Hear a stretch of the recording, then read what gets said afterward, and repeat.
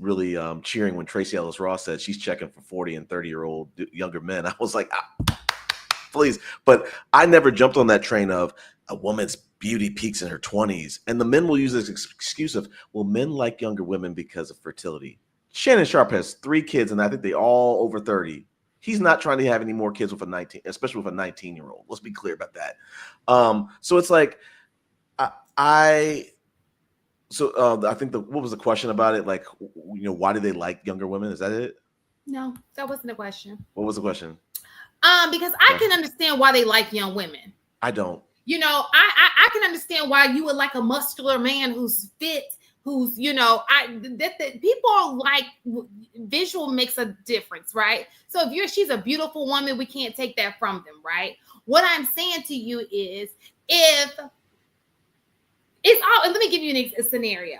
It's almost like how y'all sit here and say, oh, y'all gotta be careful. You think that person likes you, that man likes you, but he's just using you. He just wants you because of sex or whatever. It's like y'all giving us a hint, like he don't want you like that. He trying to play you.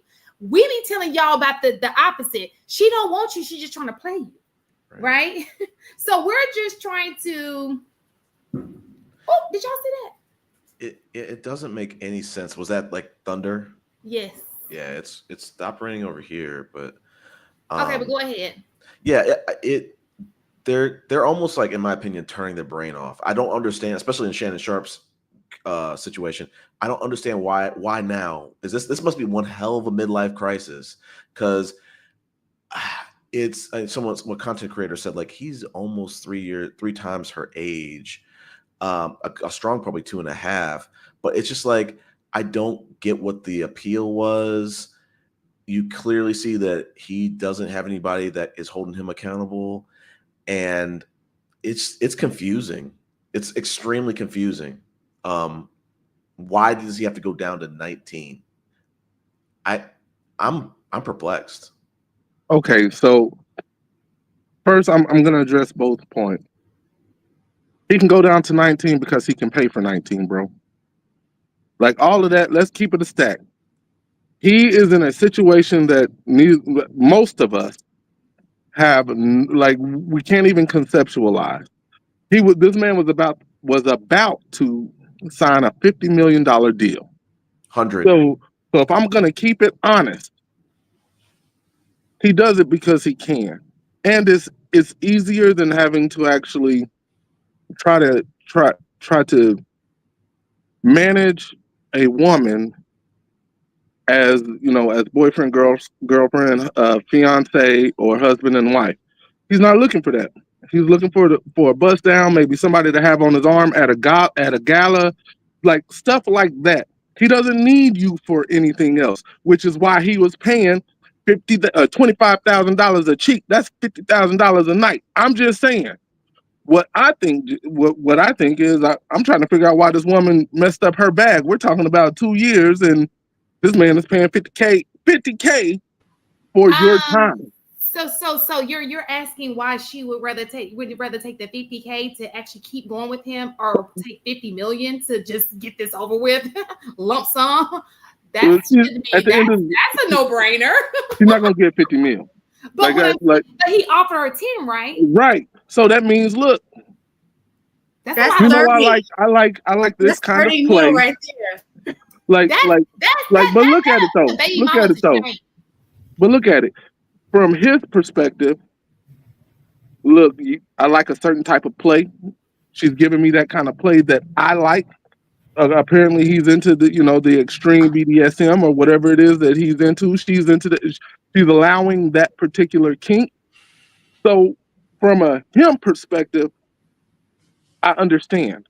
From a her perspective, you're shooting for basically this man's brand new contract. That's what the aim was for. It was for his brand new contract. He's like, look, I just need this to disappear so I can get this brand new contract. So that's why he would offer 10 million to make it go away.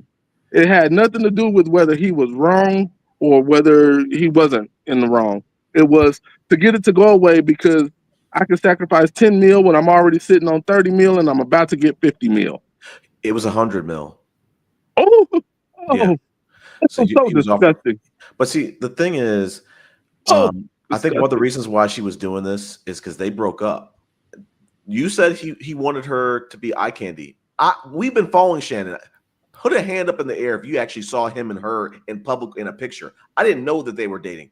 I didn't know until this. But like the one thing I did like, and I'll go back to Tracee Ellis Ross, when she said, I'm single, but I'm dating, and I'm not gonna just date. I'm not on these apps. I'm not gonna just date anybody. I'm only gonna date people who are in my social circle that can get to the same parties, who are running the same circles as me. I'm gonna date someone who has the same thing to lose, and that's I think one of the classic mistakes that Shannon Sharpe made is, listen, these high value men who say I can do it because I can. Yeah, you can, and NDA or not, you're dealing with people who have a lot to who don't have as much to lose. And they can come after you because you have a lot to lose. But if you are like Tracee Ellis Ross and you're going to date someone who's a celebrity or someone who doesn't want their comings and goings, leaked to the media, there'll be a don't ask, don't tell kind of a thing. And I don't know if I'm using the right words, but like, and she's still single. Yeah. Well, no. That doesn't mean so was Shannon Sharpe, and he's living his best life. So why can't Tracee Ellis be living? I'm not knocking her, but what I'm saying is you got to keep in mind they're looking for two different things. You just said it yourself. He wasn't looking for a girlfriend. She's looking for a boyfriend, the potential mate, probably something kind of like Oprah has had, kind of with Stedman. If I had to guess, I don't know Tracee that well, so I'm not gonna put that on her. But it sounds like she's looking to date somebody. He wasn't looking to date somebody. He's looking for that. I'm gonna tie you up. We could use my tie or the handcuffs you brought. I don't care. Right. Like that. They're not looking for the same thing. But this goes back to Shan's original point. Negro, why didn't you listen? Ocho Cinco has told you. What's the lady comedian? Monique told him. His fans told him too. And there was one other comedian that came on and told him. Cat Williams. But yeah, Cat Williams told. Thank you. So he has been warned. So everything that's happened now, bro, like you can't say you didn't see it coming. But you know what? I guess I get it. How often does that happen in general? Not just to Shannon Sharpe, but this has been a cookie cutter situation that has been going on for decades. So it's not even like he didn't know. I remember we had a conversation before about how like NBA players get caught up even after they have all of these classes and interventions prior to, like, literally laying out what women are going to do, what games they're going to play in order to get access to your money. And what happens? They still do it, period. It doesn't matter. I think it has everything to do about like power and control. When you have a certain amount of money, it does come with privileges. It comes with a level of power. So I think a lot of times with men, when they know they have money, it's about let me do whatever it is I want to do, and the consequences won't matter to me. Like they think it's not going to happen to them, right? And then it always does. I ain't gonna say always, but it happens a lot. Enough to know if I'm going to engage, let me protect myself. Let me make sure that, a person signs in what is it? NDA, things like that. Let me make sure I have my own condoms, my own protection. Like, it's so many things that they can do and put in place to try to attempt to protect themselves as best as they can. But yet they choose not. It's a choice. They choose not to, and then expect different results, even though they've had a bunch of things to look back to say, you know what, the potential of something happening is there, but let me make sure that I try to mitigate my situation as much as I can. So this is the part that, and I think that they spoke on this the other night. This is the part that is crazy to me. So this is a chick that's on OnlyFans. So it's OnlyFans. So we already know what she's about, right? It's just crazy to me that you're having this emotional conversation, or this you're having a conversation back and forth with the worker, right? Because at the end of the day, we can call it what we want to call it. It's a glorified, it's prostitution. All right. And who has a conversation? He has the phone number of the prostitute, and they haven't going back and forth with a conversation with a prostitute. Like, that is so like. So they were dating. In the dynamic. No, well, look, we got to understand the dynamics of a BDSM relationship, because that's a lot of role play. So he could honestly, I'm not saying that they weren't dating. Listen, I'm just saying, like, in the context of what we've heard, or what I've heard, and what her lawyer put out, in the context of their relationship, maybe choking is a thing, especially if she knows how to trigger that part of the conversation. Because at the tail end of what he played, the one thing that tapered off was, you want to be choked, and in that way of, hey, what, like, this is what we do. Again, I want to see more of the record, or hear more, not see. I don't want to see anything. I want to hear more of the context, and that'll give us a better idea of really the way it all played out. Because that little snippet, I think, when once you start understanding those dynamics of the slave pet relationship, that could be how they converse, and all you got to do is trigger it. No. Let me just tell you this right here. All of that is null and void. You understand what I'm saying? What he should have done was he should have had a contract with her. If she is his sex worker and nothing else but that needs to be laid out. So it ain't no ifs, ands, buts about it. I pay you to do this, okay? You have agreed to a contract to be this type of prostitute, okay? Because when you start doing stuff like that, stuff like this happens. You start and you having conversations with them. What's the point? You can lead up to it, yes, once that contract is signed. We already know what this is about. Because at the end of the day, y'all love sitting here talking about women having babies. Y'all talk about wives taking half. How about your sex worker taking half? How about that? Your sex worker now has an opportunity to take half because you didn't do your due diligence. You're such a smart person, businessman. You have to be a businessman to get $100. You are high value to somebody for them to offer you $100 million. Why are you not high value to yourself to say, I deserve for myself more than this, or at least be smart about it? Okay, I got a fetish. I got this, but you don't have people around you saying, okay, this chick needs to sign a contract. Maybe you don't need to do it yourself, but have your little personal assistant slide in there. Hi, let me introduce myself. I'm the personal assistant. Here, sign this contract, because we don't want this to come back and bite us. You understand what I'm saying? I get you, but the problem with that is he can't sign a contract for sex work in the state of California. Oh, no. Well, this is the thing, here's the caveat. There are places exactly. that actually offer that type of service and can tailor it to whatever you want, and they assume all of the risk. That, in my opinion, California is the best way. The wildest state ever with everything. See, my thing is that he has enough means in order to protect himself, and the fact that he did not do that, he earned the consequences of what happened. My thing is, in that situation, I would think, as a man, I'm always gonna opt on the side of not on the side of that they have me in their best interest. Absolutely. I'm always gonna opt on the side of me protecting my interests.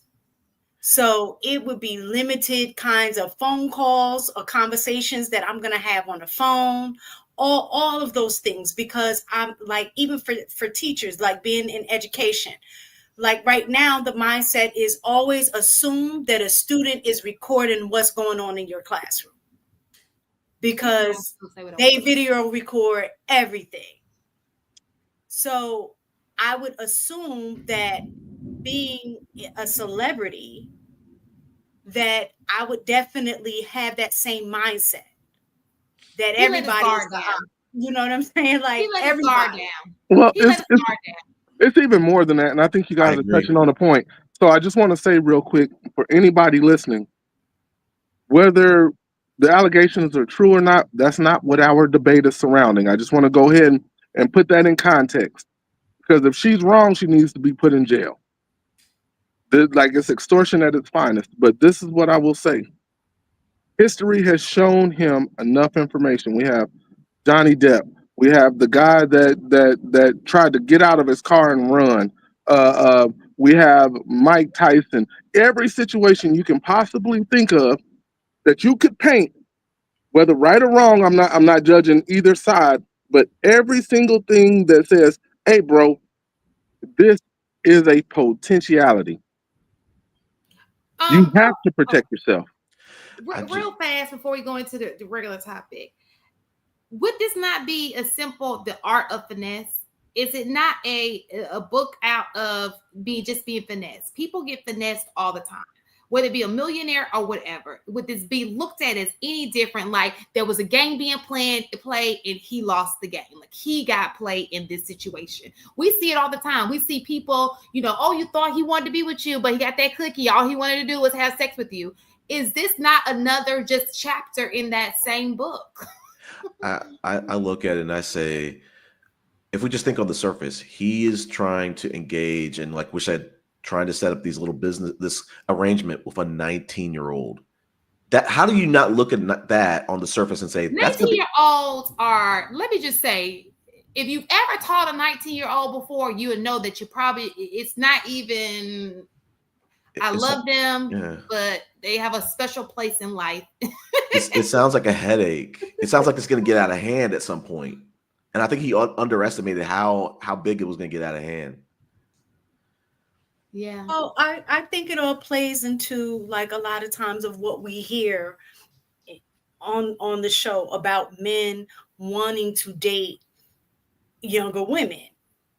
Again, it goes back to like they say groom or using words of that less nature. Trauma. Right. So I think with that mindset that was probably, he went in with thinking that he had the upper hand, right? And he was going to control the situation. And, it backfired because as young as she might be, she understood, I'm going to stay in this for as long as I can until I get my opportunity. And when you have the opportunity to get access to 50 mil, right. That's when she switched it up and did what she needed to do. That time, like as a woman, that time gave her enough time to build her case, so to speak. And when the time came, it's like, all right, I got enough what I need. Let me just drop this and put it out there. And now it is what it is. Yeah, I really feel for him in a sense that I just don't understand the appeal of this 19, 20-year-old. I don't understand it. It takes so much risk on. I don't understand why he's going that low. I don't know if that's if that's an appealing thing to him, but I would hope that us as men can look at this and say, maybe there might be a subset of guys who like dating much younger, extremely younger women. But I hope that Shannon Sharpe's story and Marcus Houston, because he's in the news, just kind of not getting talked about. It blew up in his face that this thing going for the younger woman with so-called less trauma, she's more moldable. We gotta start to unpack this and start to look at this. These kind of like excuses are kind of weird. It's just I think that the problem. Diddy, R. Kelly. So I think that the problem is, I think that in people's heads, they really think, and don't get it twisted, there are small groups of women who are okay with this. I think in their head that women are really attracted to men who are 25, 30 years older than them. And that's just not the reality of the situation. There has to be a benefit to be there. Okay. This is and most men who have that much money don't even care. Let's just, because I've seen them say, "Oh, we don't care. It is what it is. It's transaction both ways, whatever." If that's you, that's you. But I think as it relates to the Shannon Sharp situation in particular, in a lot of situations, just like Shannon Sharp, the problem is a lot of these guys, for whatever reason, what's the word I'm trying to look? I don't want to say it because I feel like I don't want to think like I'm being racist or something. I don't know. I'm trying to let me say it in a way that won't get me in trouble later on. I think that there are some great white women. Let me put it that way. There are some great white women. There are some, now let's just say it's not even just white women, it's some great Black women. Okay. But for whatever reason, shit, I'm just gonna say what I gotta say. It's a known thing that some groups of people, I'm not gonna name a race, come up off other people. they do the most coming up off of other people. Culture. History has shown in the past that the come up, even with their own, who gets the most alimony? It ain't Black women. Yeah. This isn't an age thing. I really don't think that. I don't think that this is I don't think it's an age thing either. I don't think that it's even necessarily a race thing. I think homeboy, real talk, got played. Right. It don't get any simpler than that. Like at the end of the day, dude like what he like. He like tight model like bodies, I guess. Dude like what he like. And whether it was a relationship or transactional, either way, at the end of the day, homeboy got played. Instead of doing what you're supposed to do in a scenario like that, like going through a service that actually provides those, there are services that actually are afforded to people of means. Right. And you do it that way instead of keeping up a 2-year relationship with. People want the Pornhub way. They don't want the classy way. The Pornhub way is a little more trashy. AP that's kind of going with the psyche, the play, you know. AP is right, but I think the problem was that Shannon Sharp wanted too much affection or closeness to this person. He didn't want it strictly transactional. So like what I'm learning from this is like this high value man is built up to have this huge reputation. He's the man that every man should aspire to. But underneath all that, they are extremely impulsive. They're terrible at decision making. They are extremely vulnerable, and they're hoping and praying that they don't run into a viper. And Shannon Sharp, he ran into a viper, and didn't identify and recognize what she was. Like at the end of the day, he had a lack of foresight and discernment. He did. HD, did you have anything you want to input while we go to the next chapter? Yeah, I think it's 100% a shakedown, but I also think that the issue that you run into just as, a person of means, right?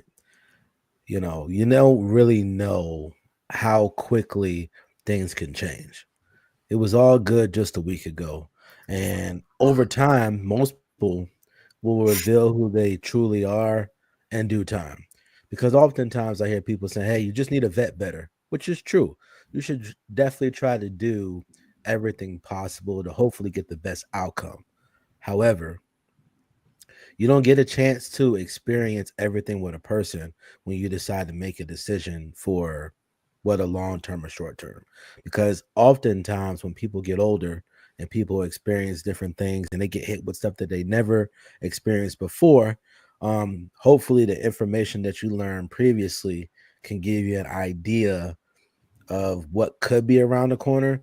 But honestly, you're just taking a risk. Whether you vet, you don't vet, whether you go the Pornhub route, whether you go the professional route, at any point something could come get you, even if you do quote unquote your due diligence. I think also it's pretty common that just men in general just like the aesthetics of a younger woman, right? We can get into, why that is. It doesn't really matter, because at the end of the day, the brothers that realize that they have this propensity for younger women also be like, well, This one's a little young, not because she looked young, but because her mindset is young, right? So you could be like, quick question. He's what, 54 years old, right? 56. Oh, damn. All right, 56 years old. So if he damn. got a 30-year-old woman who didn't have any children, that was attractive, to me, at that age, 30 is still young, because you have over a 20-year gap on somebody that's 30. You understand what I'm saying? Yeah, well, I understand what you're saying, but we'll never understand it. It's just his thing. Like, he likes young women. Whether it's the legal age, it's not like he did anything illegal. Whether we like it or not, whether we agree with it or not, it is of legal age. We get it. He probably should have went with a 30-year-old, but the 30-year-old probably wouldn't let you cross her legs the way that, undoubtedly. But she don't like she did it either. But anyway, it goes. That's neither. I don't know. Look, when your net worth is over a certain amount, you kind of have this feeling of invincibility. Yep. Let's keep it a stack. I can get what I want. There was a such thing as Epstein Island. There was a such thing as the R. Kellys. Like, you feel invincible. I mean, look how long P. Diddy went for. Look how long that took for them to bring him down. Look how long that took. So, but with that, I think you've kind of earned a certain type of lifestyle. And it's just unfortunate for Mr. Sharp that it took this particular turn, because I still think it goes back to him. I literally don't believe it's about the age. I really believe it's about him recognizing the signs, and he didn't. And maybe it has something to do with his upbringing from a small Mississippi town. And maybe he didn't see the finesse coming. But I'll tell you this, Kat told him it was coming. Monique told him it was coming. All these people tell you it's coming. And at some point, examples. So let me say this too. Because it's not a Shannon Sharp thing. It just seems to be a thing, men with power, right? I want to say this, and I want to say it very clear for anybody, people in the outfield. This is a new day and age. These young people, they don't want to work. They don't even want to do work in the classroom. They are trying to find a meal ticket. Enrollment even in college is going down, right? People don't want. I don't know if y'all seen these reels where people ain't showing up for work. They don't want to work. Listen, so you are their work. You are their meal plan. You need to pay attention. This is not the day of the past where they let things go. Maybe I let it slide. This not that generation. This is that generation as I'm taking pointers from people and I'm gonna do the best way to get my money up so I don't have to work. So you keep messing with this little new generation that's coming in, and you're gonna get bit every single time, because they're not trying to have real jobs. They're just not. They're trying to do a fast come up. I would advise to tread lightly. Get you a contract if you must, except in California, according to AP. But yeah, no, it's just that you can't contract sex work. And like in states where prostitution is illegal, it's unfortunate that you can't contract sex work. But again, there are ways around it, and those guys are supposed to know the damn way around it. And then the problem is, this dude was forewarned about all of this shit. End of the day, we can't say that he didn't. He can't say, "Oh, I didn't know she would do that." Nigga, yes, you did. You knew exactly what she would do. Everybody that's come on your podcast gives you dating advice, bro. But not only that, you 56 years old. At this age and stage in life, you should have enough knowledge and experience. You get played by a 19-year-old. Exactly. But that proves the point of why I say it's not the age thing. You can meet somebody that's 40 that's not mature. You can meet somebody at 50 that's not mature. It's not the age of the individual that's the problem. It's the maturity of the individual. And then also, I think the biggest. You got examples of that too, HD. Mm-hmm. Well, I also think said I gave bad advice. Keep dealing with that little twat then and see what happens. But HD's making a great point. We got Anthony Edwards older woman. We got Zion Williamson, older woman. These are all older women that finessing my brain these does not process that fast. Now, who is Anthony Edwards? A basketball player. Okay, now who's the next? Who gave up his rights to his kid and paid the child support? Okay, he's trying to. He's trying to. Oh, it didn't work. It's hard to, as they state, it's hard to wrap it all into one package because you don't know how much he's going to be worth over the next 18 years.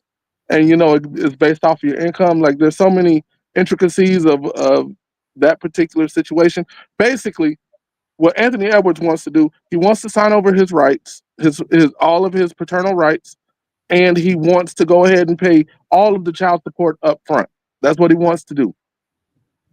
And it's just hard for the courts to determine like what his worth will look like in 13 years. What his worth will look like I figured that wasn't going and then it also, from what I was reading previously about like giving up your parental rights, is that both parties, the other parent has to agree.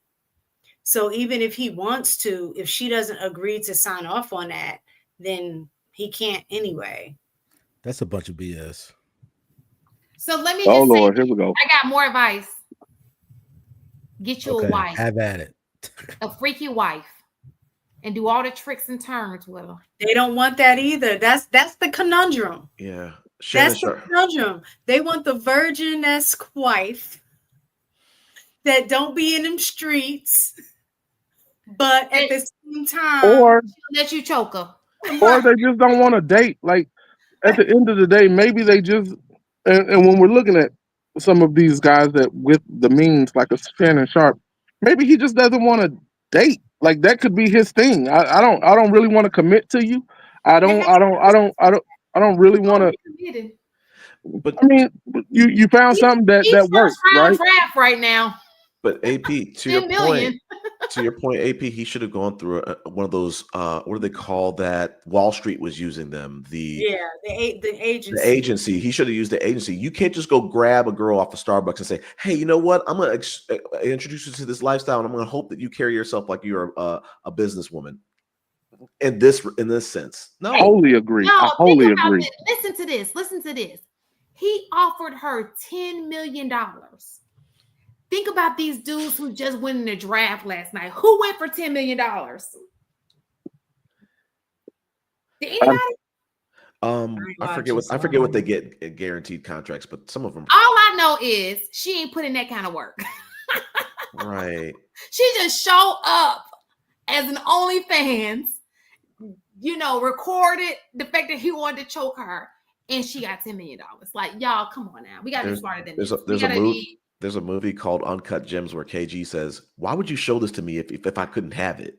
So the same thing with Shannon Sharp. You think you're going to get with this woman, show her introduce her to this lifestyle, and you just get to cut her off when you guys stop dating? And imagine her OnlyFans probably just skyrocketing right now. Just the name, just the business. People just trying to find out what is she all about.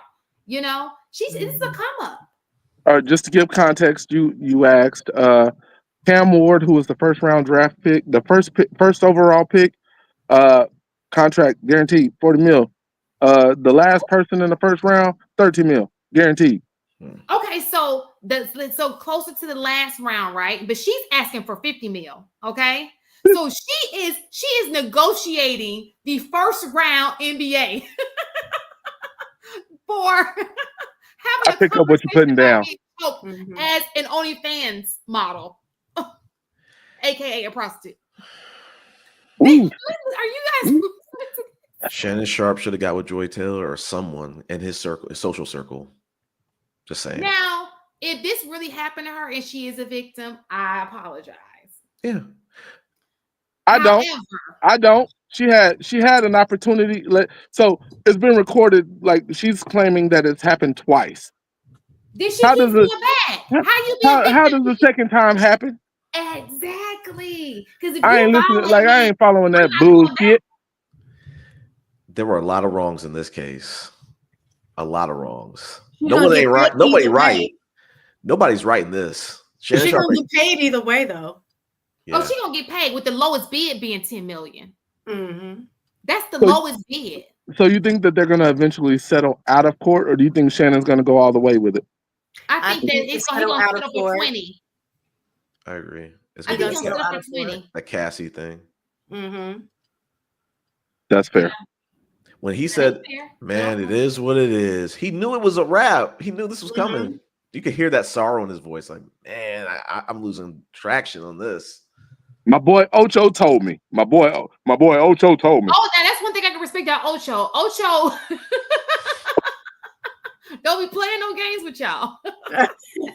He's like, y'all can call me whatever y'all want to call me, but you ain't finna call me getting sued by no chick. But now Ocho don't play that shit. He's a penny pincher. All right, y'all gotta move on. Yeah, that was fun though. So, what men need? Can I say one more thing before we move on? Just one. Sure. Thank you. I also think any guy that is going to be making a lot of money, especially as a black person, if there's any major announcement that you're going to do something big, you need to disappear. Because every time, well, not every time, majority of the time, when you hear any story about prominent people of color getting certain deals, right, and get certain notoriety and certain things, something always magically comes up. Because let's think about it like this. As a celebrity that he's been for quite some time, he might have gotten an influx of like big money compared to the money he had before, right? But he's had money for a decent amount of time. And he was probably getting away with this because he didn't get too close to the sun. So this should serve as a warning to anybody that once you start getting close to the sun, you better start ducking and start looking around the corner and start getting paranoid, because I think what is wise to realize that as a person of prominence, you have way more to lose than any other person that you connect yourself with, right? Even if she makes the same amount of money as you, you got way more to lose, because once your image is damaged, you can pretty much pack it up and see. Just to piggyback, and I forgot there was one more person who warned him too. Who? Biggie. More money, more problems. Well, to piggyback AP, this is why you need a wife, or at least settle down with someone. Because if LeBron James, let's just say, use an example, if LeBron James was never married, step out on their wives though too. They might have that kind of money. I mean, Kevin Samuels was talking about that. They exercise. Yeah, but they also do that with a mistress. Like even when you step out on your wife, a lot of rich people who know better, they'll just get a mistress, somebody who they know it's not going to, they have a reputation with this person. She's not that kind of woman. She's not really looking for you to be but she's getting the benefits. He knows how to shut her up. He's gotten to know her a little bit more. It's even different ways. I'm sorry, I'm telling y'all ways to cheat, but it's even different ways to cheat, by some people when they get in that position. You understand? I know that was kind of weird. I do have a question no, I'm sorry. Go ahead. You were talking. I was just gonna, no, you're fine. I was gonna say, I'm glad to see that we have stories like LeBron James, that he's been married. We like to believe that he has not stepped out on his wife. Even Gilbert Arenas, I would have never imagined him getting married. He got married. So it sounds like you said my name. But I have never, not one time, preached against marriage, and I will never. Now, what I will say, Savannah James doesn't listen to the noise. What I will also say is that the Kobe's wife, rest in peace, Kobe, didn't listen to the noise until it hit her in the front door, and she still stayed around, because those women understand something very, very clear. Bro, you on the road. You got a million other things going on. You need to relieve your stress. Those women are built different. So I don't like using some of them as an example. Who I like to use as an example? Denzel's wife. Now, which one of y'all know her name? Right. That's what I'm talking about. That's how you sustain it over the long haul. That's what I support. Those are the people where I'm like, yo, Real talk, unless I Google her real quick, her name literally just slipped my mind, and I actually Your had it on name the tip of my tongue a second Yes, ago. Pauletta. I could Thank not you. think of it. It was on the tip of my tongue. Yeah, I was like, as you kept talking, I was like, man, I could swear I seen her name like a few Yes. weeks ago. Right. It was on the tip of my tongue. And she herself actually is a pretty successful woman. Mm-hmm. But I definitely 150% endorse marriage. But at the same time, I can understand people in Shannon's money and wants to do whatever they want to do. And that's kind of what, but here's the problem. When you do that, this is what you end up with. Like, this is what you run the risk of running into. But at the same time, how much do you think Savannah James would get if she decided to divorce LeBron and go ahead and pull that alimony? I'm just saying. Mm-hmm. But, you know, I'm a regular person, so I ain't ever got to worry about the alimony piece. I'm just a regular dude. Mm-hmm. Them dudes different. Nah, AP, don't do that. Why Well, it's clear. One question. Okay.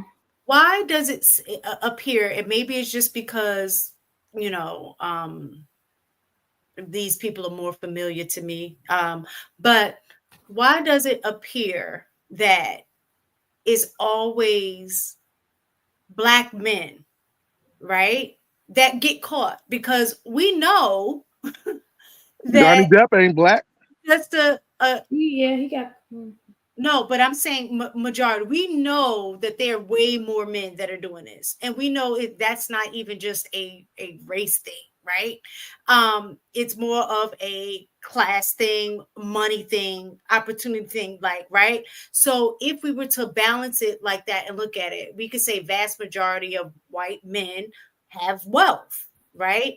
So if we assume that most wealthy men are moving that way, then why is it that you don't hear as much as of their mess as we do when it comes to Black men? Why aren't Black men moving the way that those white men are moving that have money and power and, you know, well, in short, I think they're lawyered up. Like Derek Jeter, Leonardo DiCaprio, they are famous for their NDAs. Like you can go on a date with them, they're probably getting an NDA. You're not talking at all. So I think that they're lawyered up, and that was one of Shannon's classic mistakes. Is he wanted to go way down in age. Okay, nobody wants to talk about the age. He wanted to date a OnlyFans model. Sketchy. But he also reportedly didn't sign the NDA. That might be it. So they don't know how to move. They want to play the game, but not. No, Shannon was told. Play the game, not know the rules. Okay. Like I can't give Shannon that pass. Shannon was told. He acted out of complete stupidity. I would say ignorance, but I can't call it ignorance when you know. I think go ahead, Shannon. I think that Shannon thinks that women really want him. I think that in his mind he thinks that. They do though. Listen, no. Not for they know they do want him, but not for why he thinks they want him. Okay, that's the not 19-year-olds. Yeah, sure. I think he knows. I think most. No, you'll be amazed at how they don't know. No, what I was gonna say, I think most men of means at that definitely aging stage, like if they have means, I think most men will automatically maybe assume that this person is with me for my money. I don't think they automatically think that that the other person has their best interests at heart. I don't think men move like that, whether they have money or not. To Shan's point, there might be a racial component to this too. Are women of other races really checking for Shannon Sharpe like that, especially at the younger age? I don't know. She's pretty white, bro. Huh? That girl was pretty white to me. I know, but I'm saying, like, are younger white women, just white women in general, like, oh my God, Shannon Sharpe, he's on my top 10. Before we switch subjects, I want to go ahead and say this because I don't know how many people actually know, and I know Shan probably, or no, sorry, Miss Taken probably knows because of people she knows. But there are women who are slow, who are methodical, who will learn you, Right. who will take their time and spend and literally dedicate years at figuring out what it is about that man and everything about that man Right. to simply get in the room with you. And now that they have all of that intel, all of that insight, Mm-hmm. their entire goal is to finesse you the best way they can out of how much they can. There are women, and I'm gonna give you guys a quick story, and I can't say the school because that'll get me in a lot of trouble. So there was a school in the Las Vegas Bowl, probably about 17, 18 years ago, somewhere in that range. And that school had the entire top 3 floors of the hotel that they were staying at, and I won't name the hotel. And it was supposed to be completely closed off. 2 of the athletes, because they shared a room, went into that room. There was not supposed to be anybody there. This was literally after a team meeting. 3 of the most beautiful naked women in the room, willing to do whatever they were asked to do. Mm-hmm. And there are tons of these women all the time, everywhere. And who's to say this girl didn't figure out when she was 17 that Shannon Sharp was her mark? Could have possibly been. She could have set up her entire OnlyFans just to capture him. Just to. I Well, mean, I don't know. I'm not saying she did. I'll Okay, go. I'm so just y'all saying that there are women that do that. That is Let's their make an life. agreement. Let's make an agreement. He got played. Let's just all agree. 100%. Yep. And there are 100%. and let's just talk. Let's just say this real fast before we move on to the next one. These people are still out there.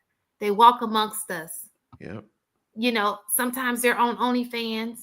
Sometimes they're just a cashier or the bottle girl. They can even be just a chick next door. Okay, so you just have to be careful with the way you move. Okay, move. Okay, that's all we can. No disagreement, Shan. None. So,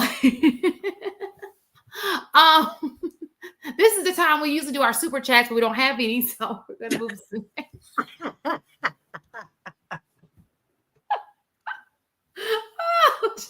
Yeah, you done packed your things up, and Nas ain't here, so Cats ain't trying to throw out them super chats the same.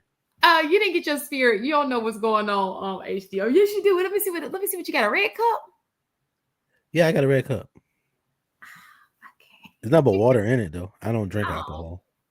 Womp, womp, womp, womp. See, unlike Mr. Sharp, I like to have a sober mind. It's very smart. I quit too, HD. I don't drink anymore. That's smart. Have you always not drink HD? Listen, since the start. See, for me, I was graced with 2 bad experiences. Reason why I don't smoke is because my dumb tail thought they were literally smoking grass. Turns out they won't.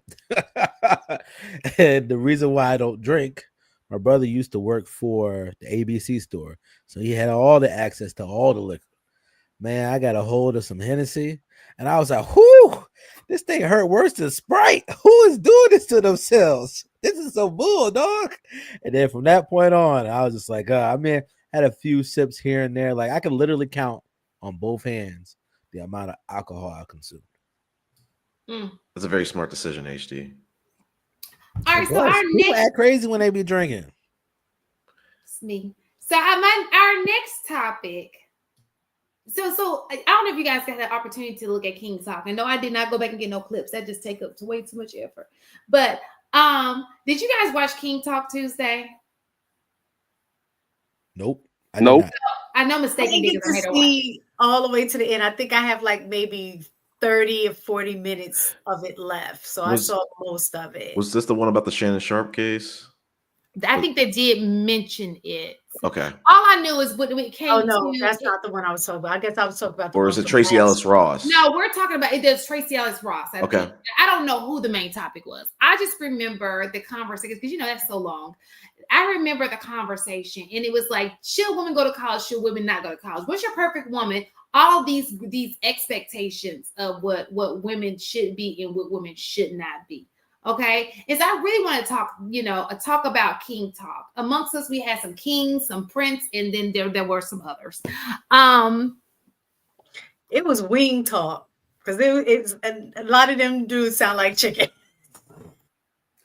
And it's like nobody, and don't get it twisted. I can understand why, because different people like different things. I can agree that what may work for you may work for your household, may not work for other households. But it almost seems to me that the expectation, and you can tell me if I'm wrong, for we as the Black women, it's not very high. Not when I say the expectation, the standard of what we should get should never be placed high. It should just be like, be happy with what you can get, so to speak. And no other group of people feel that way about their women, but we feel that way about our women.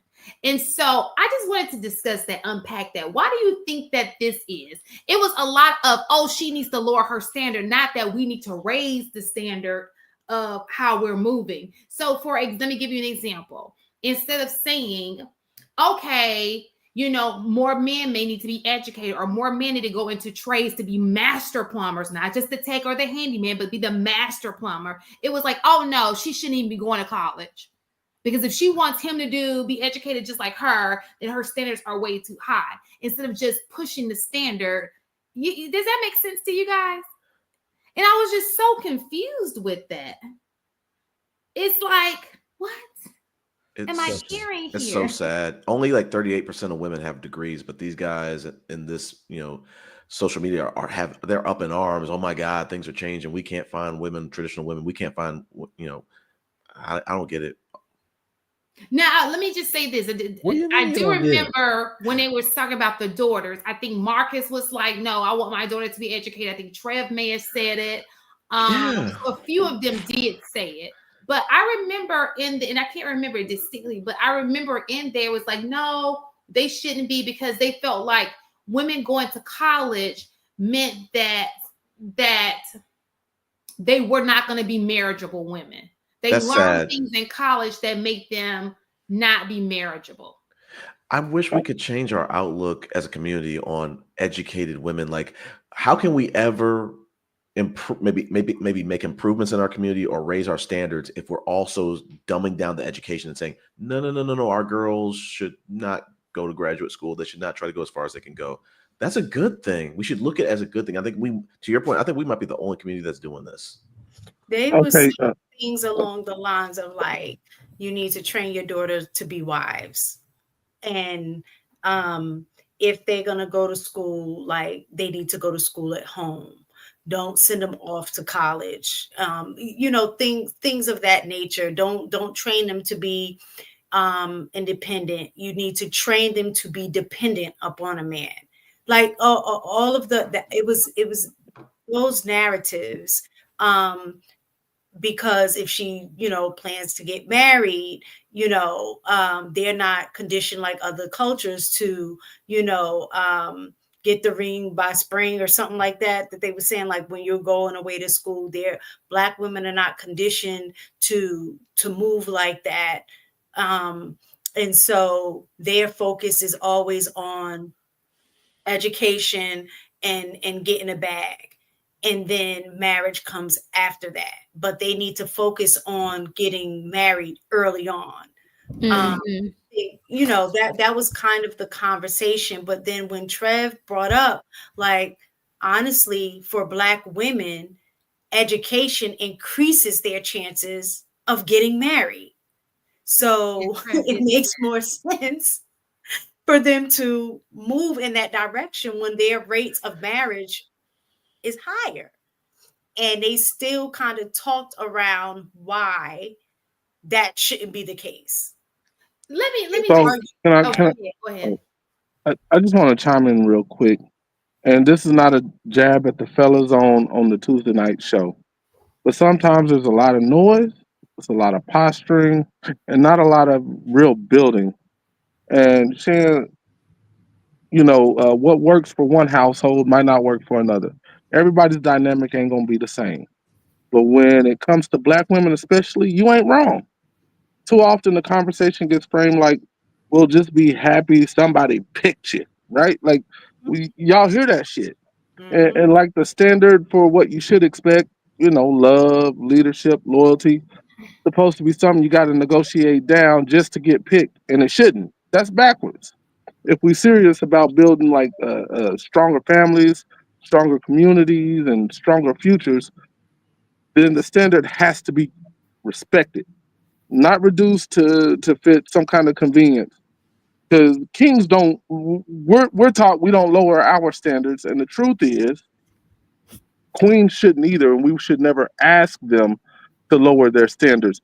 But what I will say, on the other hand, is that I think that the message gets lost because I don't think they're saying lower your standards. I think more or less what they're saying is, look, a lot of the things that you say you value to you is not necessarily what we see as valuable to us. But okay, AP, so let me just can I push back just a second, AP? Me too. Sure. Yeah. When men say stuff like that, I'm willing to bet you they're gonna whine when they have a low earning woman when it comes time to get a house versus a high earning woman who's got the house already. And you can just move in, or y'all can take your both houses and merge into another one. It's putting more stress on you. Let me just say this: they whine when a chick is on food stamps. They whine when a chick can't make can't pay. They whine about things like that. They do. They complain about those things. But unfortunately, that comes when you can't find a high paying job. You may need food stamps if you have children, right? So you can't have it both ways. But what I'm trying to say is this. I get the fact that it's not on your list. It's not a top priority to have a woman who is educated. But how often has I said this, AP? There are more uneducated women than there are educated women. Bingo. So if you really wanted one, why not just go get one? Because there are more of them than there are educated. You know why you won't? Because there's something about that educated woman that you want. What you fail to realize is the reason why she moves the way she moves is because she is educated. So you don't want to give the credit to education. You think that, oh, no, that's who she is. And, we could just take her from being educated. No. Because if she wasn't educated, she'd probably move like the hood rat that you trying to avoid. Because clearly you don't want to be with them because it's more of them. You can just choose one of them and leave the educated women alone.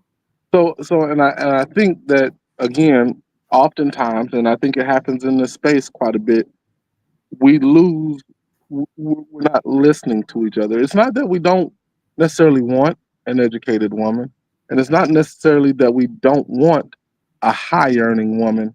What we're saying is that's not near the top of our priority list. What in most cases, regular dudes just want a woman that functioning adult, a woman that has the ability to do things on her own. So when I bring you in, I know that there are certain things that I don't have to fight with, and I'm sure in the world not going to fight with you. And oftentimes, what I hear in the space, and this is something I don't necessarily subscribe to, but it's something that I hear. A lot of those women, there are things that are conflated between boundaries and just unrealistic expectations and attitude. And men in general don't really want to deal with the attitude. Secondly, no, we don't like we really don't give a damn about where you live necessarily. Because my objective, if I'm moving in the right way, my objective is to move you into my house. But you can't, like, I'm not gonna move some hood rat into my house that can't even function as a normal, regular female adult and be willing to submit to my guidance. And I think that's another thing that's lost. I hear guys especially talk about She needs to be fit, feminine, and all that other bullshit. That shit is crazy to me, bro. First, you need to find somebody on your wavelength. That's the number one thing. And the second thing is, if you that dude, real talk, she gonna fall into your program. Period. And I just hear, I do personally hear a lot of complaining that drives me nuts. But we can't lose what some of these dudes, like some of these dudes have legitimate concerns and complaints. So I have a question again. So I'm going to pose the question directly to you. Yes, ma'am. I say 60% of the women do not have these degrees, but you keep focusing on the 40%. That's something that, why do you keep why are you focusing so much on the 40% if there's 60% that don't have the degrees? 60% of the women, you're saying, okay, I don't want that because they have attitudes or whatever, but you keep focusing on them. Why is that the situation? And not all women who are not degreed are hood rats. Like some of them are decent women. Shan, they're malcontents. They hate single moms. They hate boss babes. They hate women who are masculine. They just hate women. That's my answer. Come on, bro. We can't do that. No, I'm serious.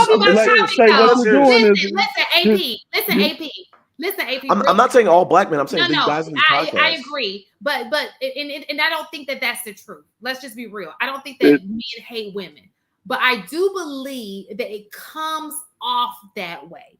Okay, if you're telling me of a campus full of women where there's 7-1, and you're saying that they all have an attitude, all of them had, like, that's crazy talk to me. Like, because all of them don't even think the same way. They don't move the same way, right? And then even then, you have another choice. Don't go on a campus. Go to people who didn't choose that route. You understand? No. See, and again, I fully understand. My thought process on it is we can't discount their experiences like that. Like, and you know, I'm not going to take a direct shot at you, Mr. Tiger, but the way you frame that, and I'll get back to you in just a minute, Shan. The way you frame that was discounting some of their experiences, and we just simply can't do that. So I don't think that's no. I'm accepting their experience. No, I wanted to answer that directly with Mr. Tiger. Now, when it comes to the college educated woman versus the non-college educated woman, I think that they speak in generalizations, and I don't think that they're saying necessarily that all of them are this way or that way. They're just speaking in generalizations from their experience. And sometimes I'd argue, this is not my experience, but I'd argue that their type, and I think they need to get out more, that's my personal take, their type is either this way when it comes to the non-educated or this way when it comes to the educated. And I think that's kind of what they speak on. And I know HD... Say this way. Can you elaborate on what you're trying to say? I don't understand. Sure. So with what they're attracted to, the non-educated are hood rats.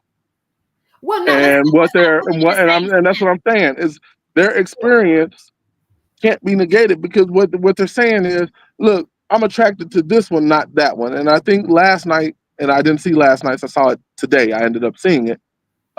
Bruiser had a great, like, kind of a representation of this list of women. Mm-hmm. They classified a woman that had 3 kids by 2 men, but out of relationships. She looks like a dyke, right? Or whatever. I don't know the proper correct term, guys. So I'm just saying, she looked like she liked women. A stud. I thought she looked like a regular woman that worked a corporate job, and like that's what she looked like to me. I wouldn't have called her a stud. I wouldn't have called her a lesbian. I wouldn't have called her anything. Yeah, she looked like a woman that's lived a little bit. You know? She was like a plain Jane. You know what I'm saying? Like, she had 2 divorces and a couple kids that were grown. And they're like, no, I'm not. They're saying, oh no, I'm not dealing with her because of again, this is them reflecting through their experience. This is how I'm tying it back to the podcast. I'm not going to get with her because, in my experience, that type of woman doesn't even respect a man. She probably wants another woman anyway. So we can't negate what they're seeing and what they're experiencing, which is why you got to broaden your pool. Nobody and get out of looking at, oh man, I want her because she's whatever, this type of attractive to me, even though she doesn't have a degree and she came with an attitude, but you found her at the damn local park. Yeah, she's probably a hood rat, bro. Like you got to take accountability for what you pick. So That's my biggest thing. And again, I'm not on the market, so I'm trying to look at it from their point of view, from what they find attractive. And sometimes you just gotta change the scenery. You know what? I think that I don't think you have to change the scenery. I think people are around people that they are around, right? I think that people have looked to the internet and they try to aim for people on the internet who are not necessarily in their community, and they're getting shot down. And so now it's you're being mad because of the shot that just you're not whatever it's called. But anyway, yeah, and I know HD wanted to chime in, and I monopolized it. But again, I'm not saying that what you're saying is wrong. They absolutely can have these experiences with these young ladies. I let's just say every single one of them are boss-like, they have an attitude. But again, go to the 60%. Not all of them are hood rats. Not all of them are. Some of them are good people. They're raised, But that's their experience with that other 60%, though. Like that's what I'm saying. Their experience with that 60% that we're saying that they're not going to. They've experienced those women, and they're like, oh shit, I don't want to fucking deal with this, and I don't want to deal with that. So I'm not like most of this is through their real life experience. Most of it. What is and that's why I say you have to change something if you want something to change. So you want more people to act like the opposite. Is that what we're saying? Because if he says he didn't stop going to school, we got to stop people from going to school then. I can't answer that part. That's on the individual male. And it was only one person. It wasn't everybody, but go ahead. Well, first and foremost, we got to give a round of applause for Miss Taylor. She let the whole entire speech go out, didn't say a word, because she's a pretty educated woman. She didn't say a word. She was like, "We'll let bygones be bygones." So I gotta, you know what I'm saying? I'll wait my turn. You know what I'm saying? She got a mouthful. Trust and believe. I know it's coming, but I also agree with AP on this standpoint. When we're listening to the opposite sex, men and women alike, we aren't hearing each other in a way that actually makes the conversation positive because of our personal experience. I always say that, you can't get rid of bias. You can only mitigate it. So even if you have a valid point, the opposite side, based upon their experience and bias, will do the best that they can to negate that opposite experience. Because even though we can take everybody's experiences and actually make it one big experience, we don't do that. We take these people's experiences that we agree with and we align with those people. And then the people we don't agree with, we're like, all right, we're going to do whatever we can to make sure that this doesn't sound something feasible so that I can take this and somebody else can run with it. So when I listen to these conversations, the interesting thing is, even when you look at Tracy Ellis Ross versus Shannon, they both kind of deal with the same demographic. Somebody is much younger than them who have way less to lose, right? And the thing that a lot of men are arguing about as far as Tracy, she meets the physical component, but she doesn't meet the ability to want to follow. She has no desire to be under no traditional regime whatsoever. But I'm saying, if you're saying that you have a marketplace, right? That means something is for sale. Women are for sale. If the women are saying that the men are offering something that they want to buy or be a part of, they will not do it. Vice versa. Men are saying, hey, there's a product on the market that I want. This is what I want on the market because I am a consumer. Men are consumers, just like women are consumers.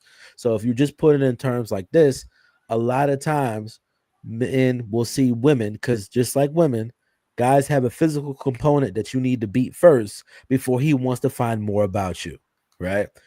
So when I see you, I get one thing, right? Then when I start talking to you, I'm hearing things that might make me have cause for pause.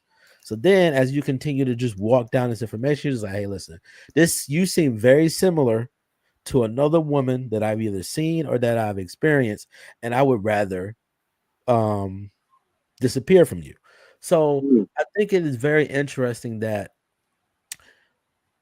I don't rarely ever hear anybody talk about truly working together to actually get viable relationships, right? All I hear is that marriage is the answer. And when we had this conversation before, most people don't even know what the purpose of marriage is. They don't have a definition for it. All they know is this is what I'm supposed to do, and then you just go do it. So then what you do, you create a whole bunch of marriages with people with the wrong perspective, wrong idea, and wrong definition.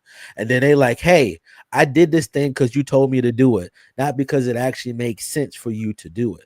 And I think that if we truly want to get the black demographic or the black community together, we don't have to just tell people to just do stuff.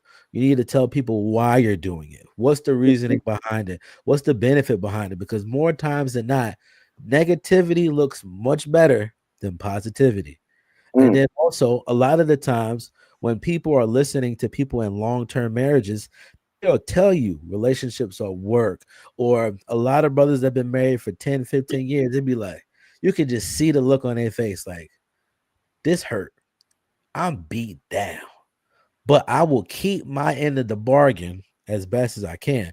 And vice versa. There's many women that have been drugged to the mud by this guy for 20 years, married or unmarried.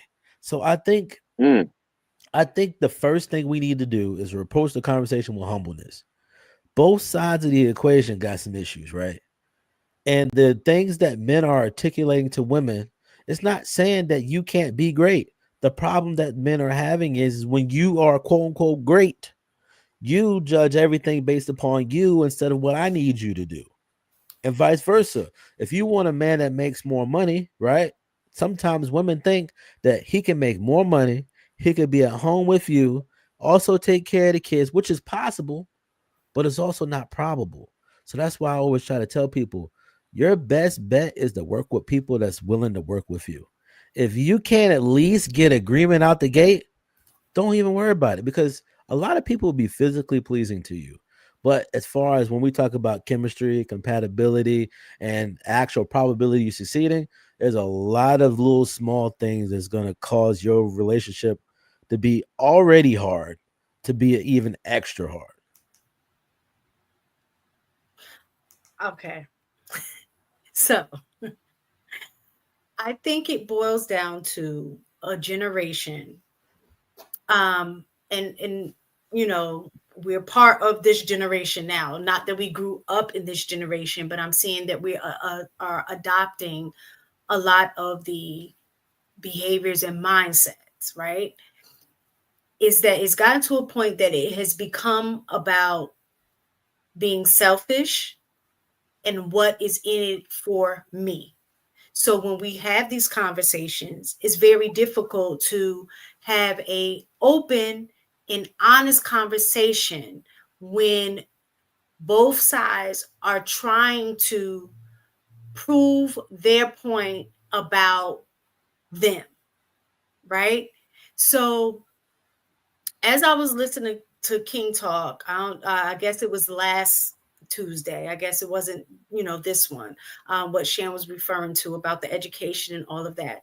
All of the things that the men were saying. So one thing that I will do is I'm a firm believer. See, this is what education teaches you too. And I think this is what men have a problem with. It teaches you to not take somebody's word at face value, to question everything, right? And I think men have a hard time, and I'm gonna just say Black men because that's who I'm around. I don't know what a whole lot of other men may do. This may be true for other men as well, but they don't like being challenged. And I don't mean challenged like, like on a masculine. I'm talking about challenged in their thinking, challenged in their decision making, challenge. They just don't like it. And so I think that questioning that I think a lot of women do, not just Black women, right? I just think that they take it as an offense and they blame it on education, because one of the things is that when you're educated, the whole idea of being educated, and I'm not saying it has to be a formal institution to be educated. You don't have to go to a college to get educated. You just need to read, be inquisitive about learning, right? You can be educated by reading, having different experiences with different people. And I think when you get to a place where you're not going to just take what somebody say at face value, people, and since we're talking about dynamics of men and women, they don't like the fact that you question them, especially if it's a question that they don't readily have the answer to or don't know. So now it's like, oh, you're challenging me. You're challenging my manhood, things like that. So I think, I'm not saying that there aren't some women that try to use their education to make you feel bad. Like, oh, you need to be lucky because, you want to come up with a woman like me. I'm not saying that those things don't happen. But again, if we're talking about experiences, I don't think that happened as often as men try to portray. And the reason I say that is because when I did the research, is educated, if all of the things that men are saying that if they do want to get married, but research says Black men don't want to get married. Like, there's been a whole dynamic shift around marriage for Black men in general. But if they truly want to get married, all of the data that supports the things that would help a marriage last longer, reduce the chances of divorce, are all of the things that they are speaking against. Less age gap increases the chances. The bigger the age gap, the likelihood that you'll get a divorce, right? It increases your chances of divorce. They say they don't care about education. They don't care about the education of a woman, right? But stats show that if the woman, if she's educated, that the likelihood your marriages will last longer, that you will end up getting married. Typically, two educated people will get married. But how men are saying, oh, women's standards are so high, they trying to act like they can't date, a man that don't have any education.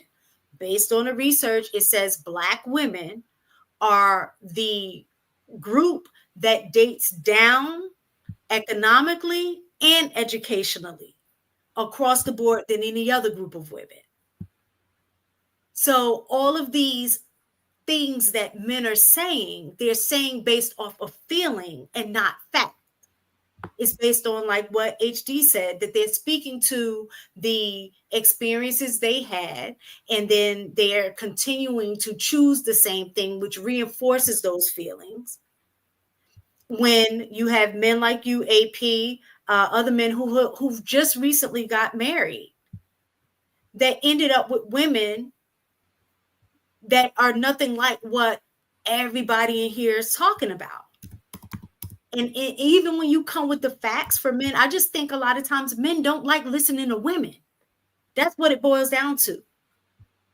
Because when you come with the facts, the men are going to push back and tell you how true it isn't. And I know for me, like just in my circle, because again, speaking to what Shan was saying, is about your environment as well. So all of the things that I hear in these spaces that these men are talking about, if I didn't have any other experiences outside of this with Black men, I would think that Black men hate Black women. I would think that Black men like, oh, I would stay single. I would never want to get married. Hearing the things that come out their mouth. But the Black men that I'm around don't represent the men in this space. They just don't. So I'm glad that I have another group of Black men to look at versus some who are actually like in this space. And I think a lot of women are probably in environments where a lot of men are like this. And the same thing, experience for men as well. They're probably in an environment where what they're complaining about is the women that they're talking about on here. So speaking to AP's point, you need to expand where you are. Create different experiences, try to meet different people. And I know people are going to get on me about this, but I don't care because, again, doing the research, Black women are the most race loyal group out of every race across the board. However, we have the less pool of men to choose from. So at this point, I do think if it is a Black woman's goal to get married and settle down and, have a family and do all the things, they, just like these passport bros are talking about, oh, we're going to go somewhere else. And I think they need to expand their opportunities and date outside their race. And I don't care that I'm going to get pushed back like, oh, she's talking about Black. I'm not talking about breaking up Black families. You got to get married in order to do that. And right now, it's not looking good for us as Black women, that the likelihood of that happening, if we continue to say, no, I'm be race, loyal, that the likelihood of them getting married is not going to happen. The numbers just aren't there. Yeah, I think a lot of this, that was awesome. I really appreciate for sharing that. Mistaken. I think a lot of this is like what you're talking about with those guys on the panels. This is a tug of war about standards and effort. Black women, I'd like to believe that regardless of the pedigree, regardless of who they are, they're at least adding a little bit to the bar and saying, I want my standards. I'm raising my standards just a little bit. And the guys are throwing a fit. The women, when they're advocating for women to be less educated, I will be willing to bet money that woman is probably going to have lower standards than that same woman with more education, because she can always pull back and say, I'm good. I got my own. I'm happy. I got my friends. I got my house. I got all that. Versus the woman who can't pay the bills, who's struggling as the economy turns. It's a very dangerous. In my opinion, it's very dangerous rhetoric to be discouraging women from education, saying, I'd rather have the woman. I'd rather have you if you weren't as educated. I'd rather have you if you weren't as independent. That's dangerous to be spreading that stuff. Okay. Where I agree with Mistaken is that perspective of the men can sometimes be one-sided, right? I will agree with that. I agree with that. Here's partially my issue. The framing of some of the things that you're saying is the main issue that most men have. Even though you're more educated or you have more experience or you make more money, that don't mean you're making better decisions. And oftentimes, a lot of the women that are actually getting education, or in this case, for this argument, degrees, right? They're usually marrying men that they're in close proximity to, just like everybody else. So women tend to choose things that look similar to them, because since they're a certain type of way, they want their guy to be a certain type of way. But like we constantly try to tell women in general, the things that you want out of a man is not the same thing a man wants out of you. And just like you want a man to talk to you a certain type of way, right? Men also want you to talk to him a certain type of way. So it's the way men will argue. It's the way you're arguing your points or your disdain or your challenges of him. Because a woman coming to me, sitting here and saying, sweetheart, baby, I have this concern. Blah, blah, blah, blah, blah, blah, blah, blah, blah. Versus, Why the hell are you doing that? That don't make no sense, right? You're still challenging or trying to make yourself heard because you have a concern. But how you articulate that thing works massively in your favor. Same thing with a guy. If a guy wants to try to get some things to you and he says, "What the hell is your problem? Sit your ass down," right? Versus, "Sweetheart, why you acting like this? Well, can you explain what's happening? What's going on?" You may get a dramatically different response based upon, what I'm saying, how you might be feeling at the time. So I think if we would give more credence to actually believing that there might be some credence to what both men and women are saying, we can actually get somewhere. But like you already agree, we spend way too much time discrediting each other instead of giving each other the actual true tools to the test so that we can actually start winning. Because I don't think women's education is the problem. I think it's the mentality that's the issue. The issue of you thinking that just because you got a degree, you deserve a man with a degree. And that because you have a degree and you have more money, if you're dating a man that doesn't have the same thing that you have, you consider it as dating down. That is a mentality and a thought process that doesn't exist on the flip. If a man has a degree and he has money and he has all of those things, he's not telling himself that he's dating down. He's just saying, I'm talking to a woman.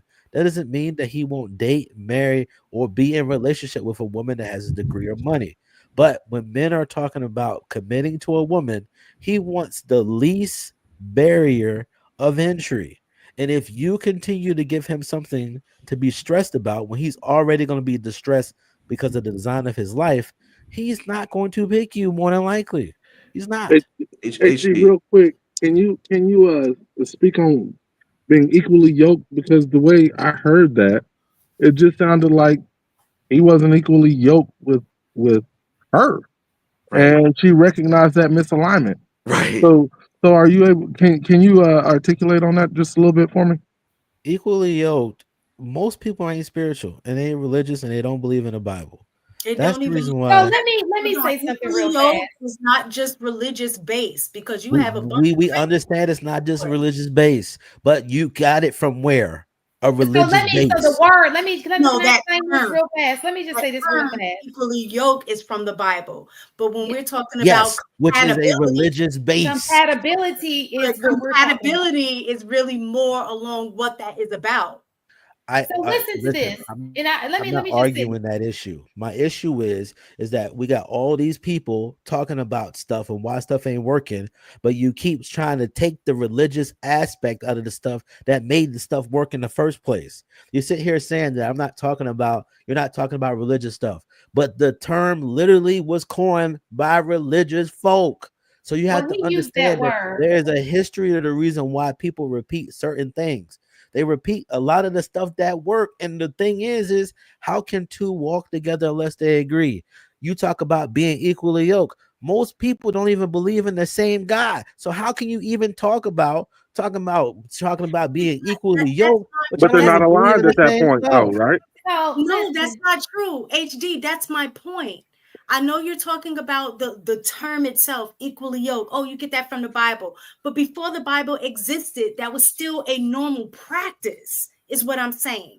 Typically, you just historically and even now, you typically marry people that are in alignment. They either from the same family, same religion, same values, same education, things like Mistaken. that. Hold on. You're literally proving the exact point that I'm making. Right. No So matter no, I whether think you you said it believe in the wrong then, religious HD. aspect, y'all not hold even on. on the same wavelength. HD, Yeah, right. but that's not what you're saying that now, HD. But the point you were That's talking not about what you before, were you saying. weren't saying What I'm that. saying is the equally yoked part, right? It's just a term from the Bible. I get that. But applying it to real world situations, we're really talking about compatibility, having the same, or character, moral things, values, things like that. That's what it's So really about. Because you can be a Christian, and like I said, Christians have a high divorce rate as well. So it's not just about religion, it's still about the compatibility piece. Well, let me ask you a quick question right quick. Oh. Do you think that equally yoked means that you guys need to be the same? No. Okay, and it's not an example that I heard is just like this. It said what yoking is that you have the two animals, that are, I don't know what the word, yoked together. And the idea is basically, if let's say one's left leg is weak, the other one might have a strong right leg. So they're still able to move in the same direction versus both of them being, strong and strong-minded, and one's trying to go this way and one's trying to go that way. They don't move anywhere. So equally yoked is finding that balance between what you need and what that other person needs. You pull those things together so both of y'all can move in the same direction to whatever that goal is or whatever that purpose is. So, with that being said, I agree with that idea, right? Because that's the reason why I asked the question. So if that's the case, why is it that when women are talking about their standards, they're looking for a equal instead of somebody either greater or less than them? So I do think that there's a superficial piece to it, right? It's almost equivalent to a man saying he wants somebody he's attracted to. Okay, it's just what people want. Now, when it comes to compatibility, when you're talking about the educational piece, if he's against education and I'm pro-education, we already gonna have conflict on how we're gonna raise our kids. The things that I value, let's just say he's chill, but I'm ambitious and I don't like a dude who's just chill. We're gonna bump heads because it's just not gonna work. That's not, you can't get rid of what I feel I want my mate to be just because you feel like you should. Like it doesn't work that way, right? Just like if you want a woman to do, have sex with you once a week and she doesn't, it'll frustrate you, right? So there are things that men need. There are things that women need. Now, not all women are like this, because there are women who don't mind dating men who they don't care about a money factor or anything. And we won't say that they're dating down. We're just saying men who take a different path. Okay, let's take the dating down part out of it, right? So even back in the day, there were conflicts, and we talk about this all the time and how people live. This is not a new thing. People who were degreed or didn't even want to live with people who were not. If you want to, I think I dropped the link back in the day in the chat. You should go look at that. It was like real, but this is not a new, and it's because we all think so differently. Like, it's just like, I don't know. It's just a shared interest. It's a familiar, you guys are familiar with each other. You had a shared experience. It just makes you closer to somebody. And they usually think along the same lines when you have people who have shared, backgrounds. I think that's really, really what it is. And you can't knock a woman for what she wants. If she wants to live alone instead of being with a person who's not what she wants, she has the right to do that. Just like he has a right. If he don't want the girl who's not attractive and he don't want to deal with her, he'd rather just sit this out. He has a right to do that. We can't knock people for their choices they make. That's their choice. Yeah, but we're not knocking the people for their choices specifically. They're complaining about what they want, and they're not getting what they want. And even specifically, a lot of the problems that we have here in the West, right, in the US, is because we got so much free choice. 1, 2, our feelings mean everything to us. There's a reason why that Asian culture and almost every other demographic that came from a culture where they were even willing to accept arranged marriages, right? Sure. Why those relationships last longer? Because we place so much emphasis on our feelings because of our experience. We want to feel, we want to experience, we want to do all these things, which on the surface isn't that much of an issue, right? But as you continue to walk down, there's nobody that's going to tell me that you've been married for 30 years and y'all ain't have some years where y'all was like, oh my God, I don't know how we made it. So sure, HD, but y'all like to bring these other cultures in, like these family members ain't choosing good mates for their kids.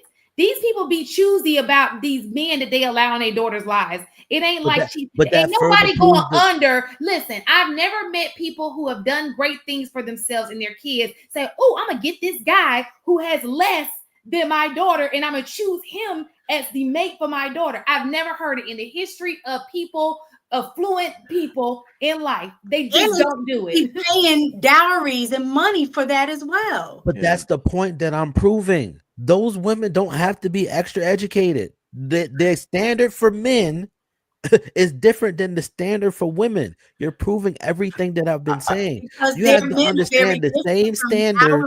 Yeah, I'm saying the same standard that you think is for women, it's not the same. That's the reason why when you see these men over in these other countries, right?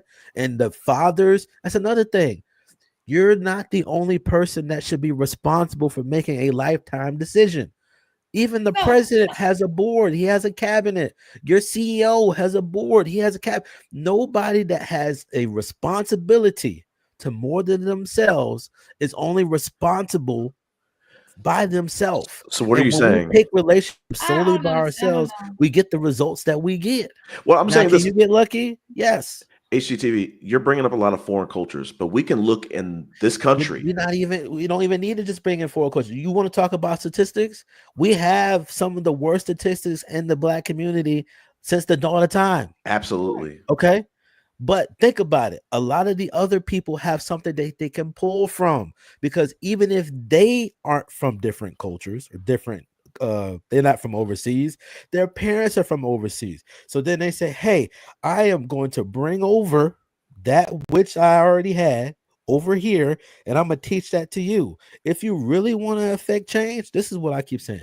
There's a lot of people who shouldn't be having kids that got all the kids. Absolutely. But the people who should be having kids, they're so smart and so responsible, but they don't want to have kids. So they're logically thinking to themselves, this doesn't make reasonable sense for me to make a kid, right?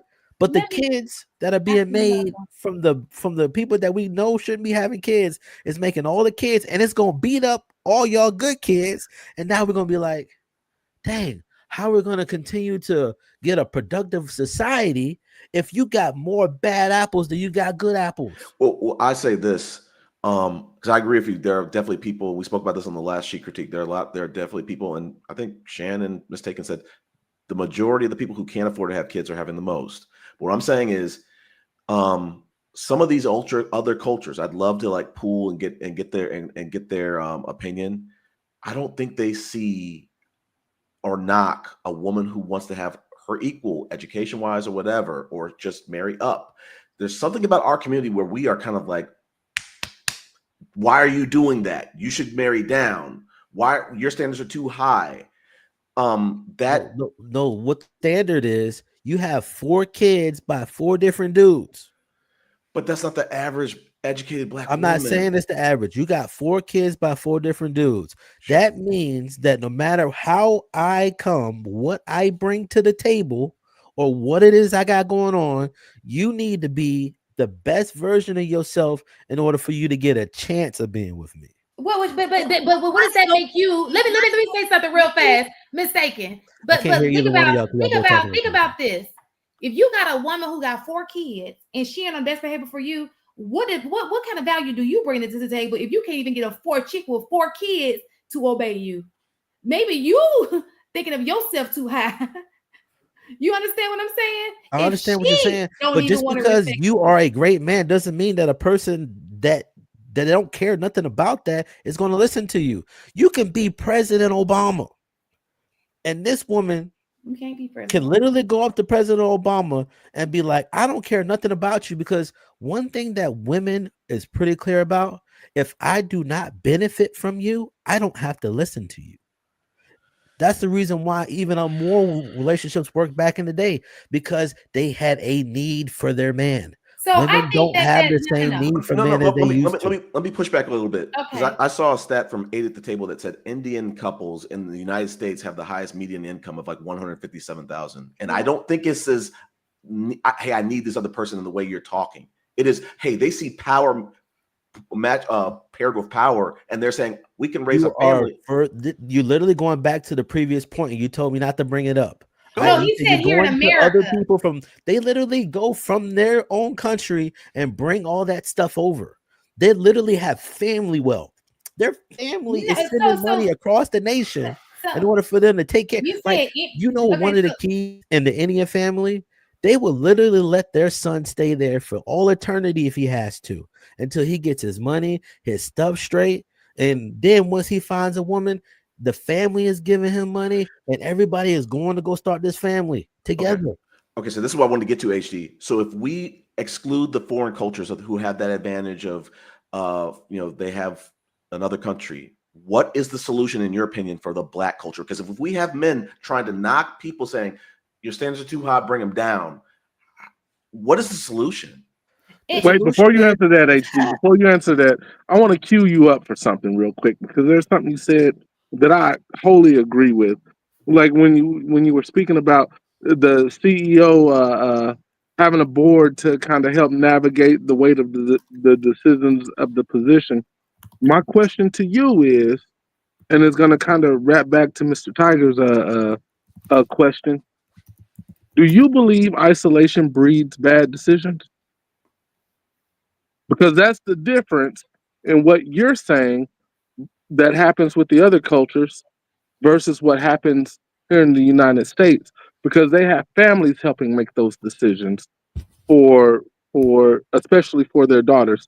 So my question to you is, do you believe that isolation is a breeding ground for bad decisions? I would say yes, because like I said, like there aren't many important positions of leadership in general that you would have one person being responsible for that decision.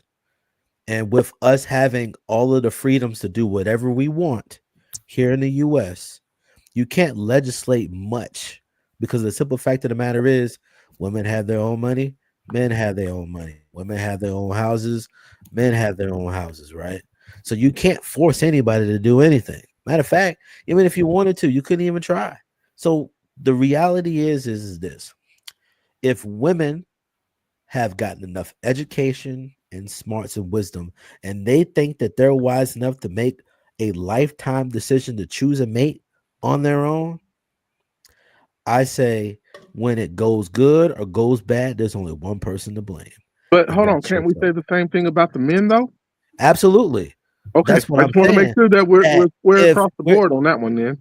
But also, that's what I'm saying. Like, I think it's wise that men should choose a woman that he thinks is wise enough to actually give him some sort of counsel, right? But there's just that counsel. And what we're seeing is the reason why guys push back against the partner title, because that means it says that you're just as responsible as me, and you are not.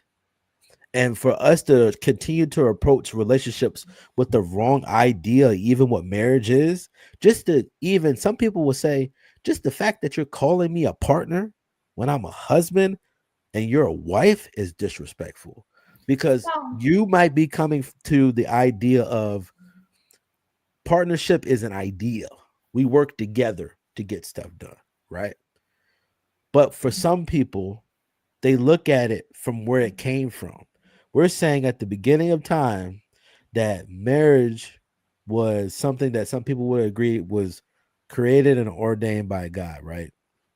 So you would follow the rules set for by God.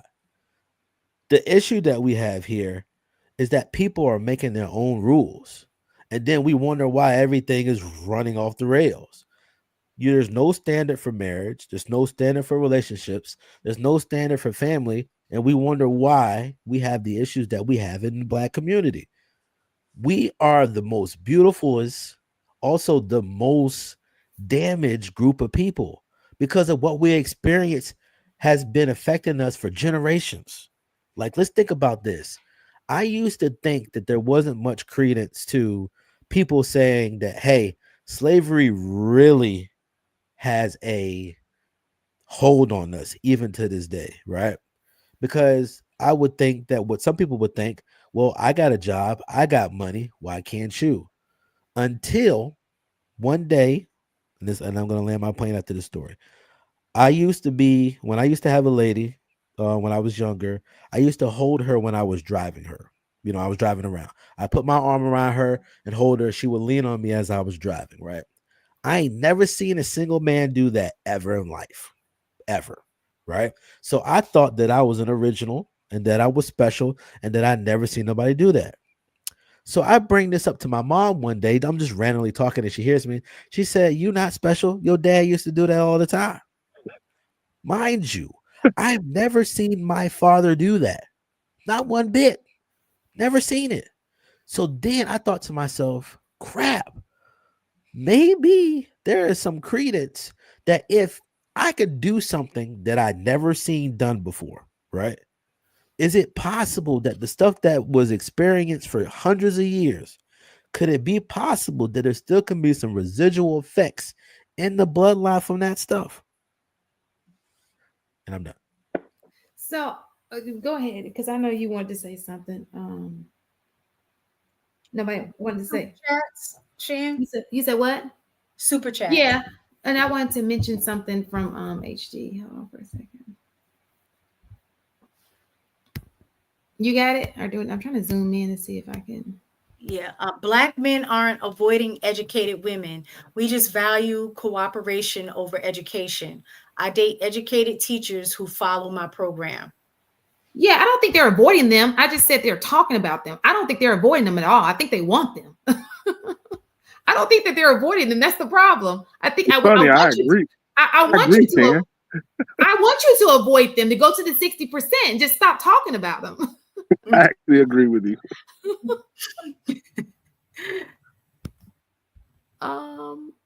Girl, I lost where I am. Okay, how about that? Being educated and it applying to how much you are making are not always equal. No, they're not. True. I still don't know how being educated or your financial situation in life makes you a husband or wife. It doesn't. Doesn't? Unequally yoked has nothing to do with your education. It does. You can be well-rounded and still the money wouldn't be the issue. Hold on, real quick, Miss Shan. Mm-hmm. Mistaken. Why do you say it does? Because what I'm referring to is things that are grounded. There's a certain level of expectation or understanding that you have when people are educated. Now, like I said, education doesn't have to be formal. It's about the mindset of learning, acquiring knowledge, questioning things, and seeking answers. To me, that's what education is. You know, a lot of brothers that go to jail, they come out better than they are in terms of knowing things because they're in jail. It's nothing to do, and they read. So now they come out more educated than they were when they went in. I don't want people to think that when I'm saying educated, I only mean formal education. That's all I was trying to get clarity. You threw it out there like, bruh, you ain't even listening. And let me just say this too, for the people who did not go to college. When you go to college, especially university, you go for 4 years and you experience college. You say college is 100%. 30% is what you learn in the classroom. The other 70% that you're learning is outside of the classroom. It's on campus. You're networking. You're with people who are of shared values. You learn so much just on the campus. You learn so much more on the campus than you do necessarily in the classroom. Does that make sense? It's just it's the way you walk, it's how you carry yourself, your decorum, how you present yourself to the world.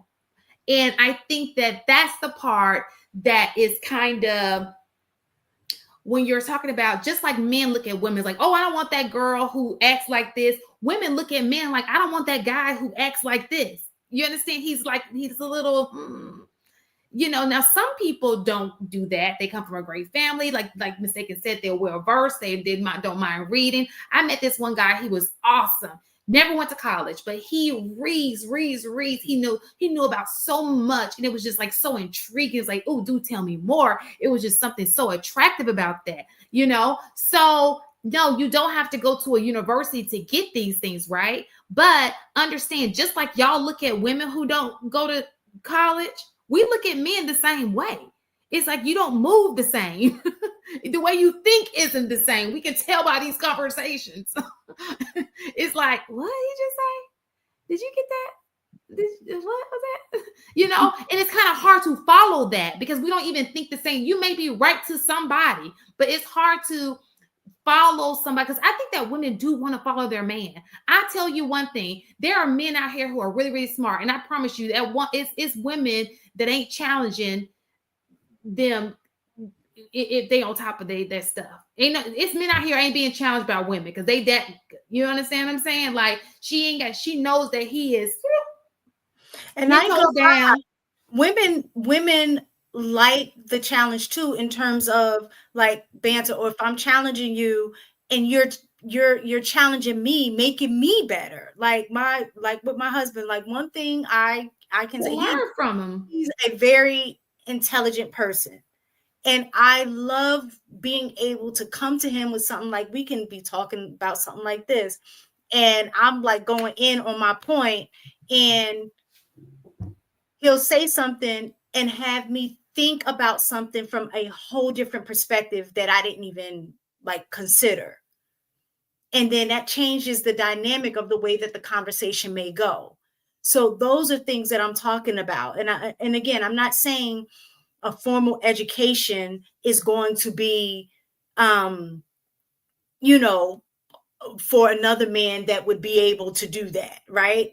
If they are well read, if they watch the news, if they have interest in things, there's always something that we can kind of have a conversation about and I can learn from, and vice versa. I think part of the issue with men, and I don't know, again, if it's all men or Black men, is that they come in a situation believing that in order for them to lead and in order for them to be the head, that they have to know all and be all. And that's not the case. And part of that mindset is it closes you off to value what the other person is bringing to the table, where they may be able to coach you up or improve areas in your life and where there's deficits. But because you come in a situation believing that because you're the head and you're the man, that she's only supposed to be submissive and just listen to what you say, it doesn't make a fulfilling relationship at all. Yeah, I think that's hyper masculinity, and it leaves no room for anyone else to share the podium or the stage. And so I'm sorry, I didn't want to derail, but a mistaken, I think, made some valid points. How does that align with the way you view equally yoked? If we're going to wrap this in a bow before we move on, how do we even get on equally yoked? I asked HD to elaborate a little bit, or I mean, we could change it to whatever word you want. We could say alignment. I mean, how do I liken that? I think it's about seeing the value in the person in terms of what it is. And some of it is not just about the other person. It's about doing self-evaluation as well. Actually, I think that's first and primary, because if you self-evaluate, then you will be better able to see what it is that you need and want from a partner. So it starts with first. So with the being equally yoked is after you do that self-evaluation, then you seek the other person that's going to meet those needs. So y'all can walk in the same, move in the same direction towards whatever the purpose is. Y'all purposes should also align. You know what I'm saying? So that's what it's really about. Okay, I just wanted to go ahead and wrap that in a bow. I had a feeling of what you would say, but I know you didn't get to finish that statement about the equally yoked, so I wanted to give you that space, because it sounded like it was meshing. You were talking about the education versus non-educated, and you just kind of I thought you did a good job of surmising it. So I wanted to wrap it up. That was all. I'm sorry, Shan, didn't mean to derail. Real fast. Let's take equal, whatever you want to call it. It's just people who have like minds. It's whether I think this way, you think this way. I think this, you think this way, you think. It's just like minds, whether it's educated, uneducated, whatever. You want to be with people who think like you do, at least on your ideas when it comes to values, what you value in life, your goals, your purpose, your vision. You want people who think like you. If you're an overly ambitious person and your mate is not, that may be a conflict. If you're into traveling and your mate is not, that may be conflict. So yeah, I want just to add, just to kind of close on it, is like the way I look at an educated woman is like it's going to strengthen the outcome that my kids are going to be just as ambitious, just as pursue education just as hard. I would tread lightly on people who didn't value education, because that's going to again have that same possible impact where my kids are going to not be as ambitious. I value an educated / ambitious woman. So the narrative of some people don't value ambition. I don't so that wouldn't work for you if you had somebody who wasn't ambitious and who didn't have the same values. You have to pick people who value the same thing you value. Right. Yeah, but can we be a little bit more honest though? That's honest. No, I'm saying, can we be? I'm about to say what I'm about. We need to be. Yeah.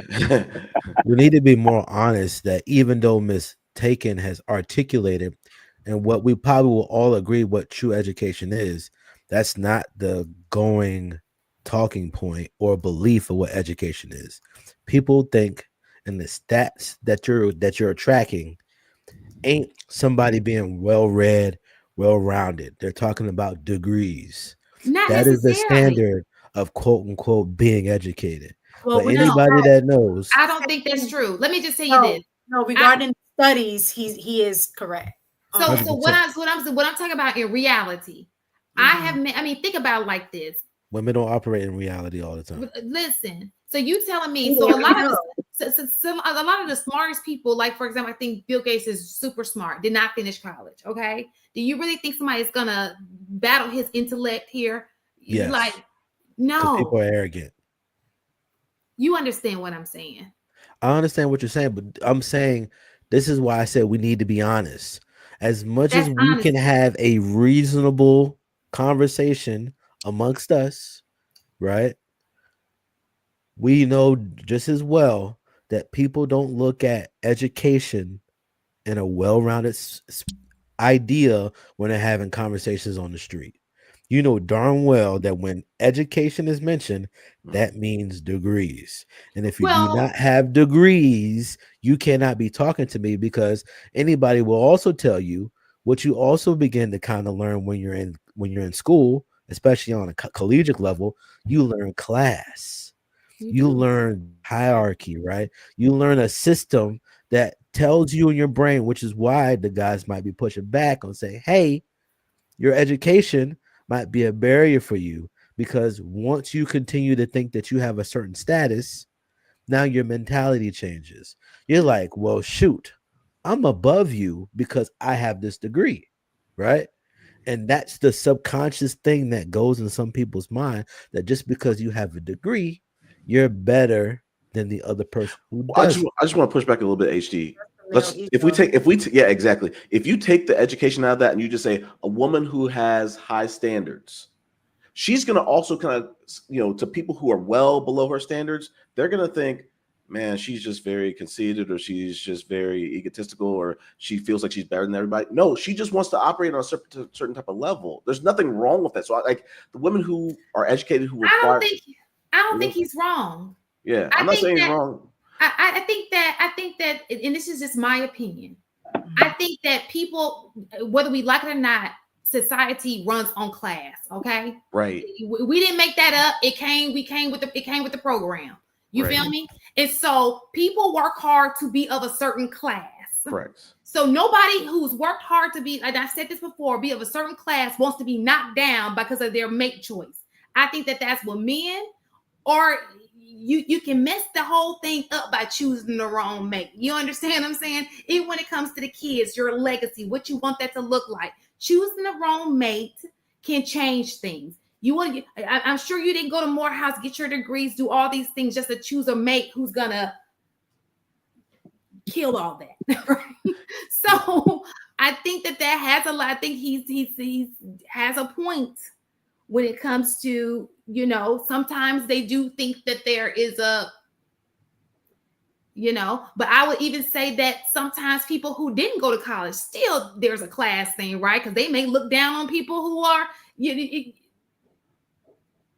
other types of people. So can I interject for a second, Shan? mm-hmm. I think the most important thing for the Black people to get together is to realize you're not better than what you actually are. If we would just have a more humble approach, I fail to believe. I think that Black people are better than they claim to that we see ourselves as. I would never. I think that Black people don't look in the mirror and see themselves as the people that they really are. I think too much we sit here talking about, oh, you not that great. I think Black people are some great people. We just don't know how to use our greatness. Don't sit here on here talking about we ain't great. Negative. We are great people. What I'm trying to articulate is that if you think that you know, you begin to find out the more you learn, you have no idea. And that you can understand that the world is much bigger than your perception of yourself. We can say that you have utility, that you have greatness in you, that you're a leader, that you're integral into growing the community. That's not what I'm saying, that you're not better than what you actually are. What I'm saying is there's always something out there to humble you. No matter how far or how educated, how smart, how in shape, how much money, there's always something on the other side that can show you that you're still just a human being. And you can only get so far in life by yourself. Even in all the accomplishments that both men and women have achieved, somebody else was there to help them to grow to that point. If you need to get to work, somebody built the car that you didn't build. If I need to build a house, somebody built a tool that I did not build. Nobody exists to be great without somebody else giving a hand. And if we just understand, like, yo, we're better together than we are apart, we might actually get somewhere. But because of the mentality that we have, it's going to be much harder to accomplish because we both think that we know better. Well, I agree with that, HD. But what I'm trying to say is, like, I like the fact that Shan brought up the fact of class. Like, we gotta maybe not look at someone who aspires to or is in a higher class and see that as a negative. I think that when I'm hearing some of these stories, it sounds like the guys feel some type of way about the woman who aspires, demands, or is in a higher class than them, and they're trying to bring her down. She's not coming down. He or she is not coming down. They're there. And if you're not compatible in that, or you don't agree of what it's going to take to operate in that class, I think that's where a lot of this issue is coming from. People trying to mix with different classes. So just real quick, because there's several questions I want to follow up with you on with that, Mr. Tiger. But let's get through these super chats. I have two follow-up questions for you after we get through these super chats. You can go first. You can go first, okay? Let me just. Yes, ma'am. Your education doesn't make you a great communicator, doesn't make you respectful, doesn't make you loyal, doesn't make you agreeable. And not having an education doesn't make you those things either. Fact. That's all about character development. Either you are or you aren't. Yeah. In the modern era, being equally yoked goes beyond religion. It also includes education, economic status, career status, social class, and values. Agreed. Oh, okay. One more. Go ahead. I just read that one, Shan. Oh, you did? Okay, sorry. Hey, AP, before you go, I gotta go to bed. I got a 2-mile walk to do in the morning. Okay. Hey, look. Before he get off, hey, everybody get on I got somebody IG. trying to get up, so let's get it. Everybody that's on IG, go ahead and follow HD. If you want to throw out your IG, bro, the work you're putting in, the bike rides, all of that, bro, respect. Yeah. Like that, we're right here, we're talking about a black man just simply bettering himself. I love it. And if we don't get out here and talk about us all trying to do better ourselves, and even what little bit that we're doing, and I'm not saying what you're doing is a little bit, I think what you're doing is great. Yo, we got to celebrate this shit.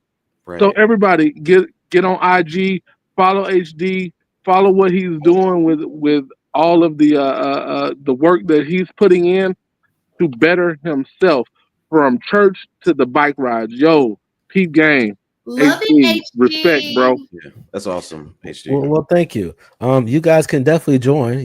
Get you a bike. We can ride together. Go Zoom. Mistaken has a bike. She rode it me to get back on. She rode it for an entire week. She was motivated, and we have not seen that bike. It was the whole summer. A year ago. All right, how about this, HD? How about this, HD? Let's call it next Tuesday morning, this upcoming Tuesday morning, or whenever you bike ride. Reach out to me and we can stream at the same time. How about that?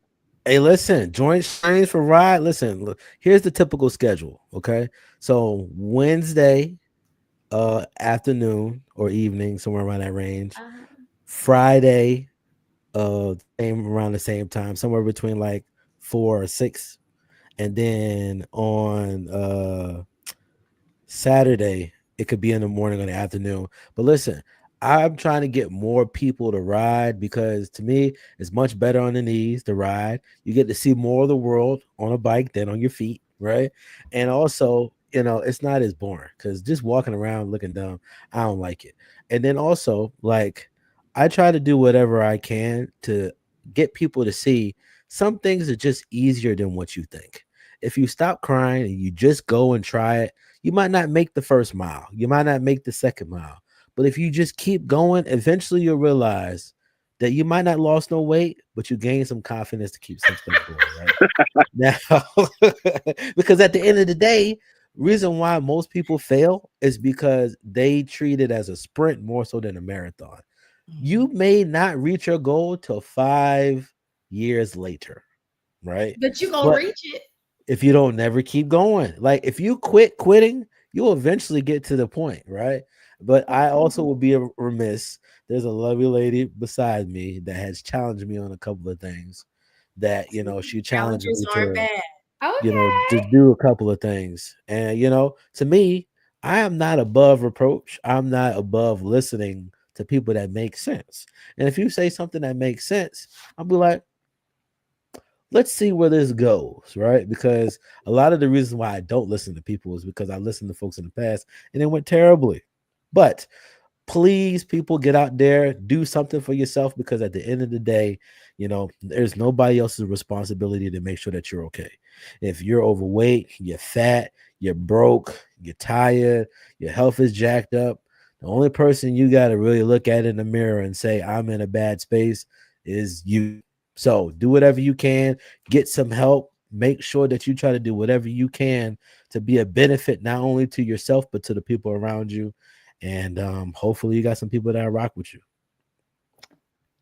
Love it. Respect, you guys bro. Have a fantastic night. But yeah, HDTV _22 or whatever it is. You see a big black guy, you know what's up. You know what I'm saying? So you guys take it easy, enjoy yourself. Every night. Riding a bike near you. Oh God. Okay, go ahead, AP.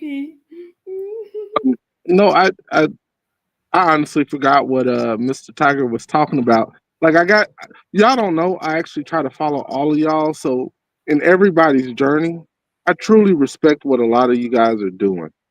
Like Mistaken, for example, posting the workout stuff. Yo, I rock with that shit. Like, I really rock with excellence from a black level. We see it so often from them that we forget to celebrate it when it's us. So I love celebrating us, what we do. We don't do that enough. We get on these pods and we talk about bitches ain't shit and niggas is trash. But we forget about all the stuff that's happening in between. Niggas ain't shit and bitches is trash. So, yo, I forgot what I was going to ask my man Tiger, and I appreciate HD for that. Yeah, we were talking about class, but we as men specifically, we got to talk more about health, because I think we as men kind of do ourselves a disservice because we're saying you got all the time in the world to do X, Y, and Z. That doesn't account for that your health is going to possibly change if you're not maintaining a certain type of lifestyle. So we gotta we got to give more of that reality, and we got, like you said, celebrate people who are staying consistent and doing things that other people should could and be inspired from as well. And also, I do want to state, I've been waiting to get on a panel with Will. I have tons of questions if it falls in line with the conversation. Please, yes, please, let's not go off the rail, please. Welcome, Will. Hello, Will. You came up. What's up?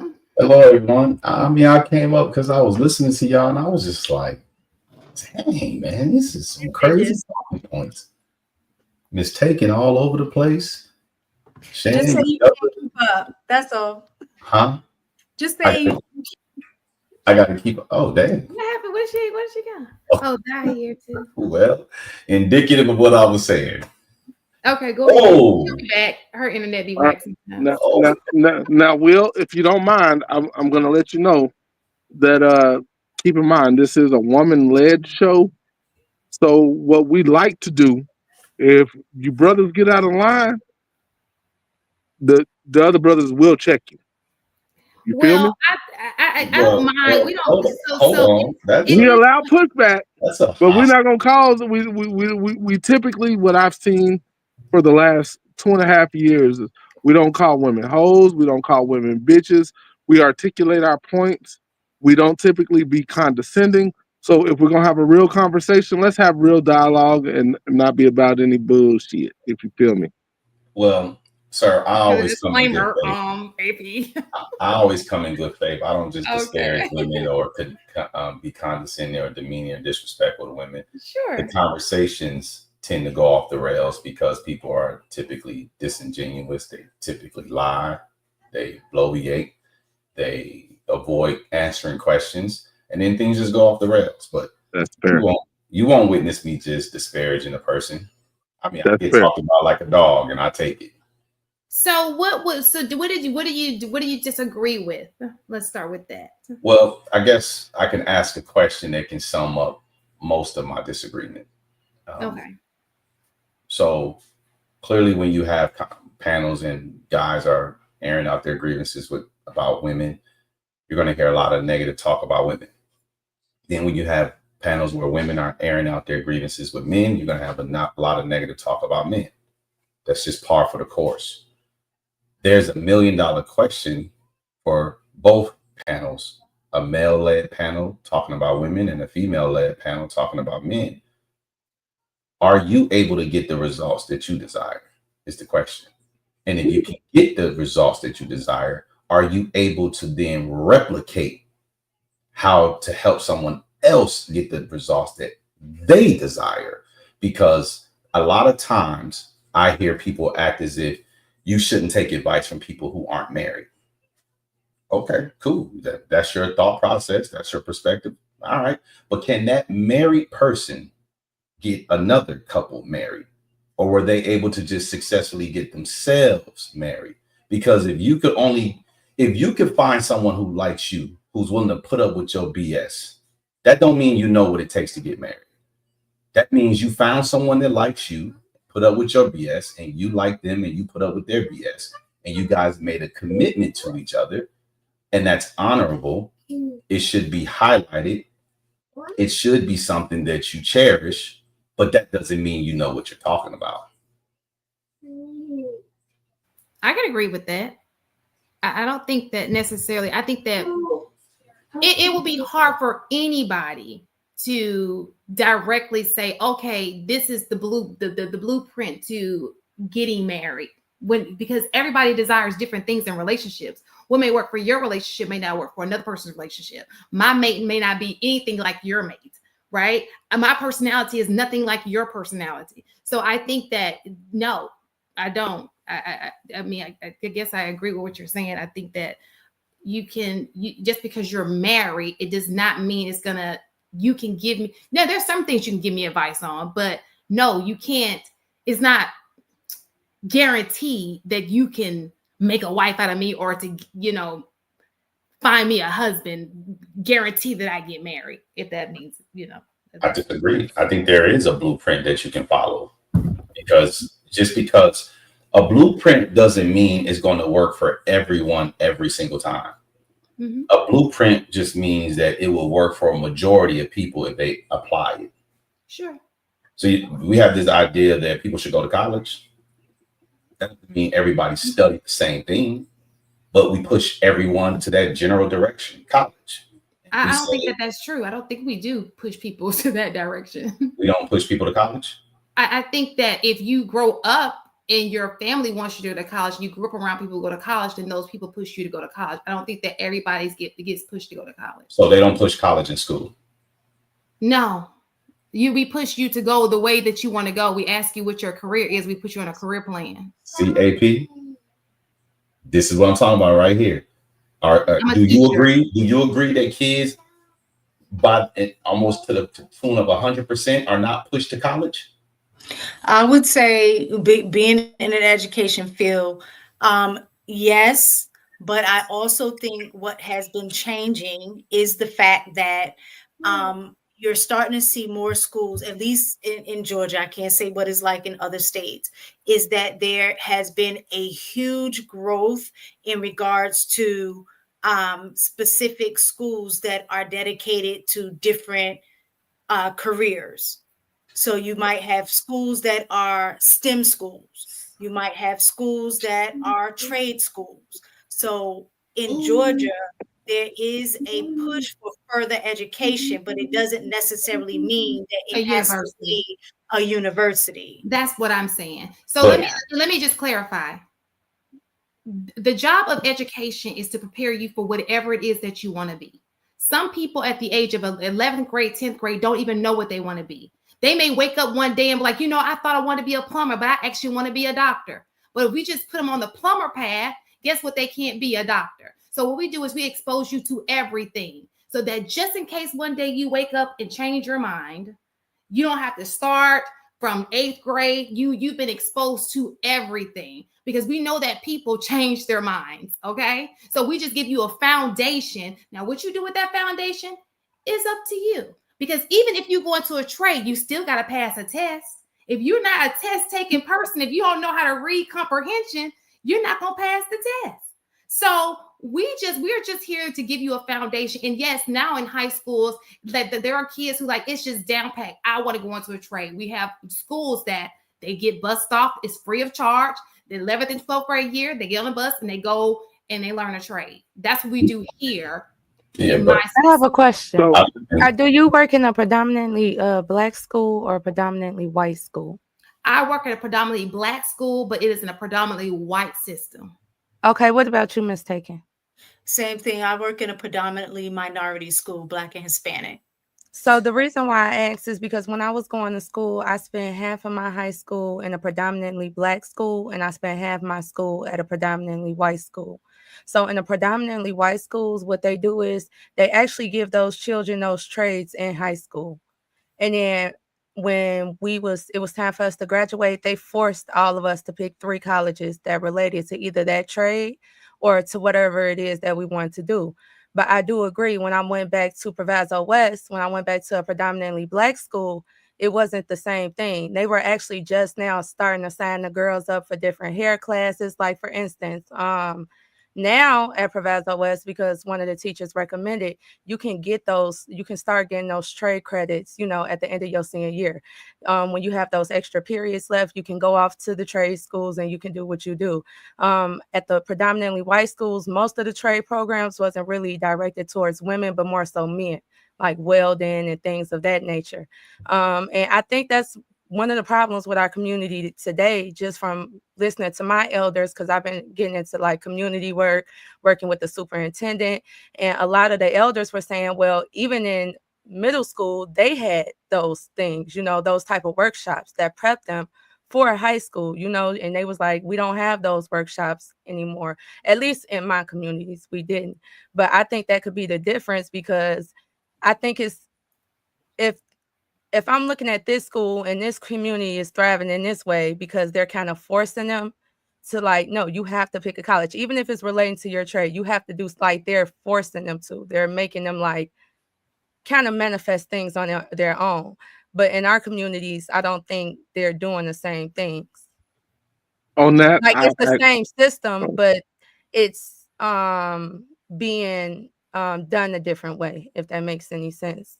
Like I've always tried to compare the two. Like it wasn't like purposely, but my mind just does that. When I'm in this school, I'm thinking like, okay, like when I first walked into the white schools, I was like, why they ain't got no metal detectors?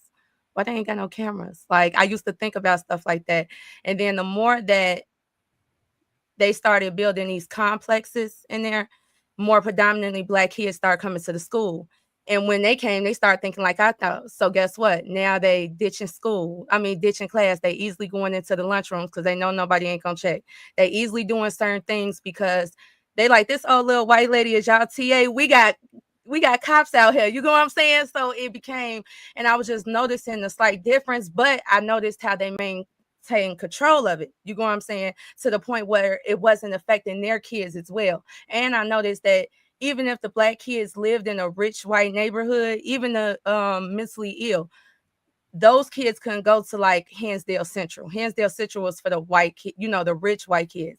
But the ones who was like mentally stable and all that other stuff, they would go to, Hansdale, South, where the Black kids were allowed to go. But I was still noticing how they made sure that what we did didn't spill into their community, if that makes any sense. So what county are you? Because I mean, you do know that education is led by the state, and then even the counties make a difference. Which county are one you? Is Cook, and then the other one is DuPage. And where is this located?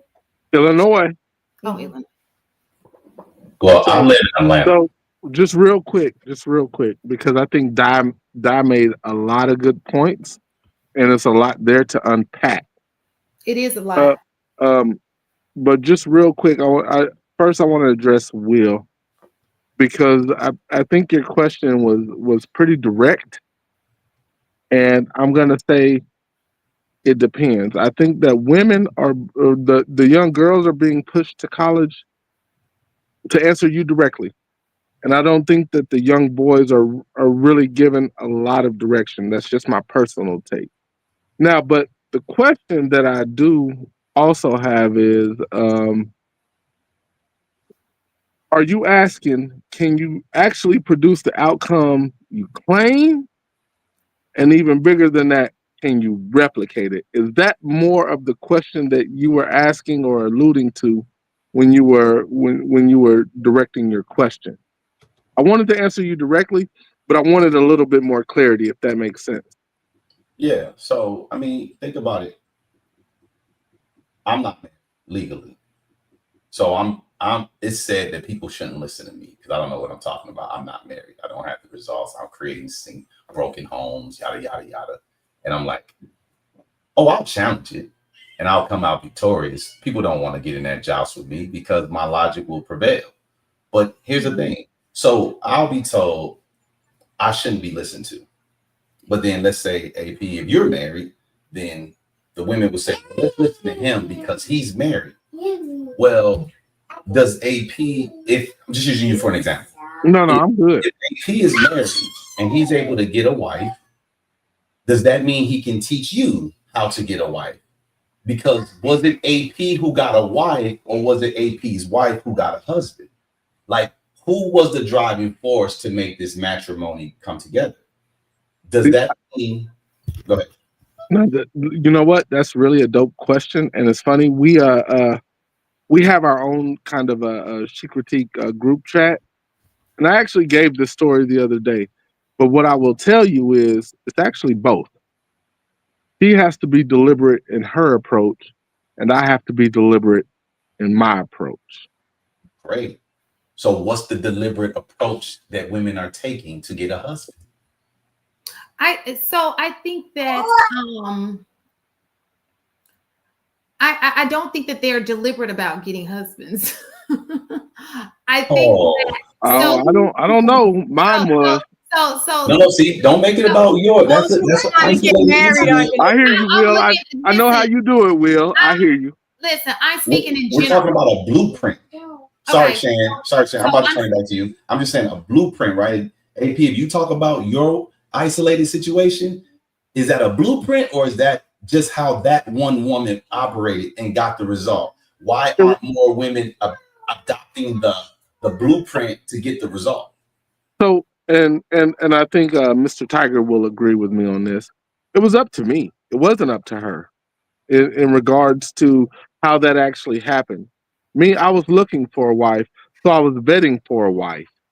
Wait. And if she would not have been able to actually go through it was pretty rigorous. I mean, from my estimation, her actually passing the test to be a wife, then I don't waste time wasting time. I would have let her go and said, you know what, I appreciate the opportunity getting to know you, and I would have moved on. I believe that is up to men. I don't No. believe that. Like, too oftentimes, I believe that men leave it up to women, and we waste time. I wasn't about wasting time. I knew exactly what it was I wanted. So No. if she would not have filled that void, I would have said, you know what? Thank you for your time. Have a nice day. Goodbye. watch And then this. I would have moved on to the next. Yeah, I'll say, I'll just to piggyback that, AP. A lot of us seem to live in Atlanta. I started dating like shortly after my divorce, like in 2021 or during it. And they have like a 6-month, 12-month rule where like 6 months they want to be exclusive, 12 months they want to be like on the road to be engaged or married, whatever. The guys don't have a rule like that. So I'm just saying, like, when we talk about the guys, like they'll say the guys are the gatekeepers to like marriage and relationships. So like we can't really break that down. Like at the end of the day, like guys are the biggest barrier to get to that. But it does take two people being intentional to get there. Yes. See, this is where I give all the pushback. And I'm sorry, Shannon, I'm gonna turn it back to you because you was about to say something. This idea that men and women are equal, or women can do what men can do. How are y'all making men the gatekeepers of marriage? I don't believe that, though. That's the other thing. I don't believe that. You don't believe what? I don't believe women can do the same thing men can do. I don't believe that their roles are exactly the same, which goes back to my point. Like, look, once I've identified that this woman actually believes that, she's not a good fit for me. Okay, but hold on. I got you. Okay. I'm listening.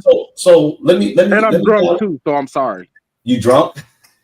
Yeah, I'm slightly. Shot earlier. I'm slightly inebriated. It was like a recommendation. It was like a mandatory, and then you guys came all sober and stuff. Like, but go ahead. Well. I guess maybe I'll ask the ladies this question then, and maybe the gentlemen can listen, because from what I gather, Maroon, you seem to be a sympathizer a little bit, and maybe I'm wrong, but I want to listen to some more, and I want to gauge your stance on this. Ladies, are you ladies is it completely out of your control to get married? No. Oh, it's not out of their control. So what can you ladies do to get married? I'm married. I get that, but no, listen to what I'm saying. Don't use your current status. If your relationship was to end today and you wanted to be married again, are you in the driver's seat to get married, or is it out of your control? Well, I think that oh, go ahead. No, you can go ahead. I was going to say, no, I don't think it's out of my control, because I think just in general, in order to get married, both partners have to agree. So typically a man will initiate the proposal, but if a woman accepts or declines, either the marriage will move forward or it won't. So in terms of you're saying, do I have the control? No, I don't have the control over the man to, pop the question. That's not what I'm asking. I think I get what he's saying. I think I do. Clarify that for me then. Yeah, I can only give an example. That's how I really explain myself. But as an example, like, I kind of know what it takes to kind of like attract the guy to me, to let guys know I'm available. When I'm not available, I don't make eye contact. I come out very standoffish. I don't make conversation. I don't ask more about you. But when I am more available, when guys are courting me, like when they're looking, I'm making eye contact back. I'm smiling, letting them, I'm being welcoming. I'm making myself available. And then once I have his attention. I'm gauging where he's at, you know, how serious he is. If this is a guy for marriage, like, because like if it's a woman's not ready for marriage, you can't make her for marriage. If a guy's not ready for marriage, you can't make him ready for marriage. So I would try to gauge that, you know, and I would ask people around me, you know, the men in my life. I learned that the hard way. Make sure you ask somebody who know men, which is naturally a man. And then, you know, just continue to court. Like women court the same. Like I think guys don't think women court, but we do court too. When we like you back, when we care about you, we court our own ways. Like if I don't like you, I'm not taking you on a date. This is not what I'm asking. Like I'll court you. So what do you mean? That's what I'm asking y'all. Clarify your question. I'm asking y'all that. So maybe there's a so please clarify. Give examples of what you're asking for. Ladies, it's very simple. Do you determine if you get married? Are you the driving force for whether or not you get married? Yes, I have to do the work. Okay, so how? So if you're the hold on, watch this. Shan, are you married, Shan? No. Okay, Di, are you married? No. Do you ladies desire to be married? Not at this moment, no. No. I get what Will's saying. No, I get what Will's saying now. Yes, I get what Will's saying. I can't be. I get what you're saying. I can't be. And the only reason why I say this, Will, because this is one thing I was just talking to my guy about, and like a guy was kind of giving me advice about. That's the reason why men are the leaders. You know what I'm saying? So, for instance, a guy be getting mad about the outcome of his situation.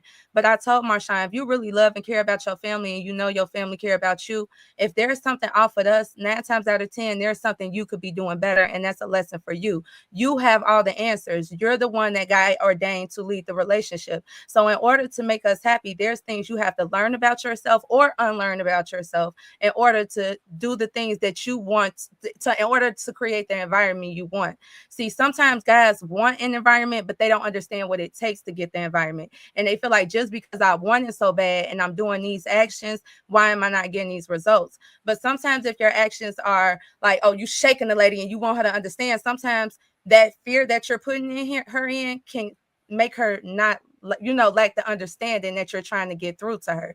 You know what I'm saying? So I do get what Will's saying. I do feel like in order for like successful marriage, I feel like a guy has to be, you know. No, you're not. You're not. Tell me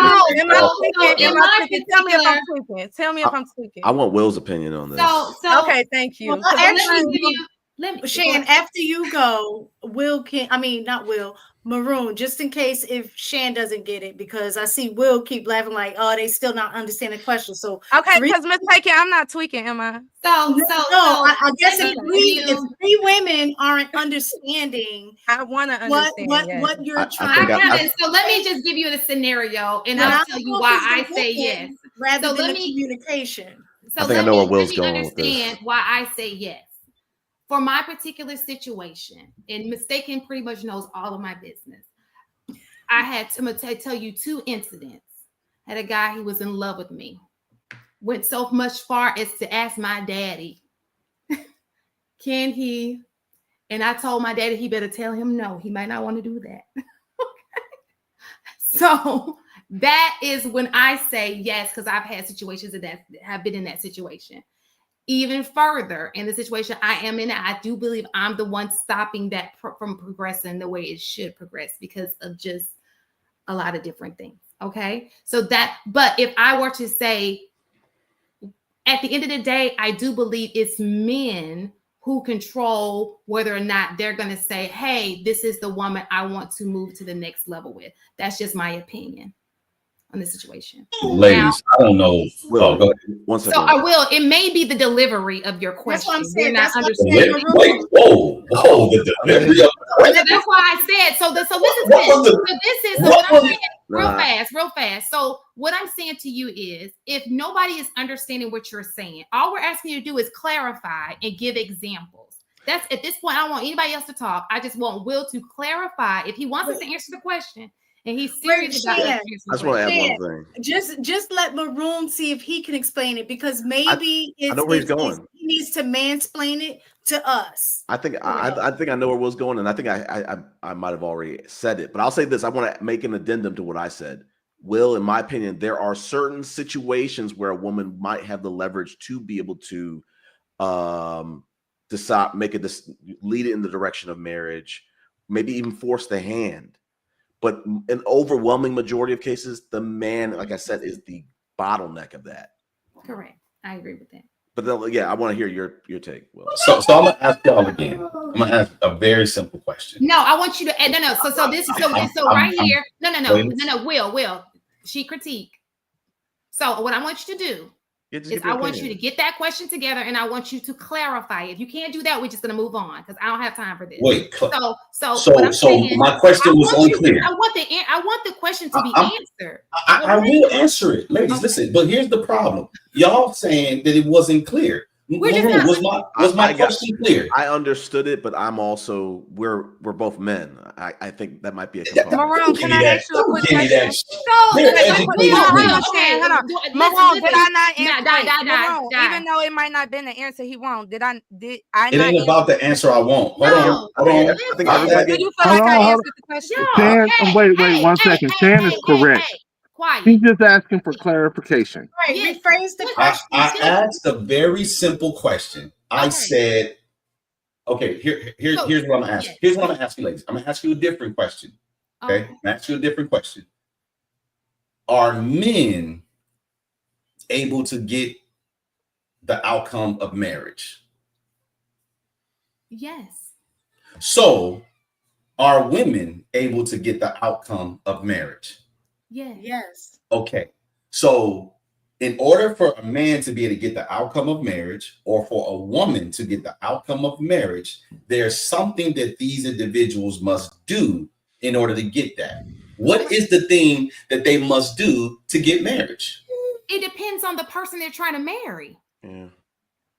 Okay, I'm going to say you have to propose. Let me just give you an example. Ladies. Let me give you an example. You just have to you just have to propose, Shan. You just have to propose. A little bit more than that, but yeah. No. It ain't no little bit more than that. You can take two dysfunctional people. You can take two well-sophisticated people. If no one proposes, how do they get married? I agree. I agree with you, Will. But I'm saying to some of the other people's point, I think is if someone is, let's just say, if they're in an unstable relationship and that man proposes, or the woman that man proposes, that's not necessarily going to lead to marriage. He's in the relationship. Why are you in? Okay, so that's the people are doing it all the time, Will. Wait. Okay. But I'm not saying what people do and what they don't do. I'm asking why are they doing it? If you're in a relationship, but you will not accept a proposal from this person. Yes. Why are you in that relationship? May I answer real quick? Sure. They break off proposals. Hold on, just real quick. This is what I believe, Will. And I actually think I understand why you're asking the ladies. I don't think it's up to the ladies. I actually think it's up to the man, because it's our job to actually have these conversations with the women. What are you looking for? What do you want? Are we aligned? Furthermore, if she doesn't align with what we want, we desire, then it is our job to say, thank you, boo. I appreciate your honesty. So are we saying that it's a man's responsibility to make sure the relationship is a well-oiled machine? It's a man's responsibility to ensure that the alignment is correct. Okay, cool. That's a well-oiled machine. I'm just rephrasing it to a well-oiled machine. Well, I can't call it that because it's all about alignment, and sometimes you don't end up on the same page because you have to work. After the proposal, there's the marriage, right? After the marriage, then there are the ups and downs. But if we're speaking prior to the marriage, we're not talking about the marriage. We're talking about people who are not married. Okay, I'm with you. If you're aligned, you're on the same page. Right. We haven't not gotten Will's opinion on his own question yet. Well, I think he's building, and we got to give him the opportunity to build. Okay. Well, we can jump ahead. Maroon, what's your question? No. What's your question? Let's keep building. I think we're in a good place. I'm cool. Because I would like to know your opinion on your question. My opinion, I believe that an adult that wants an outcome is responsible for getting that outcome. If a woman wants to be married, it's her responsibility to get married. It's not a man's responsibility to get her married. It's her responsibility to get herself married. How? No, wait. Okay. So Maroon, listen to this. Yeah. I agree with that. Don't shy away from this. I'm listening. A woman goes to school and get educated and goes on her career path. Yes.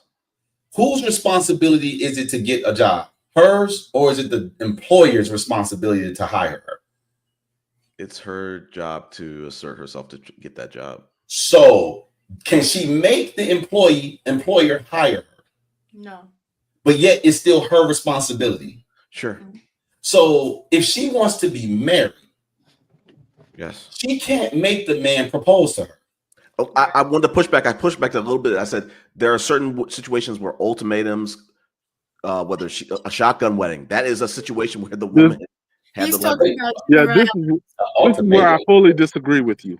Hold on, I haven't even fleshed out my thought yet. No. Well, go ahead, Will. Flesh it out. I disagree with the premise, but go ahead. Wait. So you disagree with the premise that the individual that wants the desired outcome is someone else's responsibility to get that outcome for that. I disagree that it's a woman's responsibility in a certain respect. So, I see where you're going. For example, this is where it is her responsibility.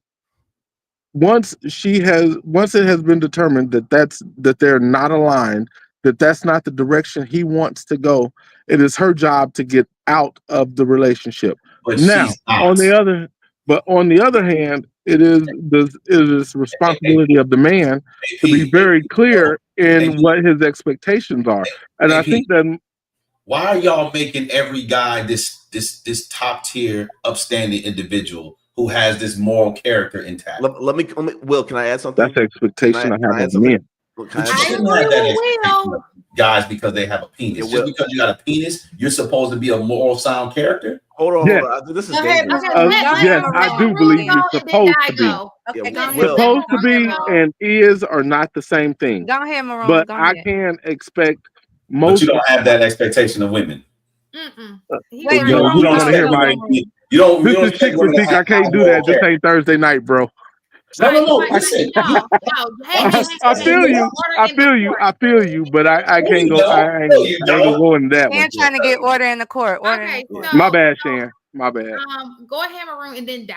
But if you have a question, if you have a question, Maroon, then just can you wait? Do you have a question, Die? Okay, go ahead. I just want to add. I want to add on to what Will was saying. Like to that point, Will, and this is why I understand gender roles to a certain point. Men, they're the ones that's receiving all the information. So to AP's point, a healthy guy will be better in the vetting process sometimes than a woman would be. Like he should, because he's the one who's leading. He has to figure out who he can lead, who's willing to follow him. But I do agree with Will point to a certain point, because I want to get married and I had to unlearn a lot of things that my mom had taught me, but I had to take that initiative to do so.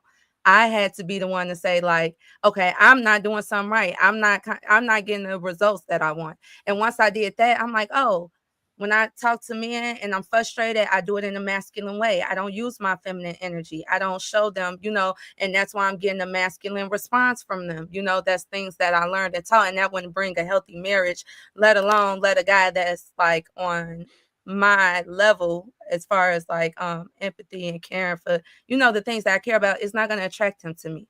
So I had to unlearn things to, make myself that thing. So I can understand both points, but I do agree that without a head of the household, it's kind of like how can you get him to do that? Like, you know what I'm saying? How can you get the head? I just feel like the head comes first. Like he's going all right. So does the head set the tone for the family? If you're trying to get a job at a Fortune 500 company, as the potential employee, the applicant, are you the head, or would the CEO, president, HR so manager, Will, to your point, I'm gonna be honest. When all the jobs that I got were that were really good jobs, like payroll companies and things of that nature, they actually vetted me.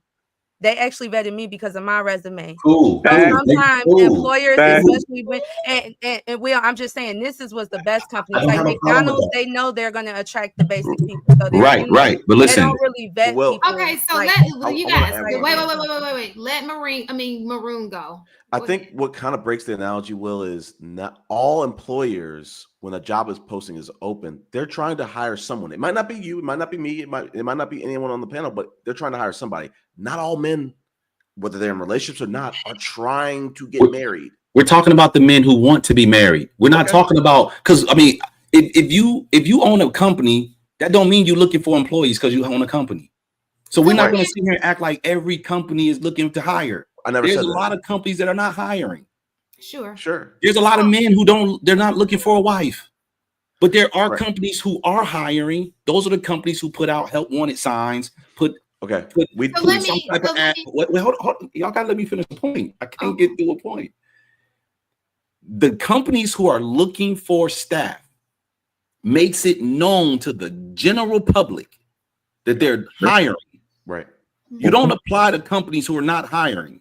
They put out they open up a requisition number and you apply for it, right? Mm-hmm. The men who want wives are actively looking for wives.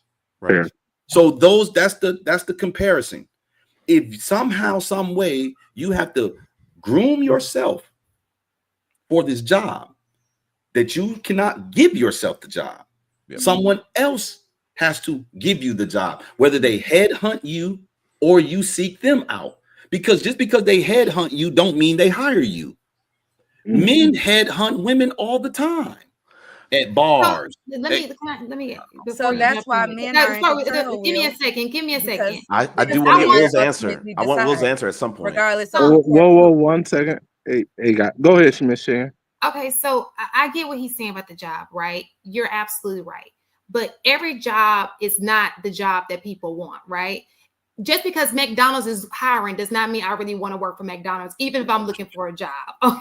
Well, Shan, why are you doing it? This is what I'm talking about. You gave the job. Listen, look, check this out. There are different, whether we like it or not. Everybody ain't. It's different levels out here. Shan, but you're being disingenuous. Let her finish her point. She gave you. Y'all didn't even let me finish. I'm using his job. He spoke of a job. He said, I was in the middle of a point. Every point I've tried to finish hasn't been finished. But go ahead, I'll digress. Go ahead. I thought you were done with I want to ask real quick. Let him finish saying what he's saying. Let me piggyback on what you just said, Shan. Okay. So just because McDonald's is hiring, that doesn't. McDonald's is not headhunting you. Just because they put out a help wanted sign doesn't mean you have to apply to it. Sure. McDonald's is looking for the type of candidate that they're looking for. And Ernst & Young is looking for the type of candidate that they're looking for. Absolutely. But that doesn't mean if a Pookie wants to get married, that you have to be the person who marries the Pookie. Correct. Pookie can be the equivalent of McDonald's, and AP or Maroon can be the equivalent of Ernst & Young. Sure. So if Ernst & Young puts out a job ad, say, hey, we are hiring. Here's an open requisition number. Do you qualify to even apply for the job? But what men are doing that, saying, yo, I'm looking for a wife. They're not really doing that. So this is actually, Will, I feel you. I understand kind of what you're saying, I think. But the difference between those jobs and the JB Hunt or the corporate Walmart or whatever it is those jobs are going to disqualify you if you don't fit. Also, the other jobs that will basically, let's say, take anybody aren't being dishonest about exactly what it is that the job entails, thus giving the applicant the opportunity to say, maybe I shouldn't apply for this because they're looking for only someone to sweep the floor when I'm looking for a way to move up on the corporate side. That's just where the argument itself that you're making falls flat. Is that oftentimes we're asking, or me, I can't say we, where I'm asking Pookies to be honest. And I think this goes back to the premise of your argument. I think, and you can correct me if I'm wrong, please do. They're not gonna be. They're gonna get what they need out of you. And then when you decide that that's not what you want, then you can move on. But at the end of the day, the Pookie already got exactly what it was that they wanted out of you, and you wasted your time. So in essence, the woman being the applicant, you shouldn't have applied for that job. I let me give. So let me just say this. I don't think that's what's happening in today's time. I think that women have a choice between McDonald's and they're going high, and they let's just say you're Morgan Stanley, right? If Morgan Stanley doesn't want her, she's just choosing to be an entrepreneur. She doesn't need neither one of you. She say, okay, that doggy, that golden doodle is just fine for me. Let me add this too, Shan. In Will's analogy, a lot of these men are hiring for internships. They're not looking for wives. They're going to intern you to maybe a full-time position. And the stats prove that. That's what's really if they're trying to marry, if a man is trying to marry, most can y'all stop being disingenuous? I said men who want wives. Why are y'all talking about men who don't want wives? Sure. So let me just say this. Wait. That's like saying a company puts out a help wanted sign, but they really don't want to hire anyone. So listen to this, Will. I want to get married. Give me a second, Maroon. Yeah. 2 seconds. At the end of the day, most men have somebody who's checking for them. Most of them. They have a woman who's checking for them, whether they want to be married or don't want to be married. But at the end of the day, the statistic, the marriage rates do not lie. If he wanted to marry somebody, that chick who's checking for him, he would be married to her. Then Maroon is a liar then. You said what now? Then Maroon is a liar then. Wow. According to you, Shan. I didn't. He literally just said that wait, Shan. She's giving her opinion. Shan, I know. According to Shan, I said you're a liar. According to Shan, listen, Shan. This is great time. Shan, give me a second to elaborate. Listen to what I'm saying. What I'm saying to you is actually I'm agreeing with with Tiger.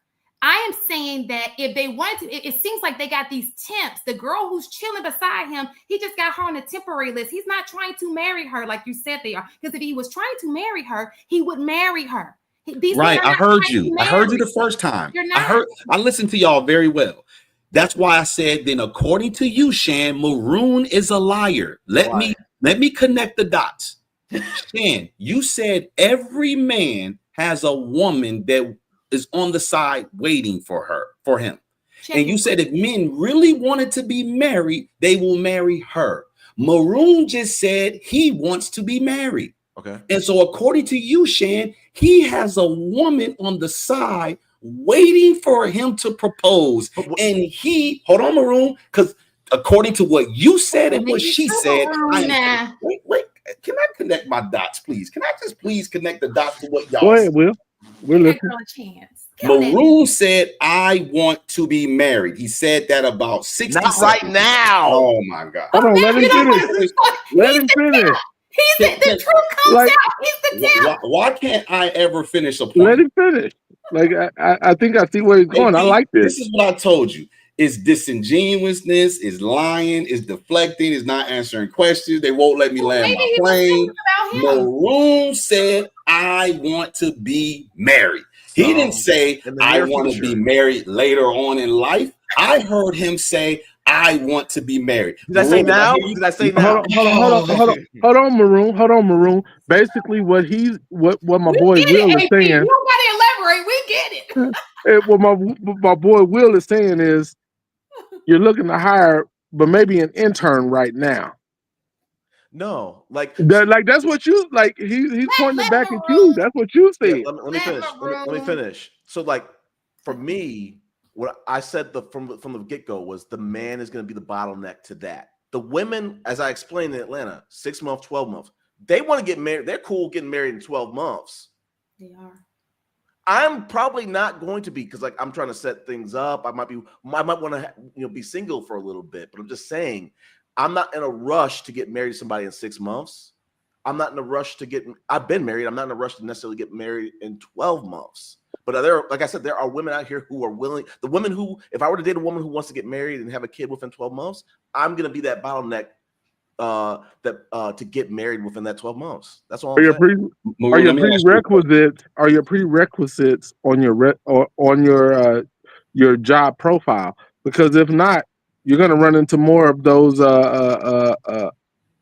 ready in 12 months than you will looking for that long term. I'm just saying, because if you put your prerequisites out up front, it's a lot easier to weed out the bullshit. And the reason I say it that way is because that was precisely what I did.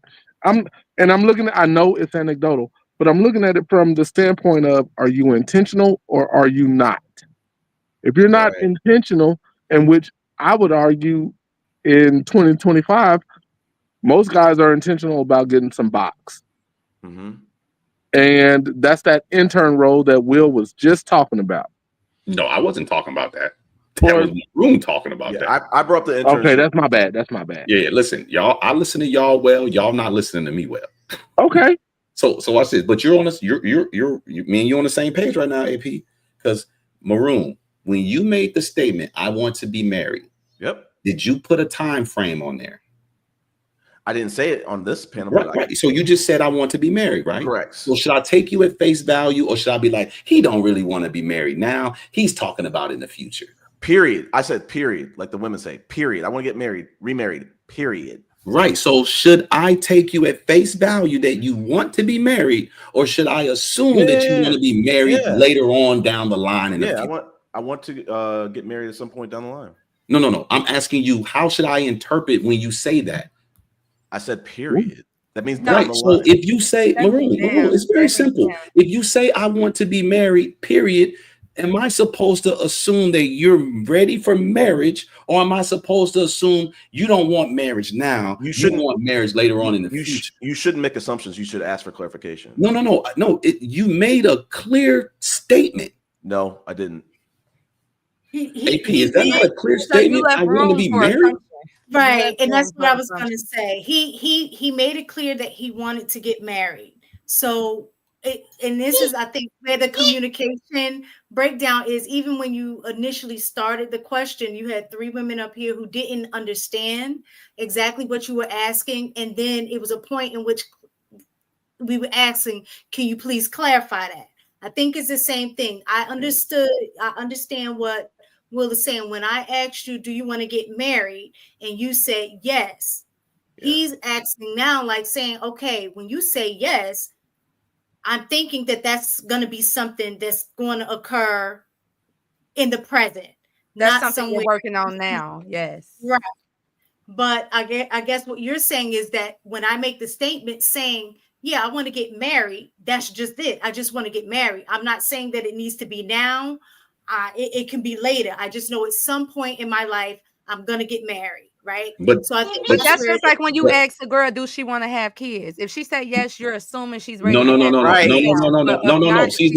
Listen, no, that's 2 different things. If you ask someone listen, if I ask Maroon, does he want to be married, and he says yes, that's on me to check the timing. But when he says I want to be married, that's not on me to check the time frame of when he wants to be married. This was information he volunteered. Like if a woman say, I want kids, I'm not going to be like, oh, she doesn't want kids now. She wants kids in the future.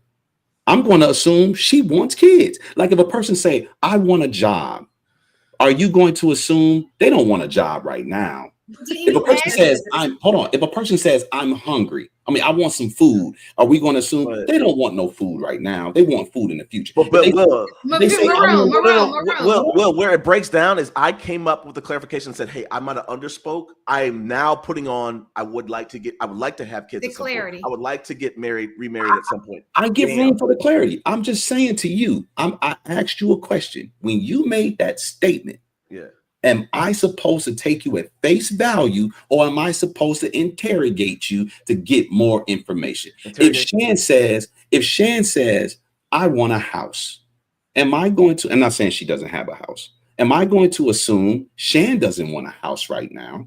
Shan wants a house later on in the future. When people make a statement of declaration of what they want, We assume it's in the present. That's not. I don't know. So Maroon, No, give me a second. Will is actually Maroon, right. AP, let me see. So this is the thing, because Will has a point, and let me tell you the point, right? and it's not intentional. I don't think that that's intentional on your part, Tiger. What happens is when these young ladies go onto the dating scene, they have a conversation with a man. Let's just say y'all been dating for 3 months, and that guy says, "Oh, I do want to be married." In a woman's head, she's thinking, "Oh, he wants marriage," and she's automatically thinking, "Now with me." But in his head, he's like, "Oh no, eventually." Like, not necessarily now, because that was never, because when you say it like that, it makes it seem like, oh, you want to get, I don't know why it comes off that way, but it comes off as a present thing and not I'm gonna necessarily. tell you why, Shan. Because that dude is lying. If a dude brings to a woman's attention that he wants to be married, it is safe for her to assume he's talking about now. Now, if he doesn't want to be married, he should say, my 5-year goal is to be married. I plan on being married in 10 years. You don't volunteer information that pronounced and act like, oh, I wasn't talking about now. I gave y'all multiple examples. If you say, I want food, I want a ride, I want a house, I want a job, all of that stuff is present tense. You're not saying, man, down the line one day, if a job find me, then cool, I'll work. Let me add a little bit of pushback. Like, let's say if this was like Tinder, if this was Hinge, if I put on my profile, I am dating for marriage, I agree with that. But I'm saying I underspoke. But I'm saying if I were dating a woman and I were to say that and underspeak, it would be a conversation. It's not going to be like, oh, you said this. Well, I'm going to just take it at face value and I'm going to run with it. No, Maroon. I accept that you underspoke. I give grace to correct your speech. I don't have a problem with someone saying I misspoke. My bad. That's not what I meant. I'm cool with that, right? I'm not drilling you to say this is what you said. You got to stick to it. What I'm asking you is, you're telling me now it's my responsibility to ask you what's the time frame on a statement that you make. Like if you say to me, Maroon, if you say to me, I need a ride to the store. Mm-hmm. I'm supposed to be like, oh, you want that sometime in the future? Like, am I assuming that you want that? If my friend were to ask me, hey, I want to go see a movie, no, don't say, oh, right now? On it. Because it can be a complete stranger, Maroon. It can be a complete stranger. It can be an Uber, a Lyft. It don't have to be someone you're in relationship with. Yeah. So to your point, if someone asks me, hey, I need a ride. Do you need that today? Do you need what point today? I'm going to ask those questions. If they ask no, Will's point is words matter, bro. Basically, if a woman goes, I want kids, she says, I want kids, but not now. I want to be married first. Like, I gotta be married. She usually elaborates. No, because the thing about it, see, women speak out of turn. If you're not married, you shouldn't even be saying I want kids. If that's listen to me. I don't care if you get married or not, but y'all keep talking about people shouldn't have kids out of wedlock. Ain't that the rhetoric y'all be spewing? Yeah. So why are you talking about kids if you're not married? Okay, hold on. I understand one thing that Will just did. We have still not gotten your answer as to the original question you asked 40 minutes ago. I want that answer. Ask me the question. What's the question I asked? It was your question. It was, do men control? Do men control? I answered that for you, Maroon. You weren't paying attention. Say it again, then. I said it's the responsibility of the person who wants whatever desired outcome. It is their responsibility. Okay. That's a good point. I can't argue that. And the reason, so I can't argue that, and the reason I actually agree with Will on that particular point, because it reinforces exactly the way I was moving when I got my wife, right? If that's not what you were looking for, and that's what I'm looking for, my job is to tell you, hey, thank you. And that's on both sides. That's not necessarily one side or the other. If I'm looking for something very specific and you are unable to provide the specific item that I'm looking for, or that I can't provide the specific thing that you're looking for, it's your job to kind of move on. You ain't gotta tell them they don't qualify. I don't agree with ghosting. That's cool, but I'm just telling you. But I understand what you're saying. A job don't have to tell you we found a better candidate. They don't have to tell you that. I agree with what Will was saying. But do they wait? Hold on. But do they not send you that email? Thank you. Because it's computer generated. Ain't nobody sitting. But it doesn't matter. You still get the information. Listen. You still get the information, though. Listen to me. It does matter, because if they were being sincere, if it mattered to them, they will call you and say, "Hey, nobody has that exit interview like, you're not what I'm looking for. I'm looking for X, Y, and Z." Because first of all, it's a little condescending and disrespectful. People think. Let me ask you this. Say you go on 10 dates, and you go on dates with women who fit what you're looking for, and you fit the profile of what they're looking for. That doesn't mean you guys are a match. It just means on paper, you guys are compatible. Right. You go on these 10 dates, and none of these women are actually the women for you. And all of these women, you sit down and you talk to each one of them, and they're telling you why you aren't the man for them. Is that going to be a positive experience or a negative experience? No. So I'm like the email. We're not a good fit. Hold on, AP, you ain't answered the question. Is it? I am answering the question. I do have the conversation, but I say we're not a good fit. No. That's the email that goes out. Not a good fit. Listen to what I said. They're telling you why you aren't a good fit. Not just saying that you're not a good fit. They're telling you. So you got to flip that, because I'm going to accept that from them. I didn't ask you. You know what? I appreciate that. No, listen to what I asked you. I said, if you go on 10 dates and all 10 of these women are telling you why you aren't a good fit for them, is that a positive experience or is that a negative experience? Okay. We're going to have to generalize, because for me, it's a positive experience, because now I know how to tailor my message. I know how to make the adjustment that I need to make to actually get the 11. I just want to ask for clarification. Will, did you say that the 10 women are going to give him feedback as to why he didn't? That's perfect. Yeah, because if you're gonna talk to people, you're not just gonna call them up and say, "Hey, we're not a good fit," and get off the phone. It's gonna be, "You're not a good fit," because women elaborate. They don't just keep it short and simple. That's perfect, though. But here's the deal. That's perfect. So that's why I can't answer your question. Hold on, Will. I can't answer your question because maybe I'm a different kind of man. Because I'm going to take that information and say, "Bet, cool. Maybe there's some similarities inside of those 10 that I can actually take back with me."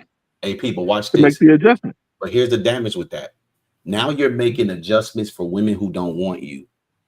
When there's not necessarily, listen. There's not necessarily anything wrong with you, but because you got feedback from 10 women who weren't a good fit for you, now you're making adjustments to them. And then guess what? When you go on the 11th date, if you were still your same self, you probably would have landed that date. But now you made these adjustments, and now that date doesn't work for you. Now, hold on. Can the girl say something real quick? I want to respond. Let Dot speak right after AP. Go ahead, and then Dot. I'm like, Will, make sure I'm gonna keep that point. Will, go ahead. What you missed, Will, was the one thing that I said was maybe there are some commonalities in what they are saying to me, and maybe that is a true flaw that I need to look into, because maybe it isn't them, maybe it's me, and I need to do some self-reflection. Maybe I need therapy, maybe I need a million other things, but if there's something common inside of what all these 10 women are saying, at some point it's not about them, it's about me. Right. Okay. Now watch this. 1 second, Don. Let me finish that. Write it down, Don. I don't want you to forget. AP. Logically, that makes sense. No. But you're dealing with illogical, selfish people. See, if it was a job interview, it would make sense, because jobs are they're robotic, right? It's not all this, what fits me, what I like. Because here's the thing, when it comes to dating, men need to increase the amount of women they're exposed to, not change for the small, minute amount of women that they've been exposed to, trying to adjust to their liking. And because you're going to always be trying to adjust. Even if it's, hold on, listen, even if there's 10 women and they all told you they don't like X, is X about you. It's like, okay, if I go from 10 women to 50 women and I'm still getting told that, then yeah, maybe I need to make a change. 10 women ain't enough. That's where you're wrong. Maybe it's the pool that I'm pulling the same 10 women from. Right. Maybe we're talking about being understanding that sometimes it's not about the other person. Sometimes the truth of the matter is, and guys have a hard damn fucking time with this, maybe it's about you. Maybe you are a Pookie. Maybe you are a Ray Ray. Maybe it's the 5 fucking kids you got. Maybe it's the job you have. Maybe it's a million different other things that you have to look in the mirror and say, this is the kind of fucking woman I want.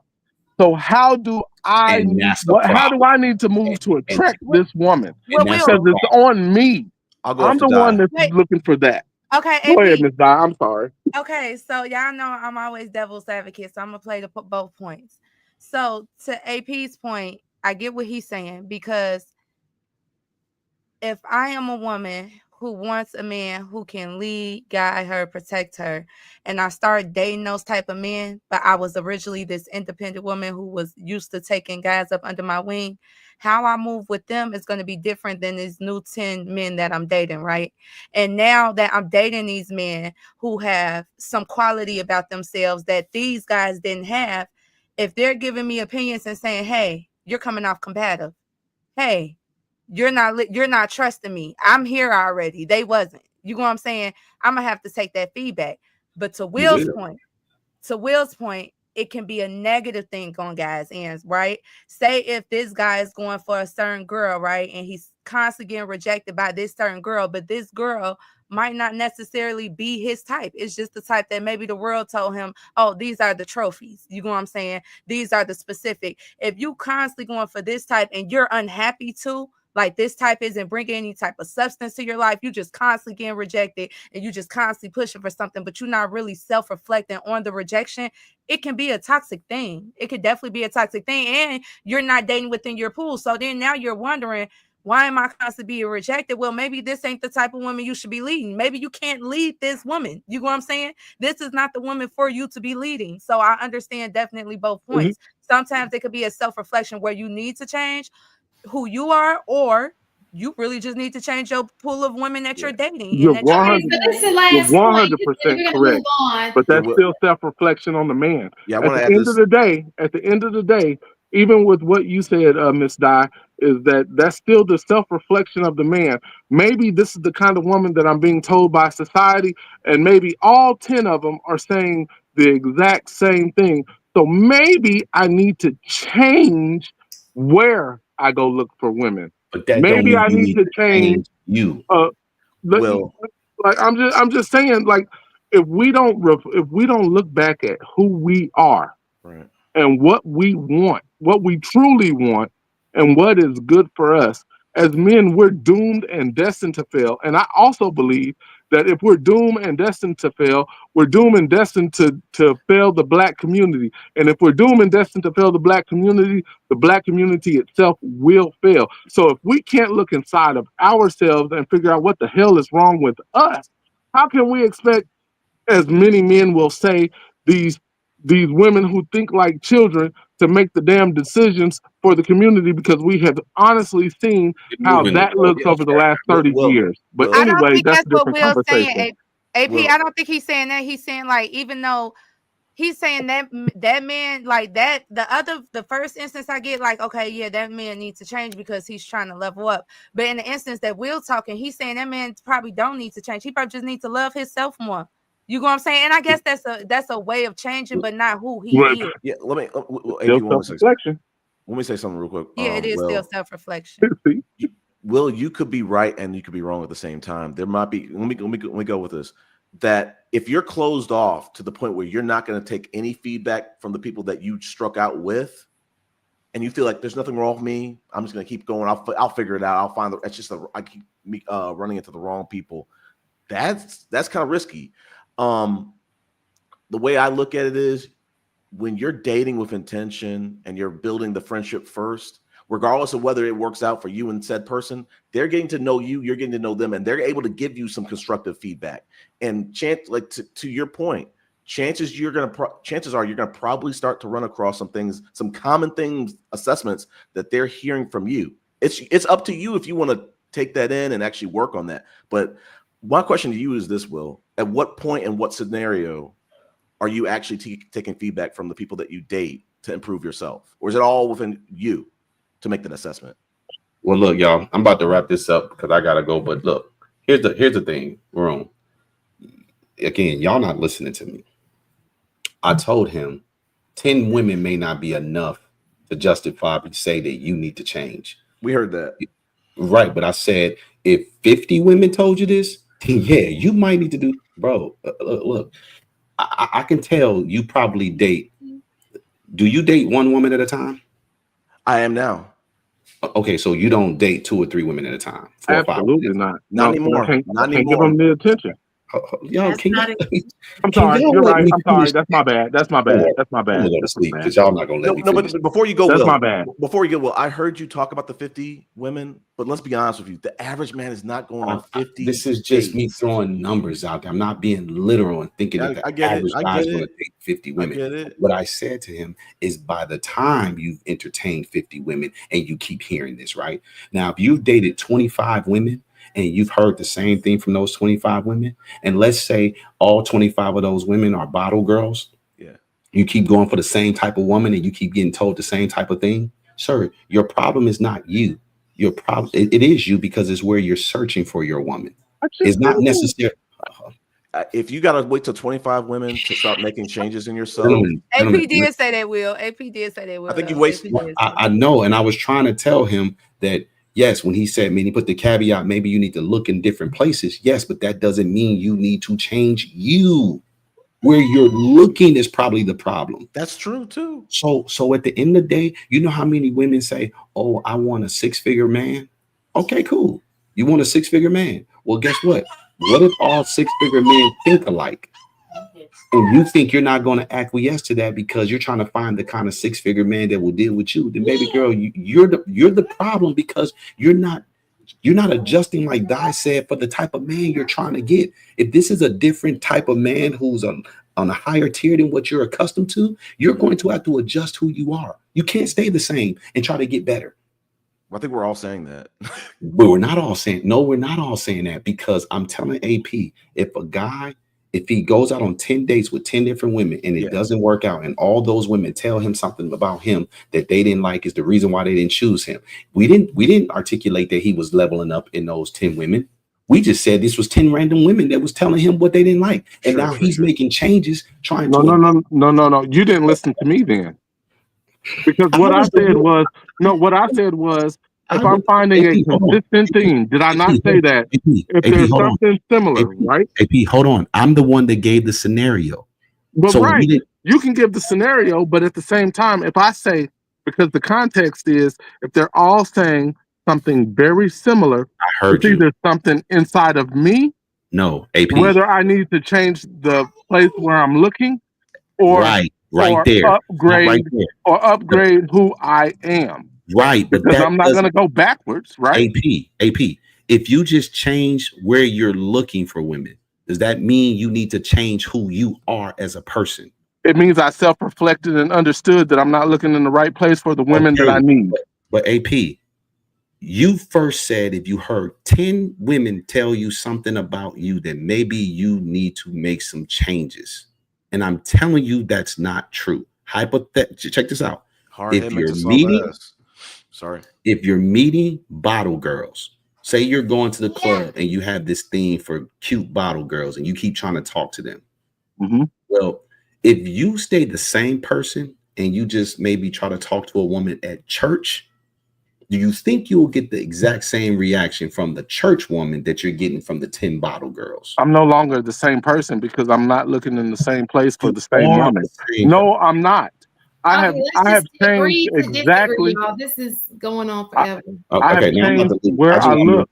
And the fact is, when I looked inside of me, and I just want to finish the point. Let me make this The last fact is, I looked inside of me and said, okay, all of these women are saying X, Y, and Z. I am not looking in the right place. That's not on them. Is that on them? No, that's on me. That means I looked and made the change. Whether I changed my personality, my bank account, no matter what it was, I changed something about me. No, you didn't. Let me tell Yes, you I this. did. Okay, cool. If I, as a single man, I don't have a limitations as to where I would interact with a woman. I'll interact with women at grocery stores, at lounges, at church, at sporting events, at a friend's barbecue. It does online. I'll interact with women wherever I go.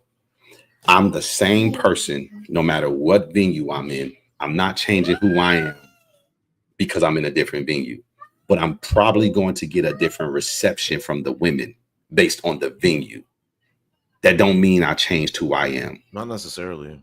I didn't say that's no, but you just changed your scenario that you gave me. No, I you didn't. Literally changed your scenario. So what you said was, if I'm finding is bottle girls. No, I used that as an example. But then you said, hold on, Will. You just said I'm telling you wrong. So you don't look in the same place. No, AP, I'm telling you wrong. That's an even better AP, for statistics. AP, just listen. I want to make sure you don't think I said anything wrong.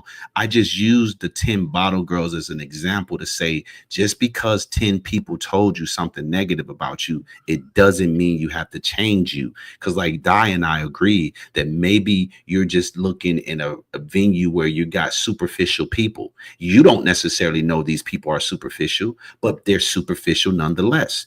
If you go to a place where people have a little bit more moral character, you'll probably get a different outcome, even if it's unbeknownst to you that this is a place where people have higher moral character. You don't have to change who you are to get a better outcome. You have to spread a wider net. You can't just keep going to the same places, talking to the same types of women and think, oh, I'm going to get a different outcome. I'll keep talking to the same type of women that work in the same field, have the same desires and goals. No, you have to diversify, sir. I think with Will's thought process, though, but with Will's thought process, that kind of make a lot of sense when it comes to men, because I do think about that. Like, why do you choose to date a woman with higher education than you, when you know that at some point when she's delivering something, you might take it offensive? You need to date lower. You need to go lower than what you're looking for. And I guarantee you'll probably get the results you need, because there's women at that level who needs guidance. Everybody can't, you know what I'm saying? And I've learned that when it comes to women, like every guy can't, get up there with you. Sometimes you gotta, look for what you look for. So I do get with Will's point. If I was a man, that's how I would think. I wouldn't think like, oh, let me date a woman and let her lift me up, because I'm thinking I'm the man. I gotta lift her up. So if this bitch too heavy to lift, I'm finna go get a bitch I could lift. Like, you get what I'm saying? No, like that I understand what y'all are saying, but he made a change and hoping for her to lift up. But the point is that he made a change. The women didn't change.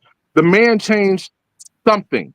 Okay. Whether it's a personality trait, whether it's where he's looking, whether it's the type of woman that he's looking for, he made the Will change. was just being specific on the type of change, though. Will was like on this type of change. He was like, you don't necessarily. He didn't have to be this. Like, he was like being very specific. Like that, but that's part of the evaluation process that I was talking about. If I run into 10 women in 10 different places and they all tell me something very, very similar, either I'm going to change the type of woman the type of woman I'm looking for, or change my approach, or change how I need to be to get the kind of woman that I want. One of those three changes has to occur, but it doesn't start with her. It starts 100% with him changing something, which requires self-reflection, which requires him to look internally at the results that he's getting and say, okay, how do I change the result to get the desired outcome that I want? That's on him. The last thing I want to add to this is, Will, if you're not willing to accept feedback from the people you date, why are you dating them? Ooh, that's a good point. Wait a second, sir. Okay, so I didn't want to go down. Look. No. It's okay. I can be real quick. But that's we recut So yes, it's just I didn't want it's a simple quick response. You first have to quantify dating someone, like actively dating them, or just go on a date with someone. It should be both. No, sir. I'm not going to take no feedback from a woman I went out on one date with. That's zero feedback. But if there's a woman I'm dating, I'll take feedback from her. That's fair. I don't disagree with that at all. Y'all have yourselves a lovely evening. Hey, Mr. Maroon, I saw your comment once upon a time, and sir, I want to get in the ring and have our verbal joust session. So you let me know when you ready to catch. I would love to. Hold on. I'll say this. Will. What was it? I don't know, but I'll say this. There was a video of Will where I typically don't agree with you, but I think there was a video. I forget what the topic was, and I was like, "Yo, I agree with Will on this." It's cool. I'm okay with disagreements. I like them. It promotes. I feel like I agree with you a lot on this panel, and I wasn't expecting that. Yeah, I appreciate you for joining the panel. I was surprised too. I don't think there are a few things that you say that I agree with. Some things you don't, but today was. Well, let me leave y'all with this. I promise y'all. Okay? I'm gonna promise all 5 of y'all this. If y'all stop cutting me off, which if I'm long-winded, I get it. People interject, and that's fair. I'm not saying y'all gotta just let me run the things the way I want to run it. But if y'all stop cutting me off, and if y'all are confused by something, y'all ask me a question. I promise y'all I will land the plane. And I'm pretty sure y'all will probably lean more towards me than against me. That doesn't mean you're going to agree every time. I will ask you something too. If you don't understand something, don't just say we're not answering your question, because in our head we are. You might have to ask more questions to get clarification from us. That's not true, Di. If I ask you, hey, Di, are you in that chair or are you standing up? That's something you can answer. I ask very black and white questions. I don't ask. No, because I answered your question earlier. I definitely did, and I was listening to. Okay, y'all. So we're not gonna argue about that. I don't want to argue. Just real quick with Miss Shan. Just real quick. I think, and I know you do it intentionally, Will, but if you led with the premise of your question, I think most of your questions would actually get answered directly, because I see a lot of the times when I'm listening to you, I'm like, oh, he said they ass up, and you set him up. It's entertaining though. It is entertaining. I ain't even gonna cap. But AP. It's just not. What was my answer to the so-called complicated question? It was take initiative. How was that question so complicated? If you want something, it's your. Miss Shan, we sorry. We having a healthy dialogue. We may be a little chaotic right now, but guess what? Ain't nobody being disrespectful. Ain't nobody being rude. This is a rare occasion. So look, Miss Di, Mr. Maroon, Miss Shan, Mr. AP, Miss Taken, or I should say Miss Taken, because Miss is already in there. Miss Taken. Listen, ladies and gentlemen, I challenge y'all. Take a tally marker, and every time I ask a question, find out how often people answer the question or respond to me with a clarifying question to make sure they understand what I'm saying, and then make these assumptions. Don't just say, "Oh, if you lead with this." No, just pay attention. Keep a notepad and pen and tally it, and I'll hold myself accountable, and I'll change. AP. If I'm getting 10 people telling me the same thing, sir, I'll change. No, Will, I can honestly say that when I go to toe with Will, I would answer his question directly, and if I answer his question directly, he'd be like, "Okay." I got you, Will. Will, is that sometimes communication goes both ways. It's on the person who's speaking to be clear, and then the person that's listening to understand, right? So in this situation, I know you're saying, you use the example of 10 people, but in this particular situation, we have 6 people on the panel. You asked a question. 4, because I'm going to say AP doesn't count because he wasn't, involved in the question. So I'm going to say, so if 5 people did not comprehend or take the question or answer the question in the way that you asked, then at that point, it falls on you to clarify that if everyone got it wrong. And you're saying, asking a direct question is easy to answer, just answer it. That doesn't clarify it when everybody's I agree with you. I agree with you. Now, here's the thing, though, Mistaken. I didn't want to just give y'all the answer. I wanted y'all to think about it, because the reality was we started off by talking about a blueprint. And I was saying people should have a blueprint today. But because we don't have a blueprint for this, everybody's just willy-nilly doing about it the way they see fit. And women want an outcome, but they want someone else to provide that outcome. But y'all don't do that nowhere else in y'all lives. Do y'all wait on someone to provide the outcome that you want? Only in marriage. That's the only time you sit back and you're like, it's his job to propose. Well, maybe if he didn't propose, it's probably because you're not propose worthy. Wow. But people don't. Good feeling. I like it. Or he might not be ready. No, stop. See. And Will, no, I'm glad you ended with that, since we finna wrap it up, because honestly, that's what I kind of want to talk about today. Like, when I talk to my friends about, like, they look at my relationship and they like, how did y'all get from here to here? How did he take your opinion? How did you take his? How did you see it from his point of view? And how did you see it from, and vice versa? And I tell them it didn't look pretty. And I'm not even married. It didn't look pretty, but me and him, we want marriage. We feel like it's like at the end of the day, you have to find the person that's worth it. And I think oftentimes that people, especially when they get to a certain growth point, they want it to look a certain way. They want it to feel a certain way. And they just have their own expectations. But that's why faith is the substance of things hoped for, but the evidence of things not seen. My faith have no limits when it comes to finding love or being married. So I do feel like a lot of people really don't understand what comes with being married. Because when I have to tell my friends and coach them, like when Will said, if you have a blueprint, can you share with your peers, and can they get the same results? That's what I've been doing. And my peers, they have been getting the same results.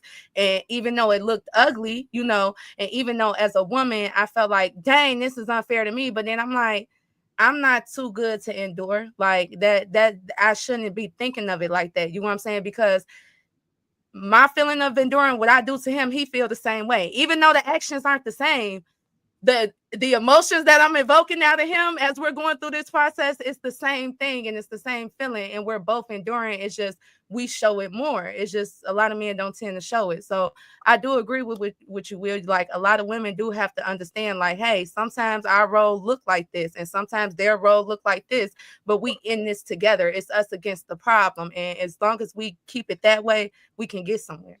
Little cat nugget I'll give you. If you women stop saying most men aren't like this, most men aren't like that, you only need one. Who cares if most men aren't a particular way? Find the one, be something, and attract the one. But because women don't prioritize that, they want all the men who entertain them to be marriage-minded, be responsible. No, learn how to weed out. But on that note, y'all, I'll talk to y'all later. Have a good night. Peace out. Good chat. All right, y'all. Good night. Good night, Will. I like this. She critique got a whole different feeling to hear. Good Listen, job, that man. went somewhere. Now y'all lost me about an hour ago. Yeah. I think it sprouted legs. It changed. The questions kind of morphed. In my opinion. Yeah, I was like, well, what's the topic? What are we talking about here? I did It came back in circle, though. It came back in circle, kind of. Right. I understood. I mean, I knew it was between back and forth. It's just, I think it's just a difference in opinion. At that point, I don't know what was going. It was mostly a difference of play on words. That's what I think. Yeah, He was using a play on words. And AP did clarify himself and say, if we're talking about a situation like this, I would do this, and when I'm talking about a situation, I would do that. But like I said, he was playing on his words, getting him. No, it's about already having the outcome or expectation of what you want to be said and how you want the conversation to go. Yeah, exactly. And that was That's how he kept it entertaining. He asked his questions, like you said, AP. The questions are leading to, like you said, the premise, the direction in which he wants the conversation to go. So he's like, we're not there yet. Answer this question and we'll get there. He wanna instead of just So I do have a question, because it is getting late, because that took longer than I thought it was going to take. But I thought the question that Di had, because I really wanted AP to dig into the question that he had when we were talking about class, and then Will, I guess, came and just threw everything off. But it went back into what Di stated a few minutes ago. And she stated that men, why not have a man, instead of trying to reach up for a lady, why don't a man just try to reach down and pull a woman up? Why don't you think that happens that way? Because it's just our question we said at the beginning, it's almost as like rewording the question. And I want y'all to think about this a lot, because think about how much more beneficial it would be for him to, even if he have to reach down and lift her up, how much confidence that would give him as a man in leading, and how much she would appreciate him. Like, why reach up knowing that's going to hurt your ego, not getting the response that you would get from a woman that you're uplifting? So it depends. And I think both men and women are going to hate my answer to this, because I really do believe it depends. Like the complaints and the gripes that you hear in these spaces is about men reaching down to try to uplift a woman. But the issue is, it's about selecting the right woman that you're trying to lift up. We fully understand, we as men, and I will say for the most part universal, we fully understand that by nature, women want the best option. But this is the one thing we hardly ever talk about in this space, is that when women have found what they would consider the best option, y'all rock with them. It's not a halfway, it's not a kind of way, it's not a part of the way. It is everything that you give is reciprocated and added to. Period, point blank, bottom line. But oftentimes we are misled, misguided when we reach down. We're reaching for, let's go ahead and bring it back full circle, for that Instagram model. And we want her to be able to do what that, let's call it, that target worker does. You know what? That target worker and that Instagram model, while let's say they're making the same $48,000 a year and they're still trying to kind of get pulled up, they have completely different mindsets. We have to, as men, fully understand what we're working with, what we're dealing with. That's what I mean by up and down. I wasn't even talking about jobs. I was literally talking about like, but the concept is, we men fully understand that in order for us to reach down, we're going to typically get somebody who makes less. And the reason why that's important in this conversation, because women view themselves, for the most part, not everyone, but I'll say the majority, view themselves as you reaching up when they make more than you. So as men, we understand that concept. We do, which is where a lot of this bullshit griping comes from. And we need to say, you know what? We have a hard time with doing exactly what I typically propose to do. Thank you for your time. You know what, Dad? This has been fun. You know what, Mistaken? This has been fun, etc. And say, this has been fun. Thank you for your time. Have a nice day.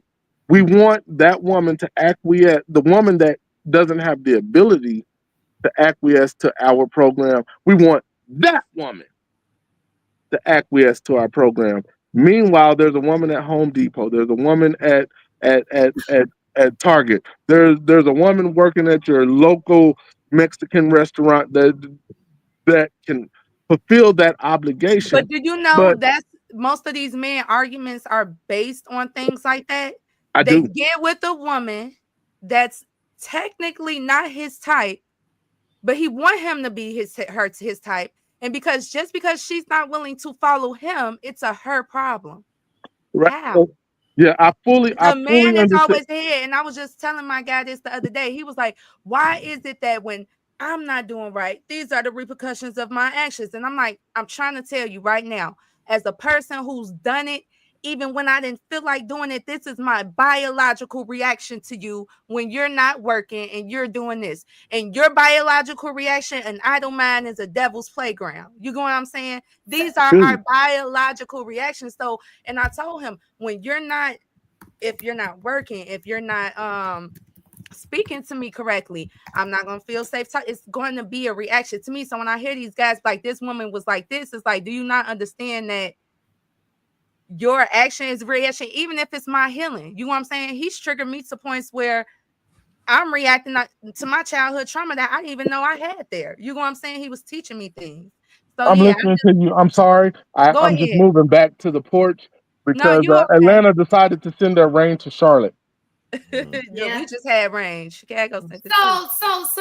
So let me get some straight. I'm getting lost. What was so what did AP just say? I guess my brain don't work out. There's two. He was just talking about basically just dating where you're supposed to. That was the gist of it. Instead of trying to reach up and trying to, if that woman is in your match, you're trying to reach up and grab that woman anyway, and then try to mold her, make her into what you want her to be, as opposed to just going ahead and getting a woman that is more moldable. That was basically what he was getting to. But so I did. And it's not even more moldable, but more to your mindset. Some of these guys got toxic. You know what I'm saying? What do you mean you want me to stay in just because it makes you feel better? You know what I'm saying? Like, it's not even coming from a place of love or concern, or it's just something specifically for your ego. You know what I'm saying? There's women out there who will willingly do that, who's happy to do that. But why does it make me problematic because I don't want to fit with that program? No, it makes you problematic for not being able to figure out to identify which women you want to date. And this goes back to the guys I was telling. You feel like, oh, she has to look a certain way. Most guys go after a certain look, and when you don't get the results you want, you're upset. You need to learn how to identify women, their personality, what bothers them, what leads them, what guides them, what makes them. And if you can't fit that, move on to the next. Don't make her the problem and be like, oh, well, she's too educated or she's too independent. No, she's just not for you. And you keep going after the same thing, trying to fix something in your ego versus, okay, who can I provide and protect for? You going after something that's not even for you. It's not for you. And it don't have to be necessarily higher or lower, but 9 times out of 10, and when it comes to me, I notice it's always a certain look. You know what I'm saying? It's always a certain look. It's always a certain look. It's never about, oh, what qualities do she have? What's instilled in her? Not all of them. I'm not going to say all men, but the ones who are not getting the outcomes that they want, that they just hate women so bad, is because they don't even understand who they are and what they real type look like. Like, you keep going after the wrong person. You get what I'm trying to say, Maroon? Yeah, I was gonna say before you said it, like these guys don't know who they attract. They think they have a type, but that type might not be their real type. Like the type that you gonna go ahead, Miss Shan. So I was looking at the chat, and so I know it seems like when we talk about men, one guy said, so we were just talking about people being equally yoked. When we say equally yoked, I know somebody in the chat said Michelle Obama. Michelle Obama and Barack are equally yoked, I would say, right? They have like minds, same values, they mesh together. I could never put Michelle Obama with Future. That's not equal. They have different goals. Yes, Future has money, but they're just different. And that's what I need people to understand. You're not the same. You are, we used to call it cut from different cloths, so to speak, back in the day, right? You're just different. You wouldn't even get along with each other possibly, right? So I think that's what people mean. And as far as I say, let's just say income. Sometimes it has nothing to do with income. It just has everything to do with your path, like how you go. Is that person, you guys are going in the same direction, your values are the same, y'all think alike. It sometimes is as simple as that. Does that make sense? I hope that makes sense. Yeah, but men not thinking like that. They thinking like it's about my path and my, like, they not thinking like that. And if they did, they would find more women who's willing to follow them. You know what I'm trying to say? They would find more women like that, but they're not thinking like that because then some of them get the competition mindset. You know what I'm saying? This ain't no competition. It's just, I'm just as smart as you are, and we finna feed off each other. We both finna uplift each other. I'm finna tell you some stuff, you finna tell me some stuff. But sometimes men they don't know how to take that. They don't know. They be having, and I could say sometimes it's mama issues. I used to have to tell my guy, I saw when I came into your family, she talked to you this way. So now when I'm giving you that same type of caring, you hearing it and processing it a completely different way, and I understand why. And then once the mom started to fix that mother room, when I spoke, he started to hear me differently. So it just be, So, and here's another question. So, and this is, that has nothing to do with being equally yoked.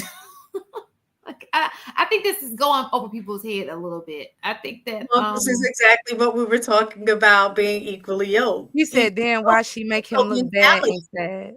I don't get it. Equally yoked is also mentality. It, you know, in level of understanding, because even at school, we work in education that I used to work in elementary education as well, and that sometimes when you have younger kids who don't know how to have the words to really say how they feel or mean, it's very difficult for them to communicate, and they act out. I see a lot of this that happens in these humans or when we're talking there's no change in definition. Like this is what so Michelle. So we're missing an important component in this situation with Michelle. We don't know her conversation she had with her husband. We don't know their relationship. Barack could be 100% like, you supported me, I got you 100%. You know, I fail to believe that Michelle is not talking to Barack about the moves that she's making. I just fail to believe that, right? And I just don't. People support each other. I supported your dream. You probably support mine. Like, that's just how people, and that's probably how they move. And if that works for them, that works for them. That's not what we mean about equally yoked. They clearly are of the same, like they work perfectly together. I don't even see anything. Can I flip this because this has been on my mind. I wanted to ask Will, but he wasn't up here because it was the whole how AP was saying that they were using an example about going on a date. 10 women give you the same, feedback. Oh, please don't go back. No, because this also oh my God. has something to do with kind of what you're saying as well. In terms of being, equally yoked or being of the same mindset, is that I think what happens a lot of times and in these situations, especially like in this atmosphere, is that you do have to look at where the feedback is coming from. He said, oh, well, if I'm just going on one date, then yeah, I'm not taking that feedback, right? But if I'm dating this person, then I'm going to take the feedback, right? I understand that concept. However, if there's a pattern in when you're just on a date, to me, that makes sense that I might need to take it just because you are not serious about them. Yeah. I think he's thinking on the level like, well, I'm not serious about them, so I don't have to take their feedback. Versus I've just been on 10 consecutive dates and got similar feedback about the same thing, and none of these women know each other. Like, I didn't even make it to a second date. Like, I gotta at least make it to the second date. Something gotta be wrong with me, Joe. None of these women know each other, but yet I got the same exact not from the same environment, completely different environment. Instead of saying what AP said, you know what, I might need to self-reflect. Yeah. His response was, don't change. I'm not going to change, or you shouldn't change because it's not you. Date 40 more, 50 more women to see if you're going to get a different answer. To me, it sounds like the high value man lifestyle. Like, no, I don't need to change anything. I'm going to just find the right person. But but you want to know how we got him today? We got him because when they brought up. But my point is if then go into the double standard thing. Because if women moved like that, and said, well, it's not me, because this is what they're saying in this space. You have all of these men that are telling y'all need to change your attitude. Y'all need to do this. Y'all need to do that. All of these men that we're not dating, right, don't know us, that are saying this is what Black women need to do. And then get upset and say the very thing that he just said that AP should do. Don't change yourself. You need to just go ahead and find 50 other people, and you only need one to be able to deal with your attitude. I already admitted that was unrealistic too. The chat real fast. You guys can finish talking about that, but I have two more things I want to address from the chat. Go ahead. So one of the questions was, Judge, I like your comments, so don't think I'm picking on you or anything. I just like them. But so when it says degree women, I don't think that that's true. I think that degree women will date blue collar guys, but it's not going to look like the handyman. It's not going to look like the guy who works under the plumber, who calls himself a plumber, but he's not a master plumber, right? I think that women want master. They want the boss, right? They want the guy who put the work in. So while I do believe that they'll date handyman, I'm not saying this is all, I think that that's a false narrative that people don't like to date blue collar workers, right? I think that when you are the best at what you do, that's attractive. So if you are a plumber, we want you to be the master plumber.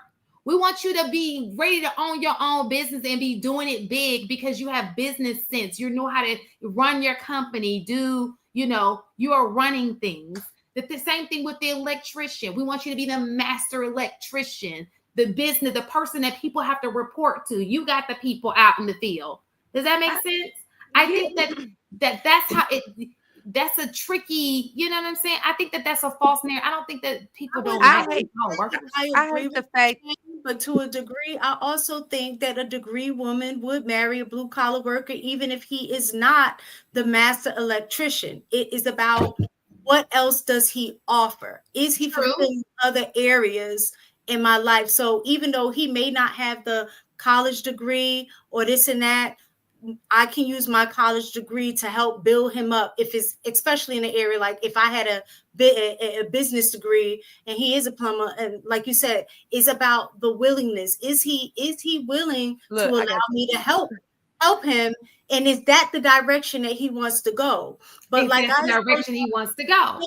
I told y'all earlier, just in the research that I read in terms of Black women in general, the stereotype that, all these Black women want the top 1% of men, of course everybody would want the best. Yeah. But realistically speaking, and based on the stats, out of all races, Black women will date down the most. That's not dating down. So let's stop saying dating down. To the language that they were using in the study. Yeah. So let's get out of the conversation of dating down. We're just talking about preferences, right? Because I don't want people to think that you feel like you're dating down, they're below you, nothing like that. I'm just telling you what some people find to be attractive. What preference, and it's not everybody's preference; it's some people's preference. But to say that women don't want to date blue collar workers, that's not true. Because I see blue collar workers with women every day. They date people every day. But what I don't get is, why is it that we have to push our woman or make them feel bad for not wanting that and expecting more of our men? Like, what's wrong with our women? I was saying that 2 hours ago. Like, because this is what I'm thinking. Like, listen, just hear me out real quick. When I hear a lot of men saying, stop educating yourselves and just we talked about be low enough. Yeah. So it's like that's the backwards part that I'm not understanding. Why do we have to be like, okay, praise the woman that's dating, you feel me? No. How about if the issue is if y'all saying this is our degrees, the degree women don't want a blue collar man, why aren't you telling men to go get a higher education? There's nothing wrong with our men getting a higher education. Right. It's nothing wrong with y'all switching out the seats. If y'all saying that Black women are getting these degrees and putting themselves in these rooms with these white men, corporate giants, how about you get the degree, you take our spot in these rooms, and then you take over the companies and you go against these men that you see are oppressing us, because it's not up to us to go against them. And if we're evolving spiritually because we have our abilities too, that means maybe now is probably the time it's about time we finna fight. Not in that way, but obviously it's going to be in a different way. If we're educating ourselves, that should be pushing y'all to be like, hey, I want to lead this woman. And if, like Shannon said, if you open and willing to it, when she put you, it's like, that's what happened with me and my guy. He helped me be the woman I am, and I contributed to the man he was. I'm like, hey, you good at technology, why don't you do this? He was like, bro, I thought I was gonna be like my dad in the warehouse my whole life. No, I noticed you good at this. He took my advice, and he's now leading me in ways I didn't, understand. So I just don't get why men just blame women. Okay, so I just want to stress this point, because I actually agree with Mr. Judge, but there's a caveat. The caveat is, why is that blue collar man who's happy or comfortable with what he's doing expect this woman who has a degree in business, I'm just going to name a degree in business management, who is, which that degree itself suggests upskill and level up, to lower her standard, not herself, lower her standard for him if he's comfortable working for Bob's Plumbing, local Atlanta. Yeah, That's where to me the problem lies.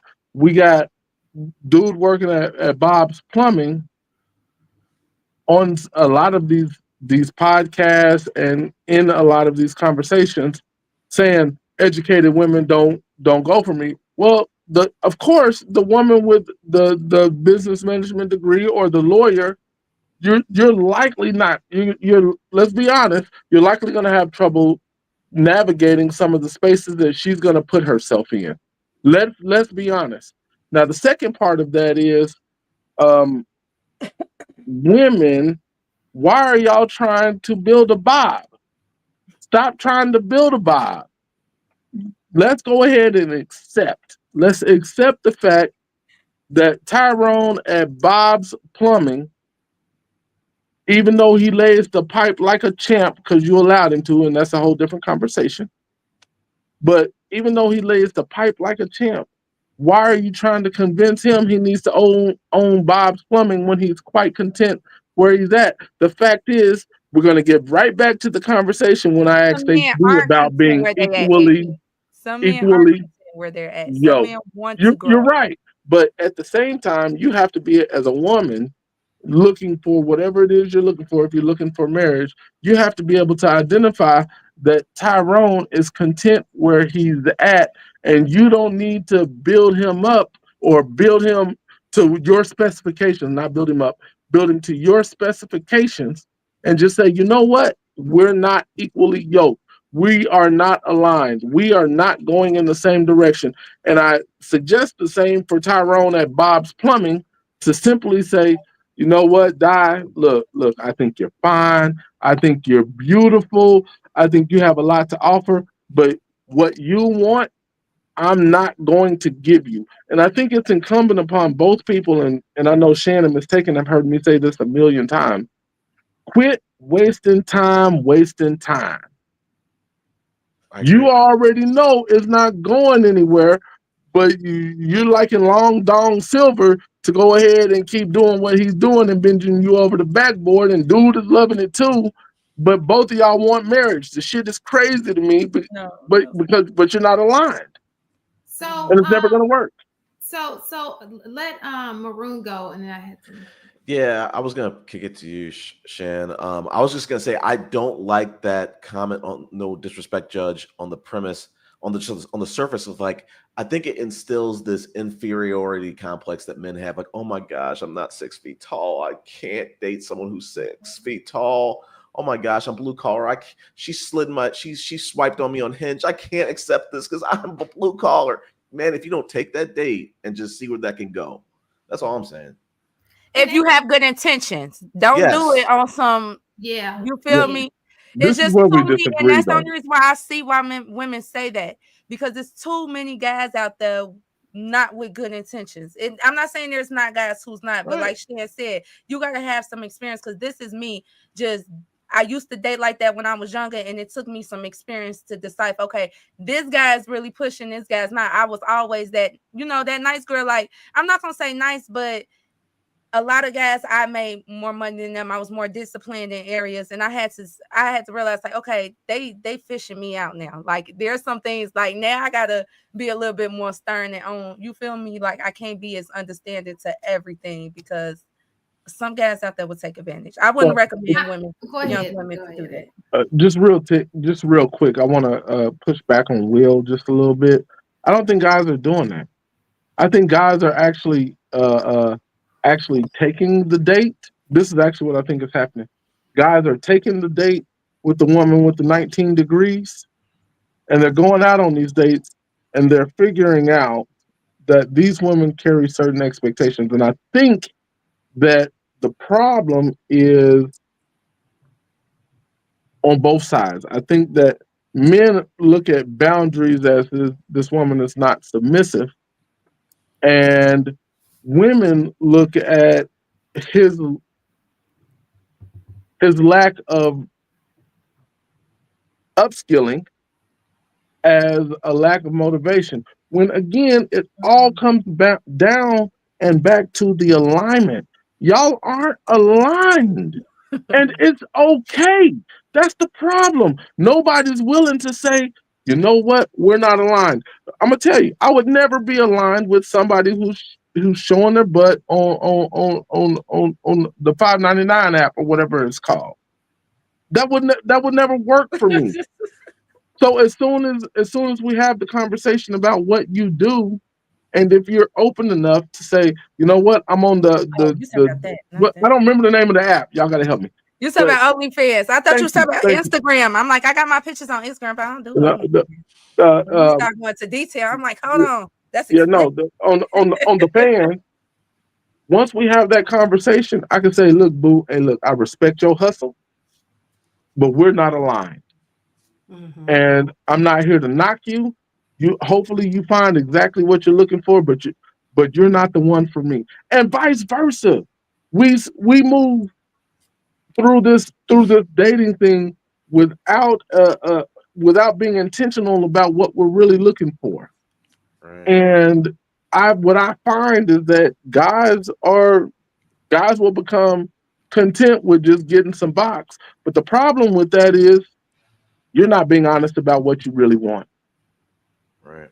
And women are making this decision a lot of times based off of what the guy's saying that he wants. And I'm going to say that does happen on both sides. So I just think that people need to be more intentional and more upfront about what it is that they want, what they're looking for. Otherwise, you're never going to get it. All you're going to do is get on YouTube and complain, oh, bitches ain't shit. Or you're going to get on YouTube and complain, all niggas ain't shit. I just think they're just not aware of how to get it. And that's the I don't problem. think they're honest. Yeah, I don't think that's the problem. I think I don't think men are honest, but I think women are honest, but they're not aware of how to get it. I don't think they're aware of the struggle, the pain, the communication, you have to put a lot of what you feel and what you think and what the world told you to react to away. And you have to really react with your heart. Men teach you how to love. When I say how to love without reason. You have to find that person that's worth it. And when you love him that way, the potential that man brings is unexplainable. I don't know how to explain it, but I do it with my brother. Then I learned how to do it with my spouse currently. I don't know how to explain it. And it goes down to the thought process. Like they'll be like, oh, I control my mouth, but your thoughts, that's what's, you feel me? What a woman think could really end a relationship, and what a man do can end a relationship. When it comes to us as women and how we affect the marriage, I really don't think a lot of women, because it's not talked about that much in the Bible, not on the spiritual level or in a very helpful level. The white man did that on purpose. He wanted to weaken a woman. It doesn't talk about it in books. It's not really focused on what a true woman's, when it comes to speaking and intellectually and like spiritually affecting a man, they don't talk about how that looks. And a lot of people think it looks so pretty, but it don't. It really don't. So just real quick before Ms. Shan goes, I just want to give a shout out to another program on the Lapeef Network. It's Let's Talk on Thursday night. If you guys can get to the 4.5 hour mark of last night's show, for guys, I'm going to go ahead and say, like, that's what we want to hear from every single woman. And if you're not hearing that kind of praise, that kind of uplifting, quit wasting your time with the woman you're with. Women, if you know a man is about marriage, I'm gonna go ahead and tell you that it's about 4.5 hours into the show on Lapeef Let's Talk on Thursday night, especially yesterday. If y'all aren't moving like that and that man is talking about marriage, let him go. We all got to be honest about what we want and what we're looking for. Okay. Go ahead. I'm sorry, Ms. Shan. So this is another point, and then we'll, and I want us to stay on topic, please. So this guy, and I want to put this because I don't want him to think I'm picking on him. Why do people think that excuse me, I was white women, I have nothing against white women standards are high. You saw that? That's what our low. Wait, what is like our standards are higher. Like I think that what it is when we look at the other race, right? We pedestal. I think that our standards are higher. Said black women's standards are highest, white women's standards are lower, and Asian women have none. So when we look at that's why they're dating out. But go ahead. So when we look at other people, right, we tend to put them on a pedestal, and we don't look at the reality of the situation. Okay, so we can talk about Asian women. Most Asian women, when they date out, they date white men. Okay, that's their cup of tea. If you look at when white women date black men, it's rarely down. It's rarely down. It can be across or up. Right, because we've seen the girls, but even in that situation, let's just say it's a brother and let's just say he's got a decent job, right? Probably didn't go to school and he's got a girl. Most of the time she's from the trailer, so that is an up. You understand? They ain't necessarily the same either. You understand? And then even when you go up to the highest, it's always up. I never see it the opposite way. Name me one person who was up and then married down besides the black woman, the white woman on Grey's Anatomy. I don't watch Grey's Anatomy, so I have no idea who you're referring to.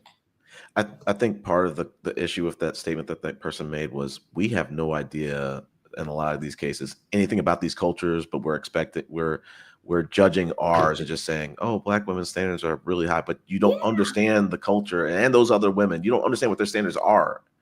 Like when they really see the standards of what Asian women are requiring of Asian men, they might change their opinion. But absolutely.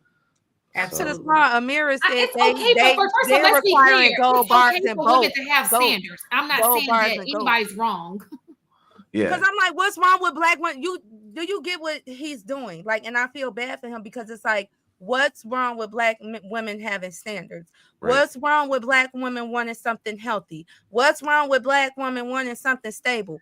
What is wrong with that? And it's like, y'all want us because it's like as if y'all feel like y'all can't meet those standards. You can meet those standards. You can meet them. You can meet them. We believe in you. We wouldn't continue to date you. We you hit the nail on the head. I think you can meet those standards. You can do it. Trust me. And sometimes and I do understand some single mothers don't give you the love that you need to build you up because they're too busy in that masculine role. My mom's doubling back now and fixing that with me, and y'all don't even understand how much that little bit is changing my life. And that's the reason why I pour love into people. I said this the other day. I won't harm you with words from my mouth. I love you. I need you to survive. I feel like that about my entire community. So I say this with love to the guy who keeps saying this. It's coming out very insecure, but I feel like you could do it. And I feel like you could do it. So just don't expect somebody to wait on you. Maybe God is taking you through this process alone because he knows that once you achieve those heights, it's going to be a woman right there. You don't need a woman to work with you through to that point. Just go for it. You might meet her along the way, but just go for it. I agree, Dad. And AP said he's in the back. Okay, and I do have a question since you're the only man up here, Tiger. I just want to piggyback real quick to what Di was saying. When people are uncomfortable about raising the bar or the bar being raised specifically above where they're at, they start saying it in different ways. Like, no, you should. We don't want women with education. We don't care about your. We don't care about your money. We don't care about degrees. It's basically saying, I want the bar raised lower. I want the bar lowered. I have a problem with the bar being raised. I'm done with that. Well, the question that I was going to ask you guys, and especially y'all are in these spaces a little more than I am, like I, kind of fell back because I don't want too much negativity. I'll start hating y'all. I did the same thing, Miss Taken. I know you noticed. I did the same thing. I do keep hearing the trope of black women's standards are so high. I'm trying to figure out because it's mixed messaging. We are all in Atlanta. We don't have any standards, and we just keep dating pookies and getting pregnant and having babies with pookies. We are all. I'll say this. And on the other end, our standards are too high that we need to lower them and be more realistic. What are the standards from a Black man's perspective? What are the high standards that Black women have? Because I don't really know. I don't really know, and I'm just gonna say it just as a story time. Like I said, I started dating, post divorce 2021, and I realized, the standards are low as hell. Like, you as a Black man, if you just got something going on for yourself, you could be dating someone who's on Obama's cabinet. You could be dating. They really try to sow this. Man, the standards are really too high. No, it's because the average dude's effort is super low. The bar is super low. So if you are someone, like, I would get compliments of, oh, Chris, like, I'm so proud of you. You planned a date and you follow through. And I'm like, that is basic as hell. Like, it's a lot. Believe it or not, it's a lot in this dating scene right now. It's a lot. It's like, if you do that, it's like, okay, you're showing a little bit of consistency more than even guys do just at the basic level. Yeah. At the basic level. So go ahead, AP. Speaking of story time, I'm gonna go back to my youth. You have to kind of learn this, and y'all know I'm all about self-reflection and self-elevation. But what I would hear as a youth from the Black girls, let's call it, in school, who only went for the ballers, who only went for the guys that looked like they had a little bit of money,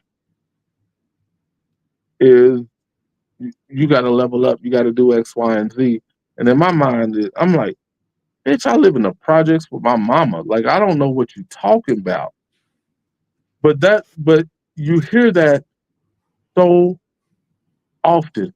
I'm gonna give with Disney because he's X, Y, and Z.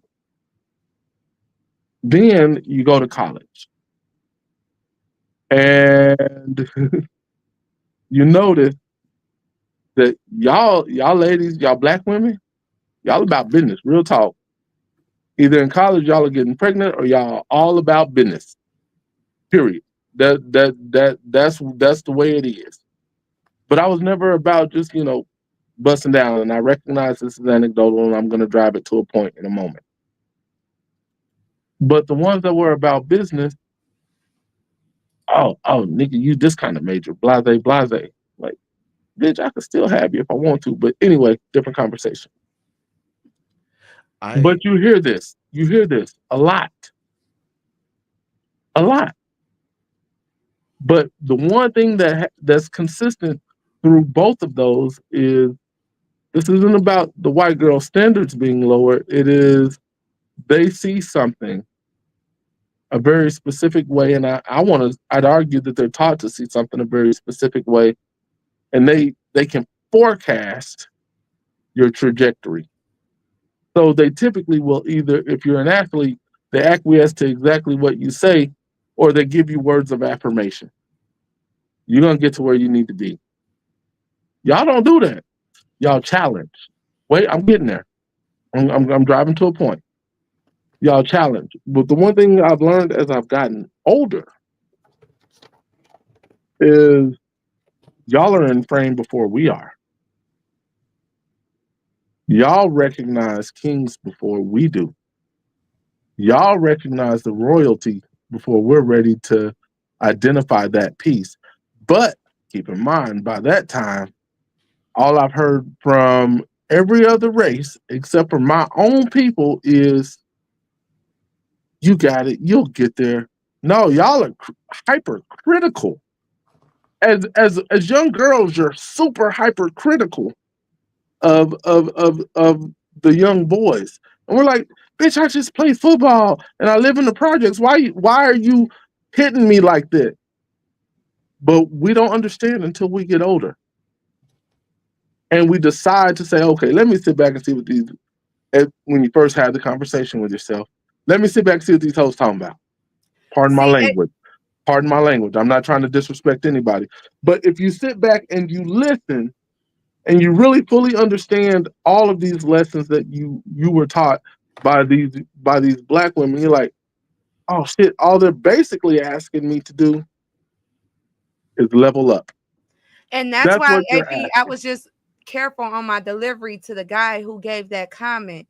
I do feel like a lot of people are not realistic about some guy's situation, and they expect more of them, especially from athletes, because of their success, but their success does not determine their emotional maturity when it comes to relationship or dealing with women. When a lot of girls would date my brother, they're like, he's sweet, he's this, he's that. I'm like, I'm telling you, he's lacking qualities of a man. And a lot of women in the hood, right hand up to God, most of my brother women, the women he's had children with, they're all older than him, decided to continue to have babies with him, and they chastise him instead of giving him resources to help him, because they're in a position to help, but they chastise him and they deliver the message so harshly that at this point he's not sure if he can trust the woman's opinion, just because even though what she's saying might be true, but the extra shit that be coming behind it be very, very harsh. And it's like, how else would he got this information? And I think that's why I'm very careful, and that's why I couldn't deal with the panel no more,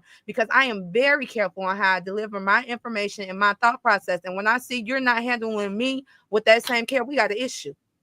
And it takes learning and stuff, like everything that we were talking about with Will.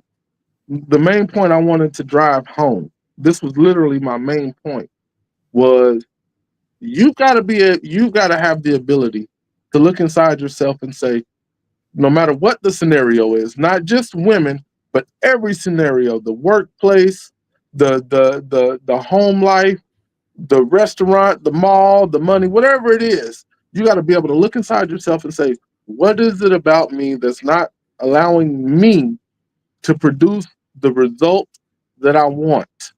Whether I want a wife or I want to bust down. Why do all of these chicken heads want to get married and all I want to do is bust them down? Figure out what it like. That is some people's goals. That's all some people want. Some guys do married thing. Like this one guy was like, am I wrong for buying my best friend these Valentine's Day gifts and setting them up? And I'm like, do you want to be with her? Because you leading her on, regardless of what she's telling you, you're leading her on. That's why she ain't found nobody else. She waiting on you to finish whatever you got going on. Like, yeah, treat them accordingly. I do feel like guys do that too. A lot of guys treating these women like wives, paying for they rent and right. Let me ask you this question, because it was something that you said that struck me and it makes sense, but I don't think we reflect on this. Is that you said the difference is, you think white women are taught differently, right? Mm-hmm. Mm-hmm. Which I can 100% agree with that. You got to look at the fact that environment matters. Mm-hmm. So the environment that majority of Black people come from are single-led households, right? So on a back end, when men are, and I'm going to say critiquing, I'm not going to even say criticizing, when they're critiquing that aspect of Black women don't know how to talk to men, white women know how to talk to men, or Asian women, the difference is that their family unit, community are all intact.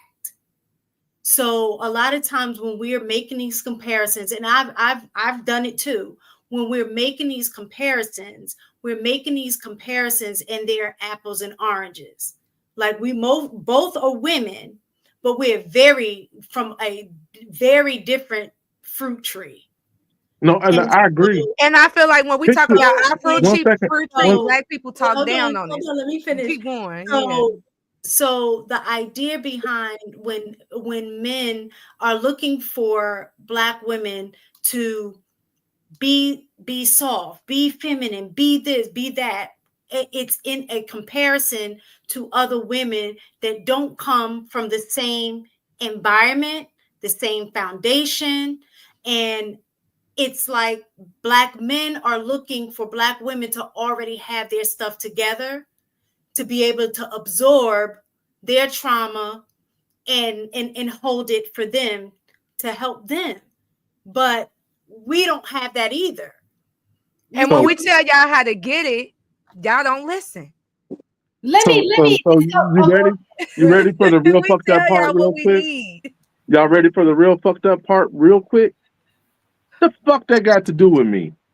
What you mean? So as an individual, how you treat me is the only way I can gauge our interaction.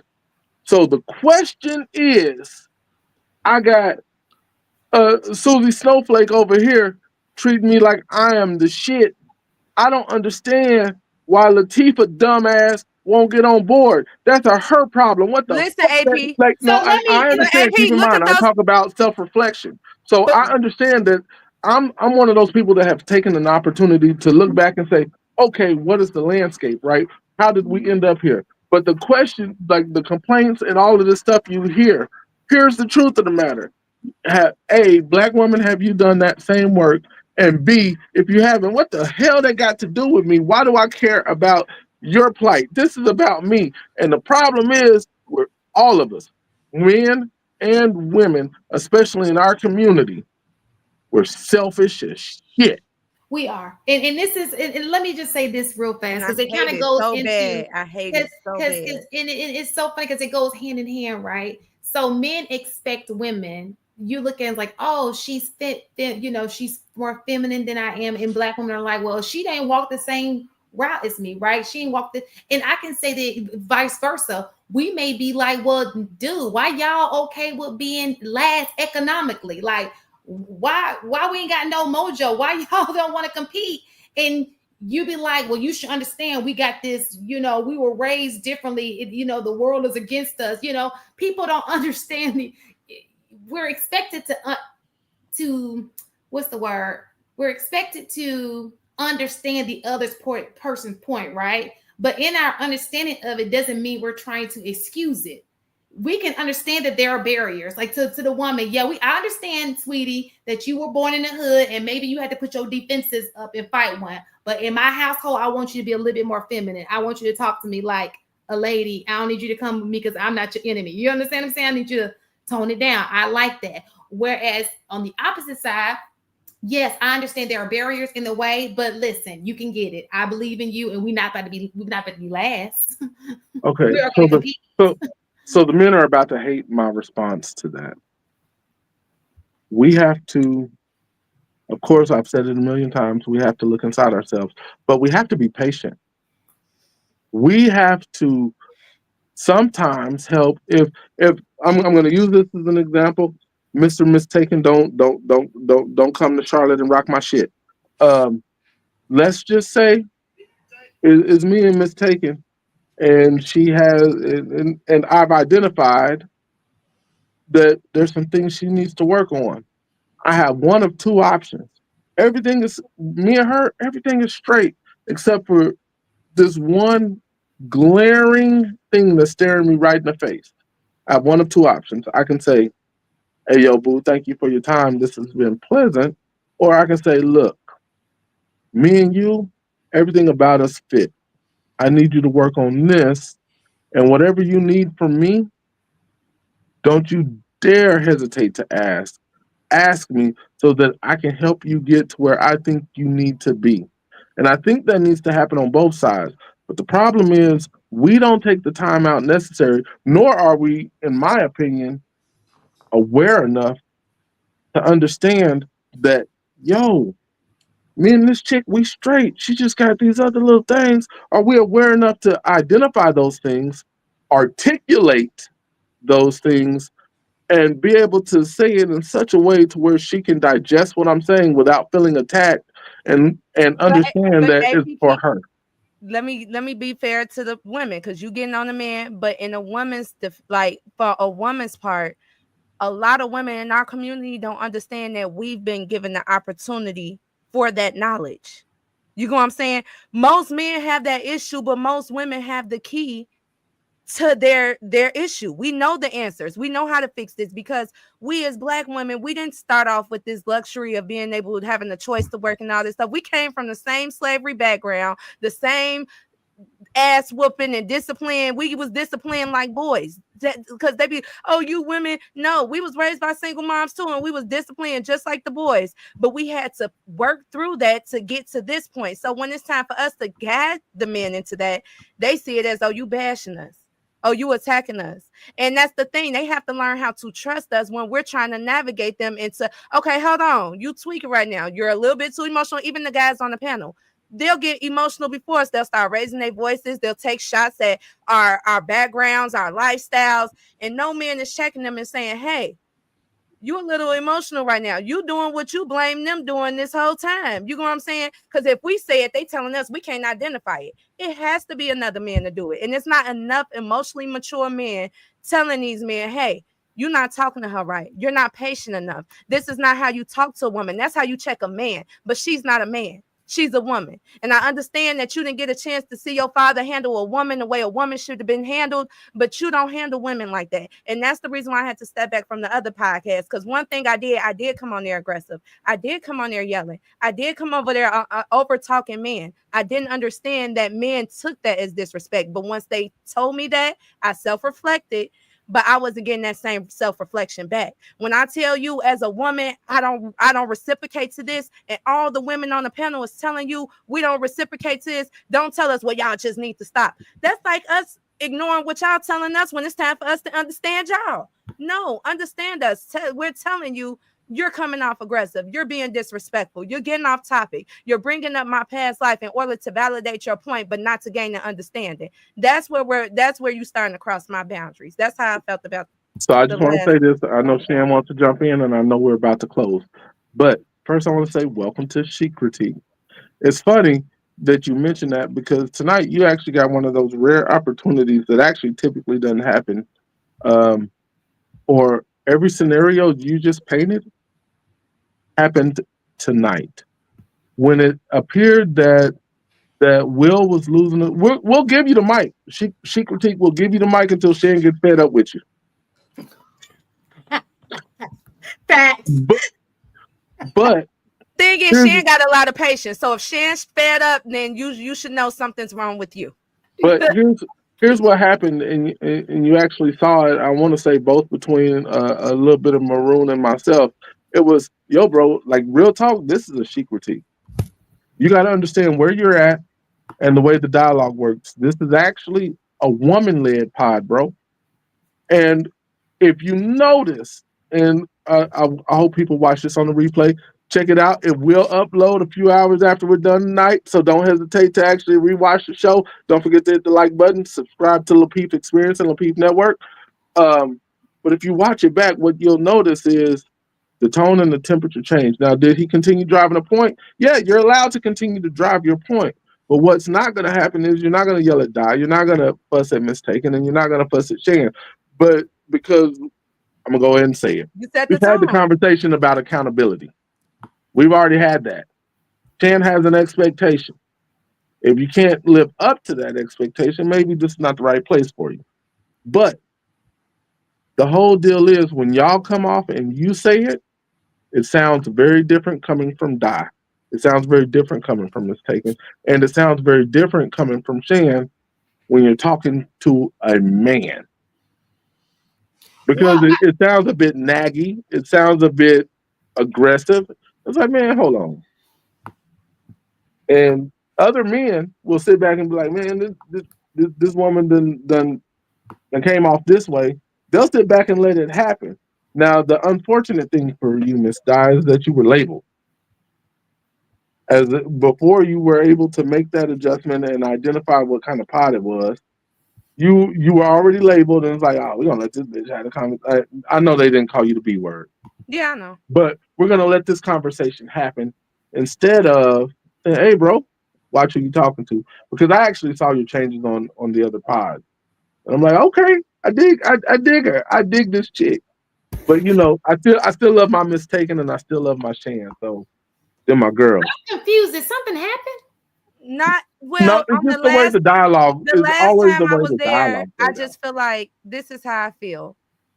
They set the tone for how men want to be treated, but when we speak about how we want to be treated, they don't respect it, and they don't respect the tone. And I feel like that encourages the problem that we have today, and I can't be a part of that. I would rather be on a podcast, and I don't care if this one gets less views. I'm not here for the algorithm and for the views. I want to learn something. I want to engage in intellectual conversation. I want to get somewhere. I want to gain an understanding. I'm not there to antagonize people, and I feel like at times we will be antagonized, and I don't know how to do that for fun, for views. I take it very personal, and until I learn how to be more mature and engage in those, I don't want my brand, what I planned out, because when we're on here, we're building a brand. That's why I had to start changing, just certain ways I was speaking and talking. I don't want my brand to come off combative. I want to be understanding from other points of views. I don't feel like women was getting that understanding.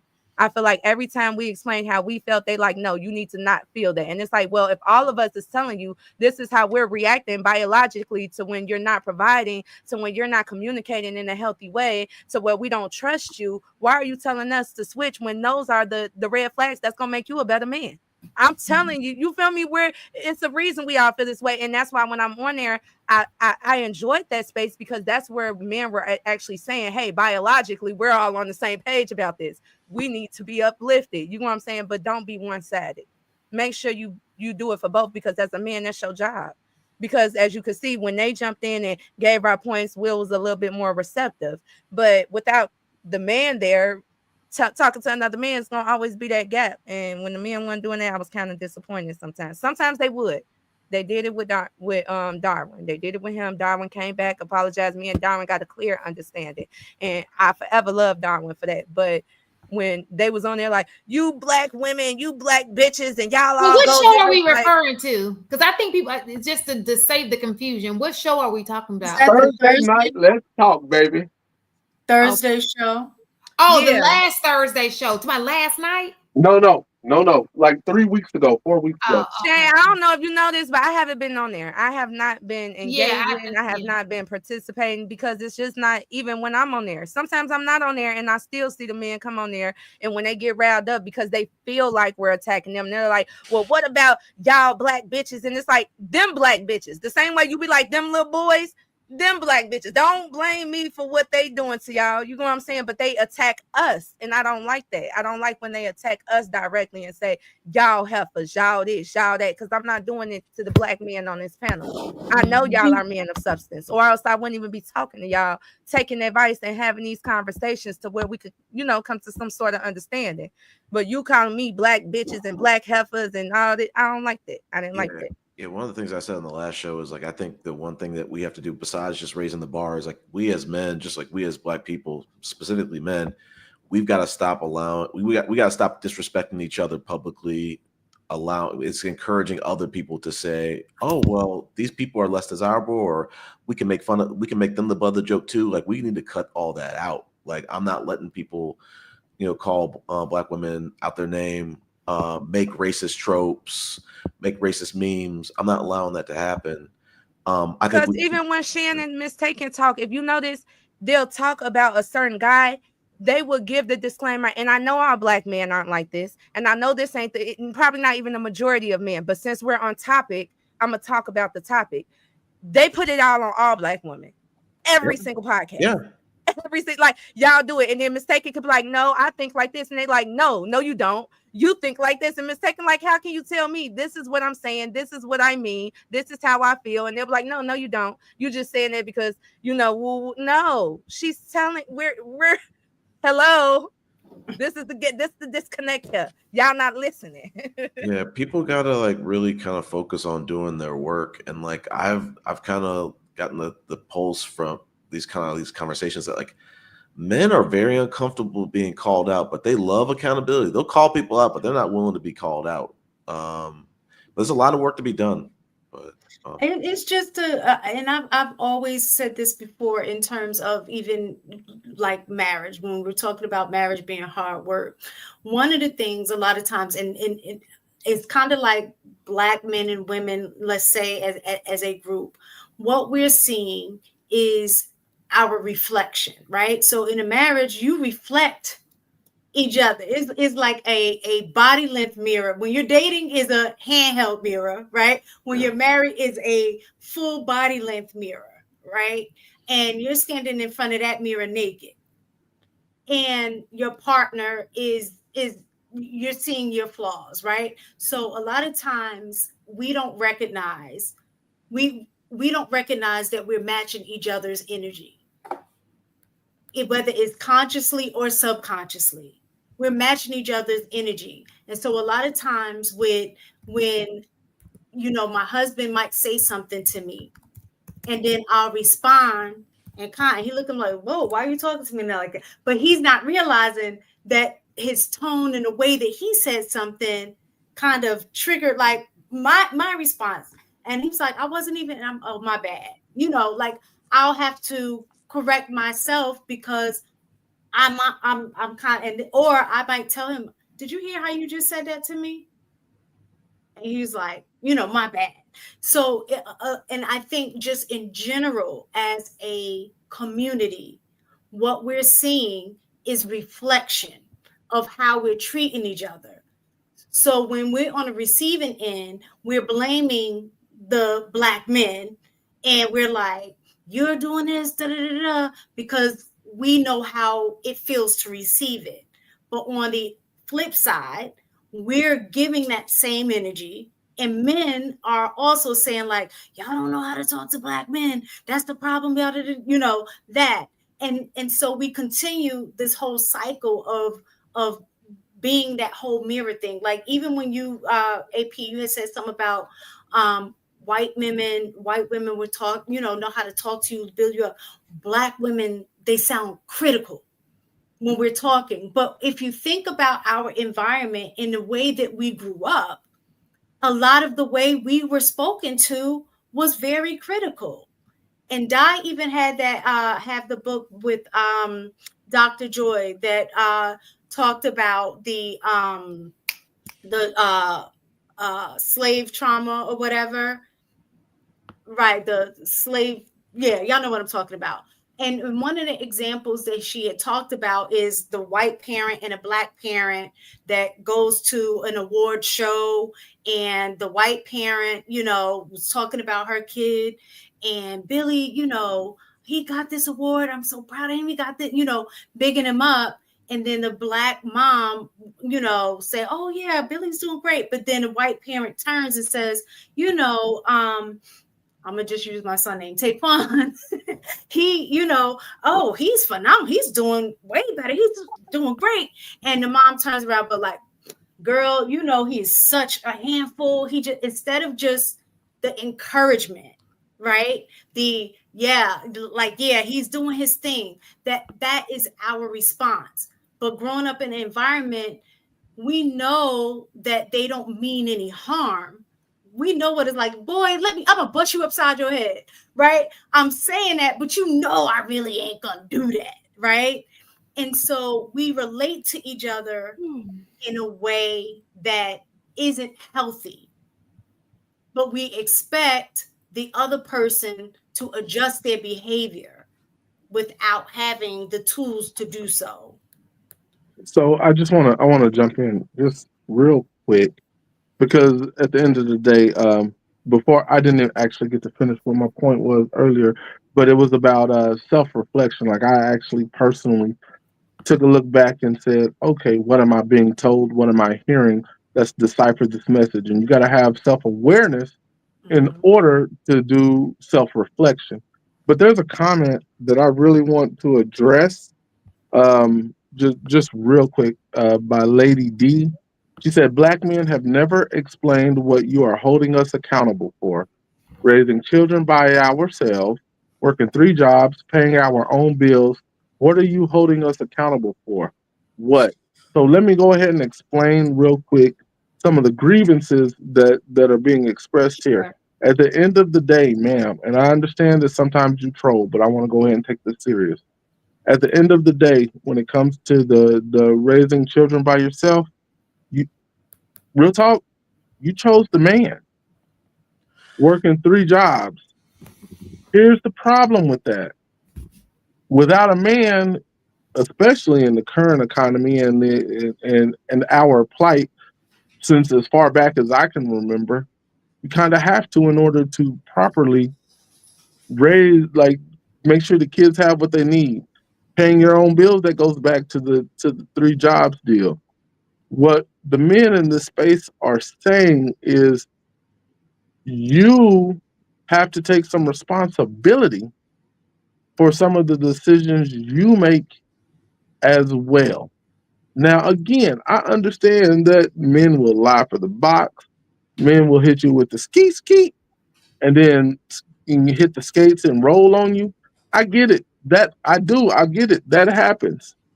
But it's best, in my opinion, to have a man in your family or any man around you that doesn't want anything from you except for your best interest to vet any man before he pokes you down. That is literally what I think that one of the biggest, one of the things that would help us dramatically immediately is having men who have your best interest in mind vet the men you're interested in. And I understand that might be few and far between. So if you ever ran into a situation, I don't know you. I don't know you from a can of paint. But if you ever ran into a situation or any one of your sisters ran into a situation, feel free, and I literally validate everybody that's on this panel. Reach out. We know somebody. We'll be more than I don't want nothing from you. We'll be more than happy to help you vet the man. And that's for any woman listening. Yo, we got you. Sis, everybody that I've run across for the most part on this panel only wants the best for the community. And just trust and believe we got you. Many of us got you. So I just wanted to go ahead and say that and address Miss Lady D. I'm gonna just say something that I have to drop. But to Lady D's to Lady D's question, I think like we gotta like work together and independently to kind of like look at why are we seeing some of these outcomes, because like I get the vetting piece, but it's like there's a trend, and it's not just a recent trend. It's been a trend for like the last 70 years of this settling into comfortability of it should be unacceptable we should be moving more intentionally after a certain age. That has been constant for like the last 70 something years or more. It should be unacceptable for us as men to be asking women to be carrying themselves in a Regency period-esque way, chastity, dressing, conservatively, the whole nine. But then we get to say, hey, guys, so you're all those, have fun, do whatever, be a ladies' man. Conflicting messages. And it's leading to some of these outcomes. It's leading to, and then the fear. We got to start having those conversations of like, okay, we're trying to promote these values that try to lead towards better outcomes, but like we're also pumping the community full. A lot of us are pumping the community full of fear of like, don't get married. You'll give up half, but then we're steering people down the courts, like we talked about in the last show.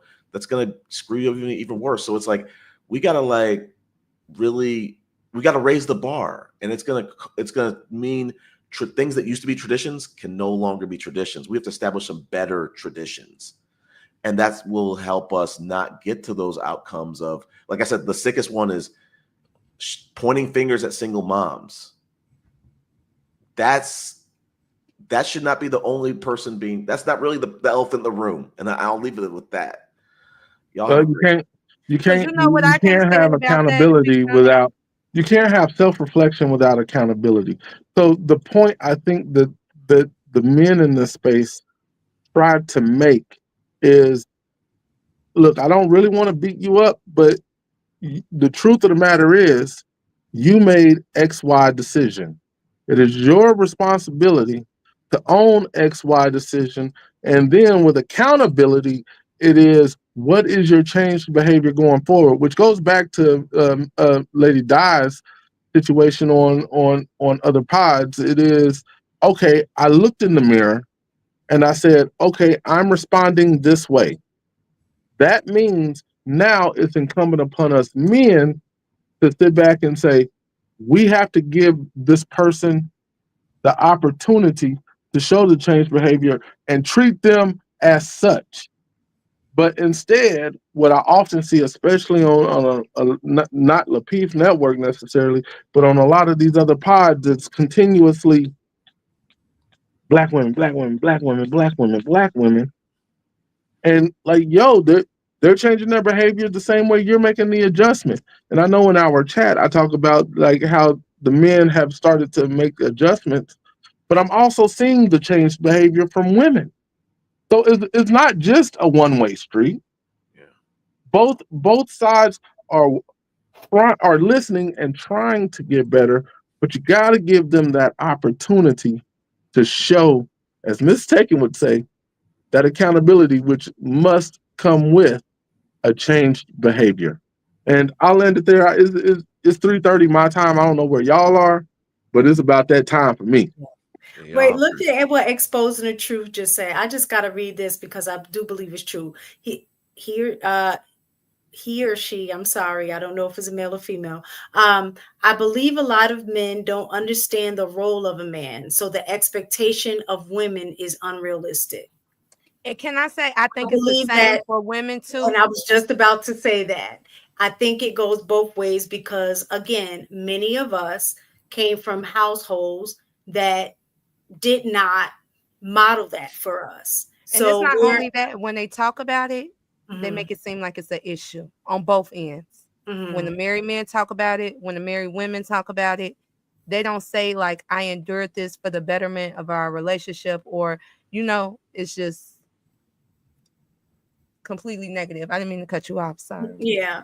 But I think, again, when we're going back to comparing, other races, when, we're talking about these things, I just always want to preface it in understanding your point and saying, well, these women do this or this culture does that, because those are positive things. So but trust is negative things that happen that culture won't dare stay online. Right. That won't dare. They going through it too. So, that's what Black people need to understand. They going through their shit too. So my issue is we can say those things, but also we also need to look at, again, the nuances that occur in a Black community that is not impacted the same way. We're not dealing with the same type of men. We're not dealing with the same type of trauma. We're not dealing with the same type of cultural values or culture in general. Or women. Systemic racism. So what we need individually is going to be I'm messing with you, Ms. Taken. I know. Yes. So the way that we respond, or the way that, everybody is looking for us to move, we're going to need a totally different approach. Because if you look at the men, just looking at the stats, out of every group, Black men are the most unemployed, right? Black men are higher incarcerated. And I'm not just saying this to just be negative. The least healthy is that right? In these, Black women are the most, single parents, right? So when we are looking at all of these things, you can't expect that it's gonna take the same approach to fix it, or to be like this group here or that group there, because their dynamics are completely different in dealing with totally different issues. Even when I was talking about the stats of saying how Black women typically date down more so than any other race. I hate saying down, but what I mean is out of alignment in terms of education or job or anything like that, that we are more likely to do that. But part of the reason is because that's what we have to choose from. And that's what we need right now. Especially if we want to remain loyal to Black men. Yes. That's what we have, the pool of men that we do have to choose from. So we're typically are going to date down if we, or have, higher education, because as Black women, we are the more educated of Black Americans. I want to correct that, because a lot of times we say we are the most educated out, no, it's not. We're the most educated out of Black Americans. Asians are. We're still out earning you now. What? And that's why our to me, relationship that's the problem, right? Like right there, and I intentionally done that just for those in the chat. We oftentimes compare ourselves, and we do that on the positive side and the negative side. You don't have it as bad as me. I'm the one with 3 kids, or 1 kid, or 2 kids, and 3 jobs, and I'm doing this all by myself. PTSD. You don't know what I'm dealing with out here in the world. Who can be in the worst situation? Yeah, like it's wild to me. It is. First of all, I'm gonna go ahead and tell you from the perspective of the way I think men should view it. Baby girl, I'm not competing with you. I'm not competing with you for the bottom. I'm not competing with you for the top. This ain't a competition, because in my mind, if I elevate myself, you wouldn't be able to keep up. But that's not what my goal is. My goal is for all of us to get there. My goal is to, if you my chick, my goal is to bring you with me. This ain't a competition, baby girl. The only thing we're trying to do. Oh no, I missed the super chat. I'm sorry. I'm talking. You know me. I talk. Read it, AP. Read it. I can't. One of them got to bring it up. I'll read it because I can't. Okay, there she go. D-Rob, Maine, us men need to. I'm not going to curse. Up the about this accountability BS. We are men. Everything that happens in our life is solely on us. I don't disagree with that. Not in any light. It's definitely 100% on us. But here's the flip side to that, my man. Whatever happens to them is on them too. Well, yeah, you didn't see that coming, did you? No, like we have to own our decisions. We have to own our choices. We have to accept the results of our choices in order to move forward. If we're looking to progress, the only way you can do that is, and this is for every individual, regardless of race, creed, national religion, national origin, or any of that, you have to look at yourself and say, yo, I made that decision. That's on me, and this is how I'm going to move going forward. The problem is Black folks have the hardest time doing it. I said what I said. For whatever reason, we'd rather point at the opposite sex and say, you did this to me. It's crap mentality. You did it for you. You did it to you. I did me to me. Now, how do we move forward? How do we go forward? How do we accept this and say, you know what, AP, you're right. So how do I get on the same page with the Black woman? First of all, it's about listening and understanding. That's once you get there, in my opinion, this is just AP's opinion. I know I'm a simp. I'm sorry. But once you get there, then you can say, you know what, Shan, I understand what you have been through. We have shared experiences. I think me and you can grow together doing it this way. You're going to hate this, guys, in the chat. What are your thoughts? Damn. Be surprised what a woman can do. The way, if you allow it to happen, and both Shan and Mistaken can actually vouch for this, you'd be surprised what can happen as a man if you listen to the woman. And I'm going to use this as an example, and I'll be quiet for the rest of the night on this. After hours, all of us are talking. And I said, and at that time we had a woman by the name of Inaz on the show. I love Inaz. This is after hours. And we would chop it up. And I'm telling them about a situation that I had going on at the time regarding work. He said, AP, I need you, or not I need you. Look at it this way and then start moving this way. And you'll see some changes happening on the back end that's going to positively impact your career. I actually took that. I wrote it down. I'm not going to say any of it out loud, but I took that. I wrote it down. I was like, okay, so how do I put this into practice? Because it seemed logical, rational, made sense, and maybe it would work. I'm telling you, men, you'd be surprised what'll work. I'll be damned. Here we are I am making probably about 48% more than I was making at that time, and we're talking less than 2.5 years. So you can say what you want, but if you just listen, take a step back. They're not trying to run you, they're trying to elevate you. And if I'd have understood that when I was younger, some of the decisions I made between then and probably about 6 years ago, I wouldn't have made them. But I didn't understand that. I literally didn't. So that's all I got to say about that. Women have, you'd be surprised the wisdom that they have if you just sit back and listen and understand the context of the conversation. I appreciate everybody, but after we hang up, I'm out of here. I'm sleeping. All All right, yeah. Shan, can you do the super chats and then we can get out of here? I mean, I don't have access to pull them up. All right, D-Rob, a man is to take all ownership for everything, even if it's your lady's fault, even if it's your child's fault. It is yours, the man.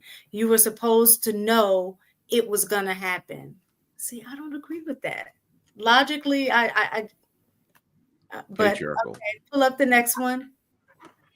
Accountability is not a woman's trait, so it's completely irrelevant for a man's time. Gender wars. All right. Like I say, my man's is all on us, men.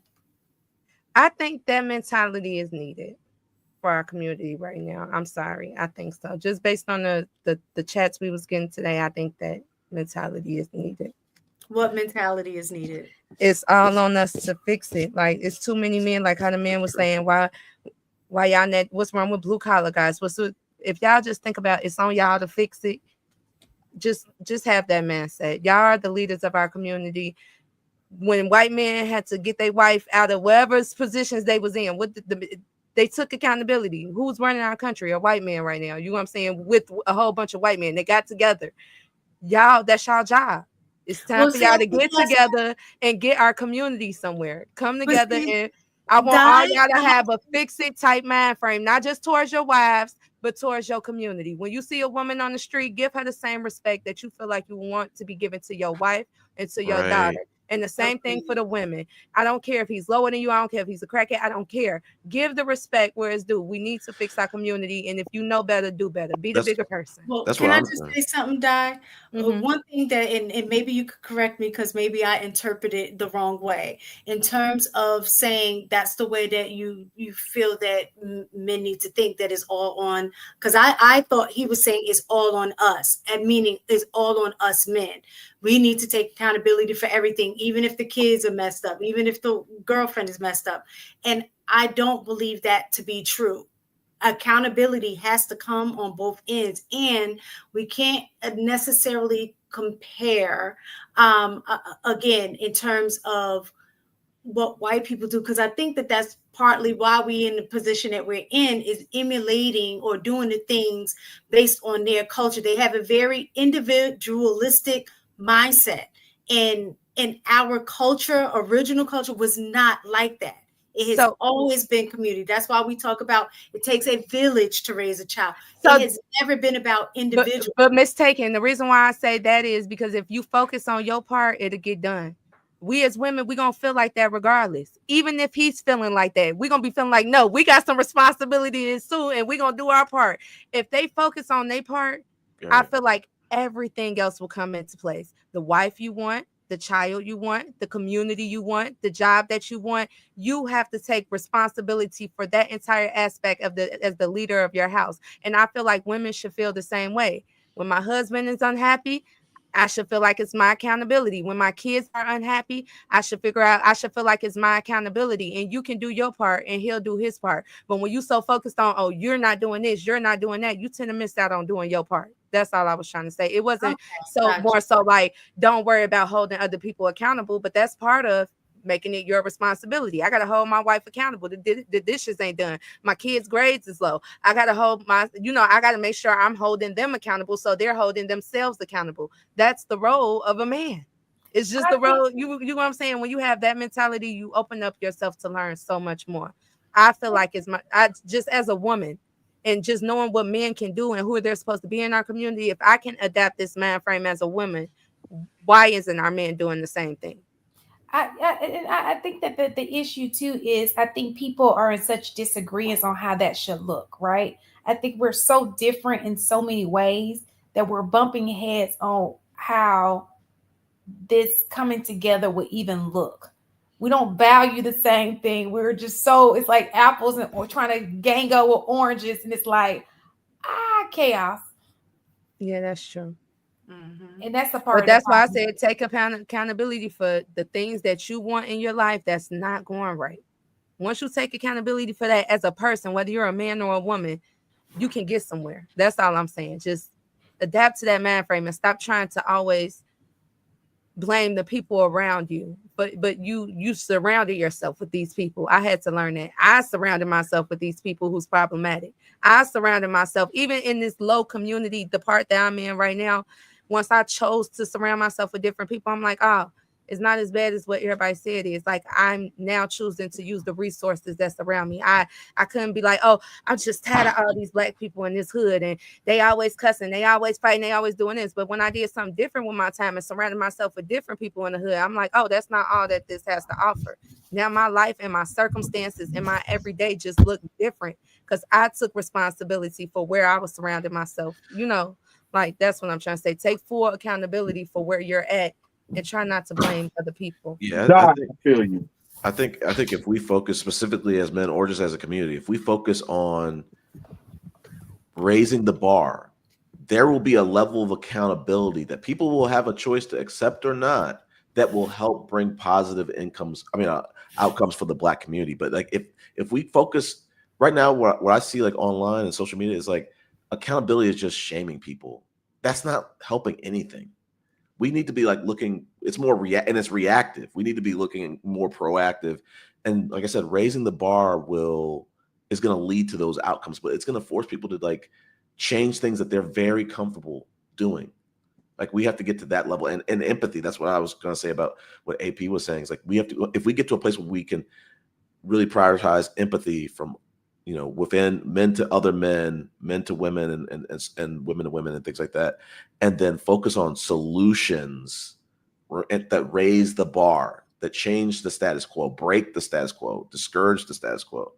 I think that's how we do it. Yeah, because some people just see some people as a lost cause. Some people don't even think about solutions. They're like, nope, they're like this, too late. Like, they're fucked. I'm like, no, they're not. To be honest, some of them are. Yeah, some of them are. Yes. But not those that's actually still trying. You know what I'm saying? Even though they trying might not be bringing success right now, as long as they're still trying, they still have a chance. That's how I see it. D-Rob says, yes, Miss Pretty Die, is solely on us Black men. We control everything. Therefore, it's on us. Now, see, I'm not really sure. See, that's how, in terms of interpretation, I don't know if he's being serious or if it's like being facetious. No, that What's comment. Facetious mean? No, that comment is 100% serious, especially when you couple it with the previous comment that he posted. Facetious is kind of like tongue in cheek. Like you're trying to be funny and trying to be funny, cute, all at the same time. It's just like condescending at the same time. Is Oh, okay, I get what you're saying. Yeah, he's not being facetious. I literally think he's being serious, and to a degree, I agree. But at the same time, the one thing I want to point at, let white women get anywhere. You think they're gonna let Black women get?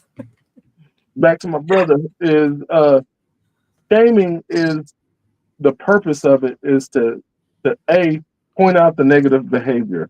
B, it is hopefully going to get that person to actually accept responsibility, because you can't get to accountability without responsibility.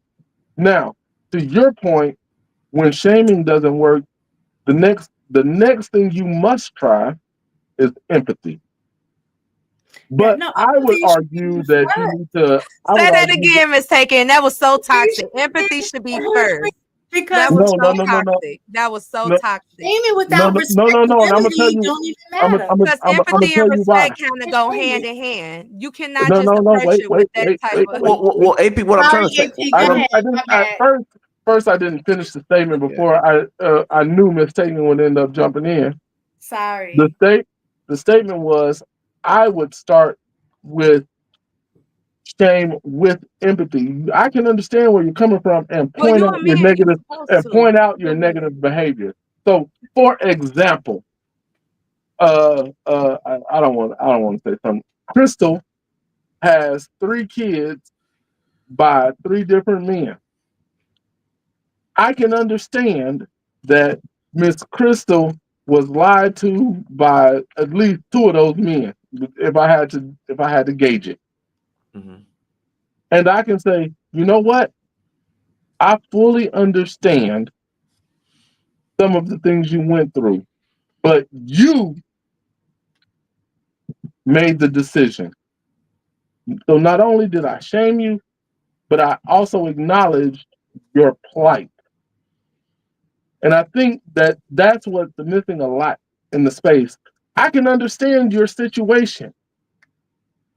The problem is we never acknowledge in a positive way or in a way that's digestible. We I never think that a lot acknowledge, of people expect that to be common sense. I didn't learn and that it until isn't. I was in customer service. When I was in customer service, that's when I learned how to do that. Yeah, and it's not common sense, which is why typically there's a reason why my name is DAP. I'm the accountability partner. I got your back. But before we can get there, you have to accept responsibility for your choices. You have to. And leading it all on men, I can't stop, and please forgive me for using this example, Miss Di. I can't stop Miss Di from sleeping with Ray Ray. All I can do is say, Miss Di, that nigga name is Ray Ray. He ain't no good. Now, as a man, I've done my part to let her know that maybe she shouldn't be messing with Ray Ray. It's her responsibility to not mess with Ray Ray. And it's her job to take accountability with whatever happens when she messes with Ray Ray.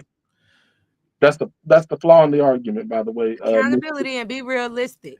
I gotta head out, y'all. Y'all have a great Me too. Y'all have a good one. I ain't even gonna cap. Me too. It's great talking to y'all. I think that was it for tonight. Guys, thank y'all. It's been a long night. We haven't been on Chic Critique for a minute.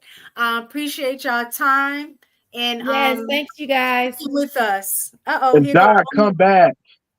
D-Rob says, yes, ma'am, mistaken. I'm a 43-year Black man with a junior. I am being a real man. The men on here know exactly what time it is.